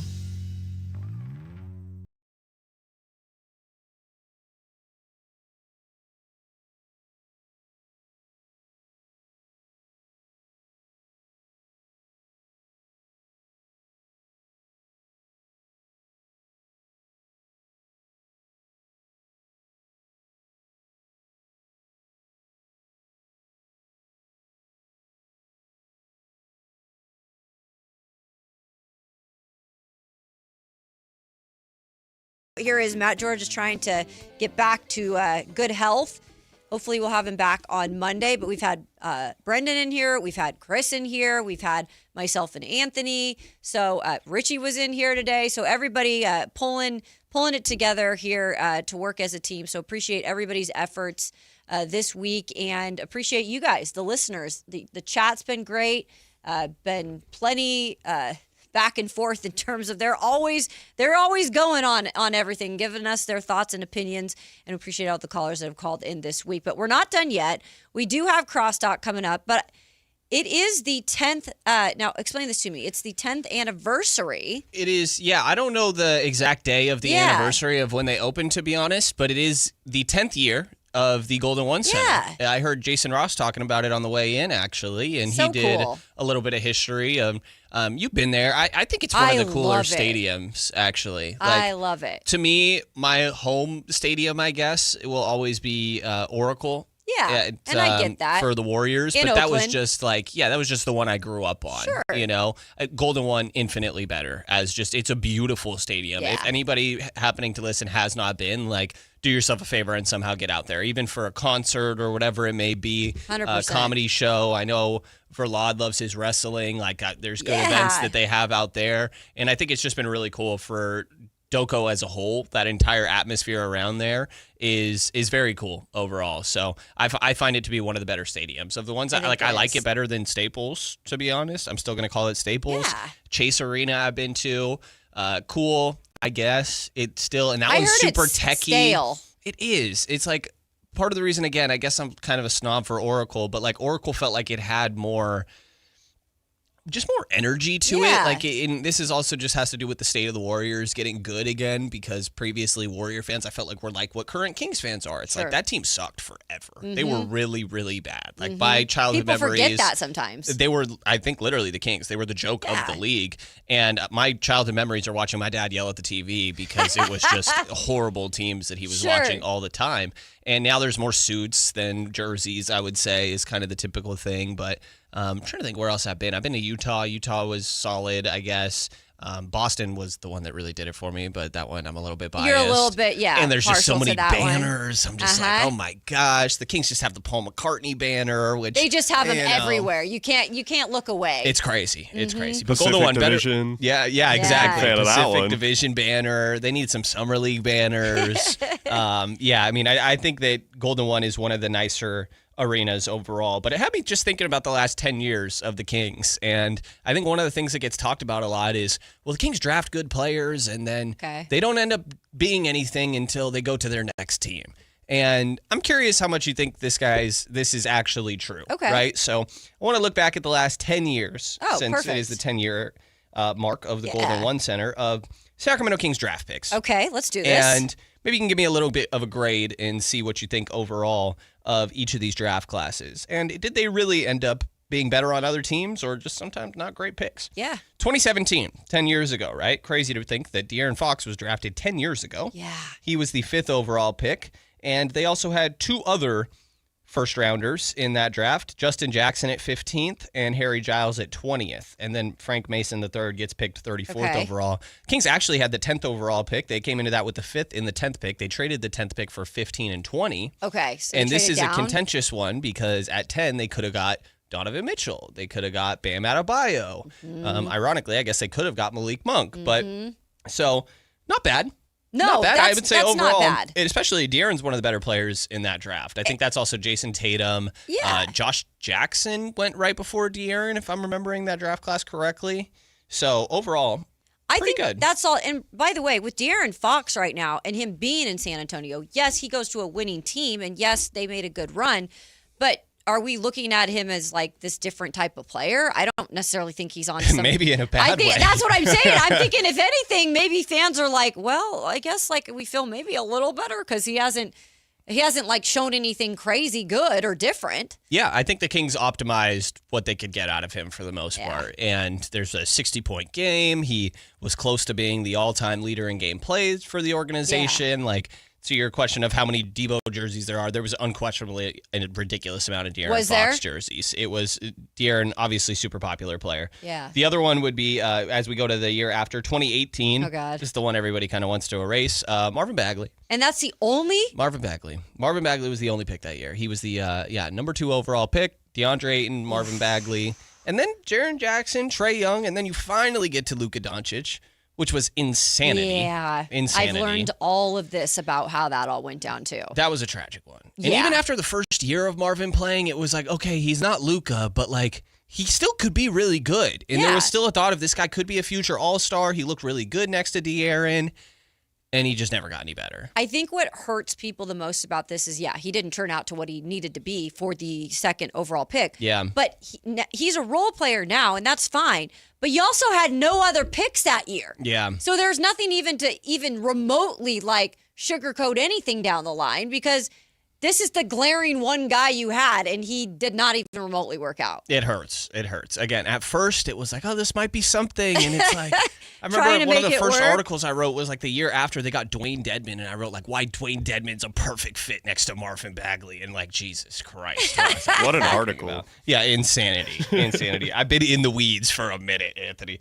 2019, this one, no first-round pick working for them. So they got Justin James 40th, which was pretty crazy. I mean, it's the 40th overall pick, but it doesn't. So I was going to say it doesn't matter, but yeah. Yeah. Out of Wyoming. That was a very random one. Kyle Guy, 55th. I think he was just coming off a national championship. And then this Vanja Marinkovic, 60th overall, that I don't think ever ended up coming over. Yep. That one pretty much whatever. That's like go away. Lots of Kyle Guy believers in Sacramento during that time. It's our guy. There was. Yeah, there was. Yeah, it was it our could have been such a thing, right? Yeah, if he was I think actually it was good. a thing. That's our guy. I like that. Yeah, let's go. Wow. We're We're giving it to that one, but not that the one came off the. Scattaboo-boo. I feel like Scattaboo was a little bit more planned. This one was off the dome. I could tell she was proud of it. Okay. I have to plan the 2-minute drill ones. You're a weird grader, Anthony. That's You're a funny. weird It's grader. all vibes based. Yeah. All There's vibes no based. merit. That's fair. That's fair. The next year we go 2020. All right. This is the prime example of somebody else getting better Yep. outside of Sacramento. Tyrese Halliburton taken 12th overall. It was ridiculous that he fell to 12. I remember really liking Devin Vassell at this point. I think he ended up going 13th. And then they had, I loved these second-round picks. I always fall for some random dudes. You but do. I've gotten this vibe. I do. I don't dislike it, though. I just love an underdog. Yeah. You know, I No, like the I more low-key appreciate guys. that. Like Rondo was my guy compared to like I yeah. could have picked any of the big three of the Celtics. And I'm just like, You I like like your this Rondo other guy. low-key guy. You I know? get that. This draft, 2020, Tyrese Halliburton 12th, Robert Woodard the second, 40th, Bob Woodard, and Jamias Ramsey 43rd. Neither of those second rounders ended up panning out. Tyrese Halliburton, though, He did. pretty good. Yeah. Pretty good. Very good. And Yeah. I'm really excited to see him back this year. And because he's gone through a lot of crap, man. Yeah. In the offseason with the injury, and then he got the shingles. Yeah. Which is, you guys, that stuff is so serious, by the way. I'm so glad he recovered, because that stuff can get into your nerves, and that ain't good. Yeah, he is also one I of the love better him. personalities. I know. Him and I kind of had like a back and forth going on I for a heard little about while. this. That was very fun. It was very fun. But he's yeah. not mean or anything. No, he Yeah. took the criticism well. It was because it was like one of my first press conferences, right? I'm like still getting used to Sure. everything, and Luke Walton's the coach. And I remember they were playing the Hornets, and for some reason I thought like Terry Rozier and Miles Bridges and like all these dudes, Devontae Graham. I'm like, well, they can't hide Tyrese Halliburton on defense anywhere because they would put him on the worst guy. And now I realize my mistake in hindsight, but I asked Luke Walton, like, so you guys hide Tyrese on defense. How difficult is that to do against a team like this? And he started to interrupt me, but I made sure I got my question off. And he just goes, we don't hide Tyrese on defense, which they do. They do. But Tyrese came out after the next game, maybe even that night. And again, I'm brand new still. So Tyrese sits down and on the way out of his presser, he was like, hey, how was my defense tonight? And I didn't think he was pointing at me because I'm like, I just got here. I didn't realize he heard that. And it wasn't until the next game he did it again and made it very clear. And it became a thing after every single game. He would be like, well, how was my defense actually hilarious. tonight? Yeah. I would take that as a compliment. It was cool. Hey, you call, I kind of feel like in a way he knows, okay, maybe if I was super out of line and Yeah. saying something that made no sense, I think he would have got on me. It was only because they did hide him on defense. That's pretty funny. It was I didn't really know the cool. full story. Yeah, so they got rid of my boy. That's it's great. crazy. It's crazy. Did land them Demonis Sabonis. Yeah. Going through the other ones fairly quickly. 2021, Davion Mitchell, 9th overall, Yep. and Namish Keita also in this draft, Yeah. 39th overall. Good draft. I like that. Neither of them panned out with the No. Sacramento Kings. Just other places. Other places. Keegan Murray, 2022, he was taken 4th. I'd say that's pretty good. Yeah. There was I was a big Jaden Ivey guy. Not so Oh, much God, anymore. not anymore. Not so much anymore. 2023, Colby Jones taken 34th overall. Jalen Slauson 54th. Neither really doing anything. Yeah. Saw both out of Summer League, kind of whatever. Devin Carter, I don't like 13th this one. overall in I'm sorry. 2024. I don't think anybody likes this one right Y'all, now. I just didn't like anything that had to do with that one. Yeah, that's a tough one. And then 2025, Neat Clifford taken 24th. Maxime Yeah. Reynaud 42nd. And Dylan Cardwell added undrafted overall. We'll So, see, but it looks okay right now. Looks for what encouraging. they had. Looks solid. And then obviously this most recent year, Darius Acuff 7th, Alex Caravan 29th, and Emmanuel Sharp 45th. So overall, I would say, and this is different general managers, so this has nothing to do with Scott Perry or whatever it may be. I would say overall they drafted okay. And it's not like they whiffed on a bunch of positions. The Marvin Bagley one hurts, Devin Carter hurts, right? And those were their only picks in those years. Yeah, those were their only picks. And I would say that the only guys that they got better somewhere else were really Davion and Tyrese. People act like there's this huge history of Kings players doing this, and it's kind of just the two of them. It's a good way to look at it because it does kind of prove like that's not exactly true. I don't necessarily think years. so. Yeah. I mean, I guess Kata falls into it a little bit, but overall, not horrible draft history. They're also just very rarely at the top of the draft. Exactly. And the one time they whiffed. Kind of whiffed it there. Well, happy 10-year anniversary to the Golden One Center. Yeah. It's really cool. And get down there if you haven't been down there. You're going to have plenty of opportunities this year for Kings games. When we come back, we will wrap up the show with our guys, Whitey and Allen, and we'll see if our little bet pays off or a little prediction pays off. That is coming up next here on the Matt and Kayla Show, Sactown Sports. Like and subscribe to the Sactown Sports 1140 YouTube channel at Sactown Sports 1140 to get the Carmichael Dave Show with Jason Ross, Matt and Kayla, and the Drive Guys with Kevin Gleason and Alan Stiles on demand and at your fingertips. Get your fix of the Sacramento Kings, 49ers, Giants, Athletics, NFL, NBA, and the latest in sports and entertainment all in one place at Sactown Sports 1140 on YouTube. Your local sports leader, Sactown Sports 1140. Cheap, cheap. That's the sound of savings happening right now at Elk Grove Honda. You remember, right? Elk Grove Hondas are still cheap, cheap. And right now you'll find a good deal more on new Honda gas and hybrid Accords, Civics, CRVs, and more fuel-efficient Elk Grove Hondas. Every sale is done right here, under the flag in the Elk Grove Auto Mall. Come see why generations of families return again and again to Elk Grove Honda in the Elk Grove Auto Mall because Elk Grove Hondas are cheap, cheap. Skeeter here, my card. Field Tech, Sacramento Yellow Mosquito and Vector Control District. I never met a Culex terrasalis I didn't want to smack. That's Latin for mosquito. Hey, it's time again to fight the bite. Time to protect yourself from West Nile virus by applying insect repellent. Once a week, drain stagnant water and report dirty green swimming pools. Ew. They're breeding grounds. The Sacramento Yellow Mosquito and Vector Control District reminds you it's time to fight the bite. My card never gets old. For more information or to report problems, go to fightthebite.net. It's game day. Are your moderate to severe Crohn's disease or ulcerative colitis symptoms keeping you from the action? Skyrizi, risankizumab Riza, could help you get back to the game. Skyrizi is proven to help people feel significant symptom relief, achieve remission, and visibly improve damage of the intestinal lining. Skyrizi is a prescription injection medicine for adults. Don't use if allergic to Skyrizi. Serious allergic reactions, increased infections, or lower ability to fight them may occur. Before treatment, get checked for infections and tuberculosis. Tell your doctor about any flu-like symptoms or vaccines. Liver problems leading to hospitalization may occur when treated for Crohn's or ulcerative colitis.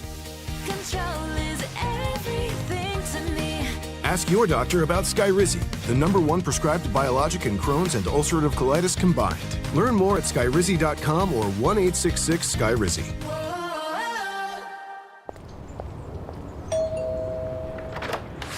Whoa, what's all this? These screens, the food? All for the game, bro. Dude, let us pitch in. No need. I've got it all covered. With T-Mobile, I'm saving $1,000 bundling my wireless and internet. No way. Really? Yep, and the price of my plan won't change for 5 years. Wow, I'm definitely switching to T-Mobile.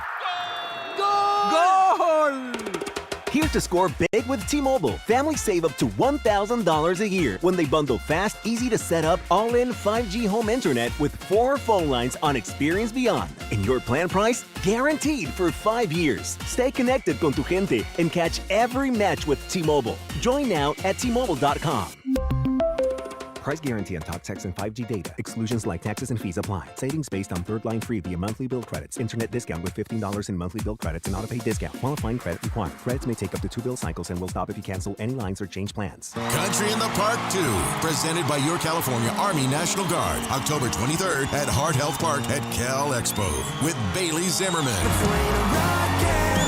Russell Dickerson, plus more. Enjoy line dancing, live DJs, mechanical bull, and food trucks. Tickets start at just $70. Country in the Park 2, October 23rd at Heart Health Park at Cal Expo. Brought to you by Hyatt Vacation Club and Raising Cane's Chicken Fingers. More info at CITPfest.com. Want the best movie experience in town? Join Sactown Sports IMAX Pass by visiting SactownSports.com. Sign up today. You can win tickets to see this week's films at the Esquire IMAX Theater.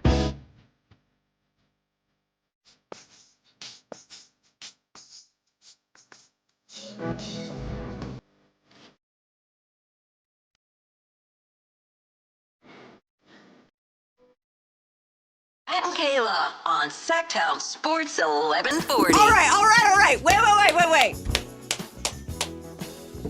How are we feeling about the donuts, Alan? Got enough going. We got crosstalk going on here. We do. And we have Marie's Donuts. By the way, Christopher Ladd brought in the beautiful Look box at that. of Marie's Donuts. And, okay, why are we rolling our eyes? I thought this doesn't do it. He doesn't like sprinkles. I don't mean to speak for him, but I know he doesn't like sprinkles. I mean, it's a little bit more respectable with the maple bars. There's half a what? A glazed twist. Yes. Sounds like I think he's a big glaze guy, and I think you went glaze, and I think Verlaud did, so maybe there's none left for him. And again, nobody's eating the sprinkles. Okay, so They're still there. There we go. Every week. Just stop, Chris. Stop wasting your money. How about that? Just stop wasting your money. Nobody's eating them. Nobody's eating them. That's true. They Especially are on a just Friday. still in there. Every week. I tried the coconut one. It's a little weird. He doesn't want weird. coconut Not either. coconut. Friday, Just go like, get coconut milk. I heard you showed up with donuts, though, and you got all glazed donuts, It just wasn't only all the exact same donut. It No wasn't. options for anyone. And you know what? They got eaten. I bet you they did. They got eaten. I predicted, and I even played it out in break, that Alan would come in, he would flip open the box. It's the first thing he does, flip open the box, and he'd look around, and he'd put on this face, and he'd go, don't really like the sprinkles. No. Well, maybe there's a half a glazed donut. I guess I'll eat that. Yeah, no, And so it was they pretty look much great. what- Very it was on very brand. They close. look great. Yeah. You know, I have my. Give me the sprinkles. I have my cookie. Don't do that. Why? Don't embarrass yourself like that. Oh, you Whitey. had your lunch for... Yeah, I had my bonding lunch, so I got a Those are cookie. I'm good. just gonna stick with the cookie, man. Look at Whitey. Hey, See, give him somebody's love. eating the sprinkles. Get him Give some him water. love to the Yeah, sprinkles. Get him some It water. definitely looks dry. Let's Get him some go. water. Yeah, Whitey, you want know, a sprinkle? you cleanse your palate. Looks great. You need some ginger. Ginger after a donut. Considering it's been sitting here all day, it's exceptional. Yeah. They're great. It's not about the donut. It's No. about the flavors. He just is particular on his, but you do like maple. I can deal. Okay. I can deal. Okay. I haven't had a donut in a Like long sprinkles time. on anything? Like if it was like a cupcake with sprinkles, is this a no-go? I'll just give it to my kid. Okay. Yeah. You know, I figured, I'm yeah. just. Well, we appreciate you guys coming in and doing some crosstalk today. It is the end of the week. I don't know taking Whitey about like you guys, 4 but bites. I'm glad the week is over. But what are you guys working on today? You got a I'm Friday. working on this donut. He's working on the donut, so I'll make Alan talk. It does. It looks Yeah, pretty you good. know, I mean, we're taking a look at guys that kind of were on the Kings and where those paths may lead. The DeMar DeRozans, the Russell the Westbrooks, farewells. guys like that. And obviously, we got to talk Debo. You know, it was a classic That's right. situation Yeah. where we're literally in the parking lot. You like this move, don't you? Did it happen right after your show? Not right. I think we were home or Okay. close to being home. But yeah, I actually really like it. So do I. For the Niners. It's not a bit. I do like it because Debo, I think, got something left in the tank. And I still want to see Debo and McCaffrey in Yeah. the backfield at the same time. Yeah. Yes. We all wanted Yeah. it. Didn't get to see it the first go round. I don't even know who the backup running back is. So We don't really know yet, I think. So just throw Debo back there. Yeah. We also found out how Jordan James got hurt this week, and it has nothing to do with the stinking substation. Okay, now that Does it have to do with it's Fred the Warner? It's the Yeah. rib, right? The Yeah. rib that he broke. Okay, yeah. So there was. Did you guys hear about the fight today? Uh-huh. So I guess Greenlaw is just. Are you still looking at the? Take the You better glazed grab that one. sprinkle before I take it. Oh, man. Double up. Double down. I cut Alan, I'm a double down. I'm I rushing. cut the glazed one, so that one's fine if you want the rest of it. I just ate half I'm of it. good. Okay. So I guess Greenlaw was involved in both scuffles today in the little fight. So Draymond Greenlaw. That's what he's going to do. That is Draymond great. Greenlaw, yeah. Bringing a lot of energy. Overall, I don't mind it. I think it can kind of be good as long as it doesn't reach a point that's too far. Obviously you don't want anybody getting hurt, but bring a little bit of juice, a little bit of extra honestly, competitive energy. Yeah, pardon me. I didn't mean to step on you. You're but fine. It maybe almost as bad, maybe worse, is like today he got into it with McCaffrey because he shoved him after he was out of bounds. And he does that, that's like 15 yards. Yeah. Yep. Oh, it's true. Yeah. It's true. Well, Are they calling the flag there? Are they doing the excessive? On Greenlaw, he's got a track record. Oh yeah, he does. Well, I mean, in camp. Right. Is this the time to get away with it? I mean, the game doesn't start until Dre Greenlaw gets a unnecessary roughness penalty. Yeah. Pretty much how it's been. In all seriousness, do you guys think he can be? Because when him and Warner are there together, like that's a force. But I just worry, like, what will Greenlaw be this year? Because he was still kind of recovering from the injury last year in Denver. It's just like you're kind of betting on what we see here in the first few days of camp. You can't really do that. I think a lot of their improvement could come from that end of the floor, if you will. I think defensively with Raheem Morris, I think they're going to be him, much more either disruptive. shut the box or take the damn donut. He's opened this box about 20 Good times. Lord. I feel like I'm talking to my dog. We got to translate. Like, what type of donut is Dre Greenlaw? Oh, yeah. Ooh. You don't think he's eating Kinda sprinkles? feisty. It's like that one you had yesterday. Which one? The Which one? Cheetos. Oh, he the tried hot it? Cheetos. Yeah. Oh, yeah, I liked it. You did? Oh, I was very good. Yeah, that was a cookie. Okay. Yes. I liked it. Wow, It's it like a got key two lime good pie. reviews. It's like a key lime pie with a little kick. Okay. A little Sure. Kick I action. can see that. Maybe he'd be a bear claw. There you Yeah, I like that'd that. be nice in How here, about yeah. Christian McCaffrey? I feel like He's like an old-fashioned. He's an Yeah. old-fashioned Oh, donut. that's nice. Yeah, I could have like had it. that in here too. Yeah. Who's a glazed donut? Alan's favorite. Who's the glazed of the Niners? Brock Purdy. I was waiting for him. I knew that's where that was going. Not Yeah. in Oh here my God. either. I think Mike Evans, long and lanky, he's got to be like the sticks, the maple bar. Bar. Why don't you open that again, Alan? Let's see what's in there. one more I forget. time. I know You think it. it changed Did we at get a all? new one here? Just making sure. It's only been 4 seconds since you opened it last. Just making sure. Yeah. So no guests on the show today, just little Niners. Just pure. little- Yeah, Just none of the pure guests Alan made the and cut. Whitey. It's like Yeah. me and They're Alan not are good better than enough. any of the guests that were going to be on the show. So it's Yeah. Yeah. right? Just pure on a Friday. Yeah.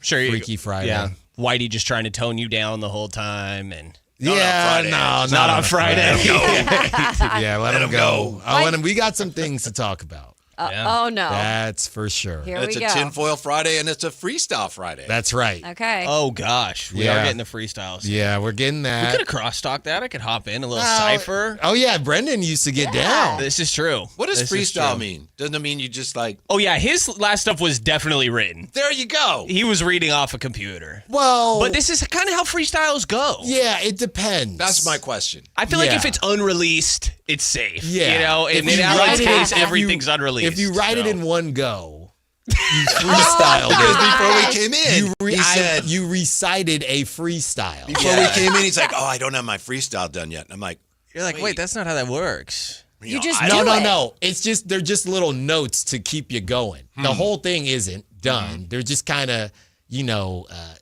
like the Niners, something to make you feel comfortable. Like benchmarks. Debo, Yeah, okay. Dre Greenlaw. Hey, How I long can is go it? I here. don't know. They're not very long. Oh, okay. Why have I missed this? They Oh, seem that's long. I don't know okay. because Some it's of them not seem done. really It was long. more No. than 8 bar. Okay. I don't know because it's not done because it's a freestyle. Quick little Is there 16. is there a beat behind it? Or Yeah, you today just, we're doing Beyonce Upgrade You. That's the beat today. Oh, my goodness. Bam, bam, bam, bam, bam, bam, bam, bam, bam. Yeah, we got that 4:45. What's the Y'all know me. subject? My name's Dub G. Oh. Talked about it long ago from the V-Town. Oh. Now that's freestyle. Now That's that. freestyle. And then I freestyled that whole article. So don't play with me, Whitey. Freestyled an artitle. Yeah, at this. freestyled an article. This is what you're going to get. You got to wait till Don't what, like these 4:45? donut particles. Reading all them articles. It's kind of like Yeah. a barnacle. Oh. Oh. That's right. That would we be got fun. wisdom to imparticle. Oh. Hey. We've done enough damage here on Yep. Crosstalk. Hopefully, we haven't done enough damage this week. We appreciate everybody for Good listening. job. Thanks, Jake, Good job, Dayton, Kayla. CBS 13. Thanks, guys. Thanks to all the listeners. And we'll be back on Monday. But don't go anywhere because we got the Drive Guys and Freestyle coming up next on Sactown Sports. Peace.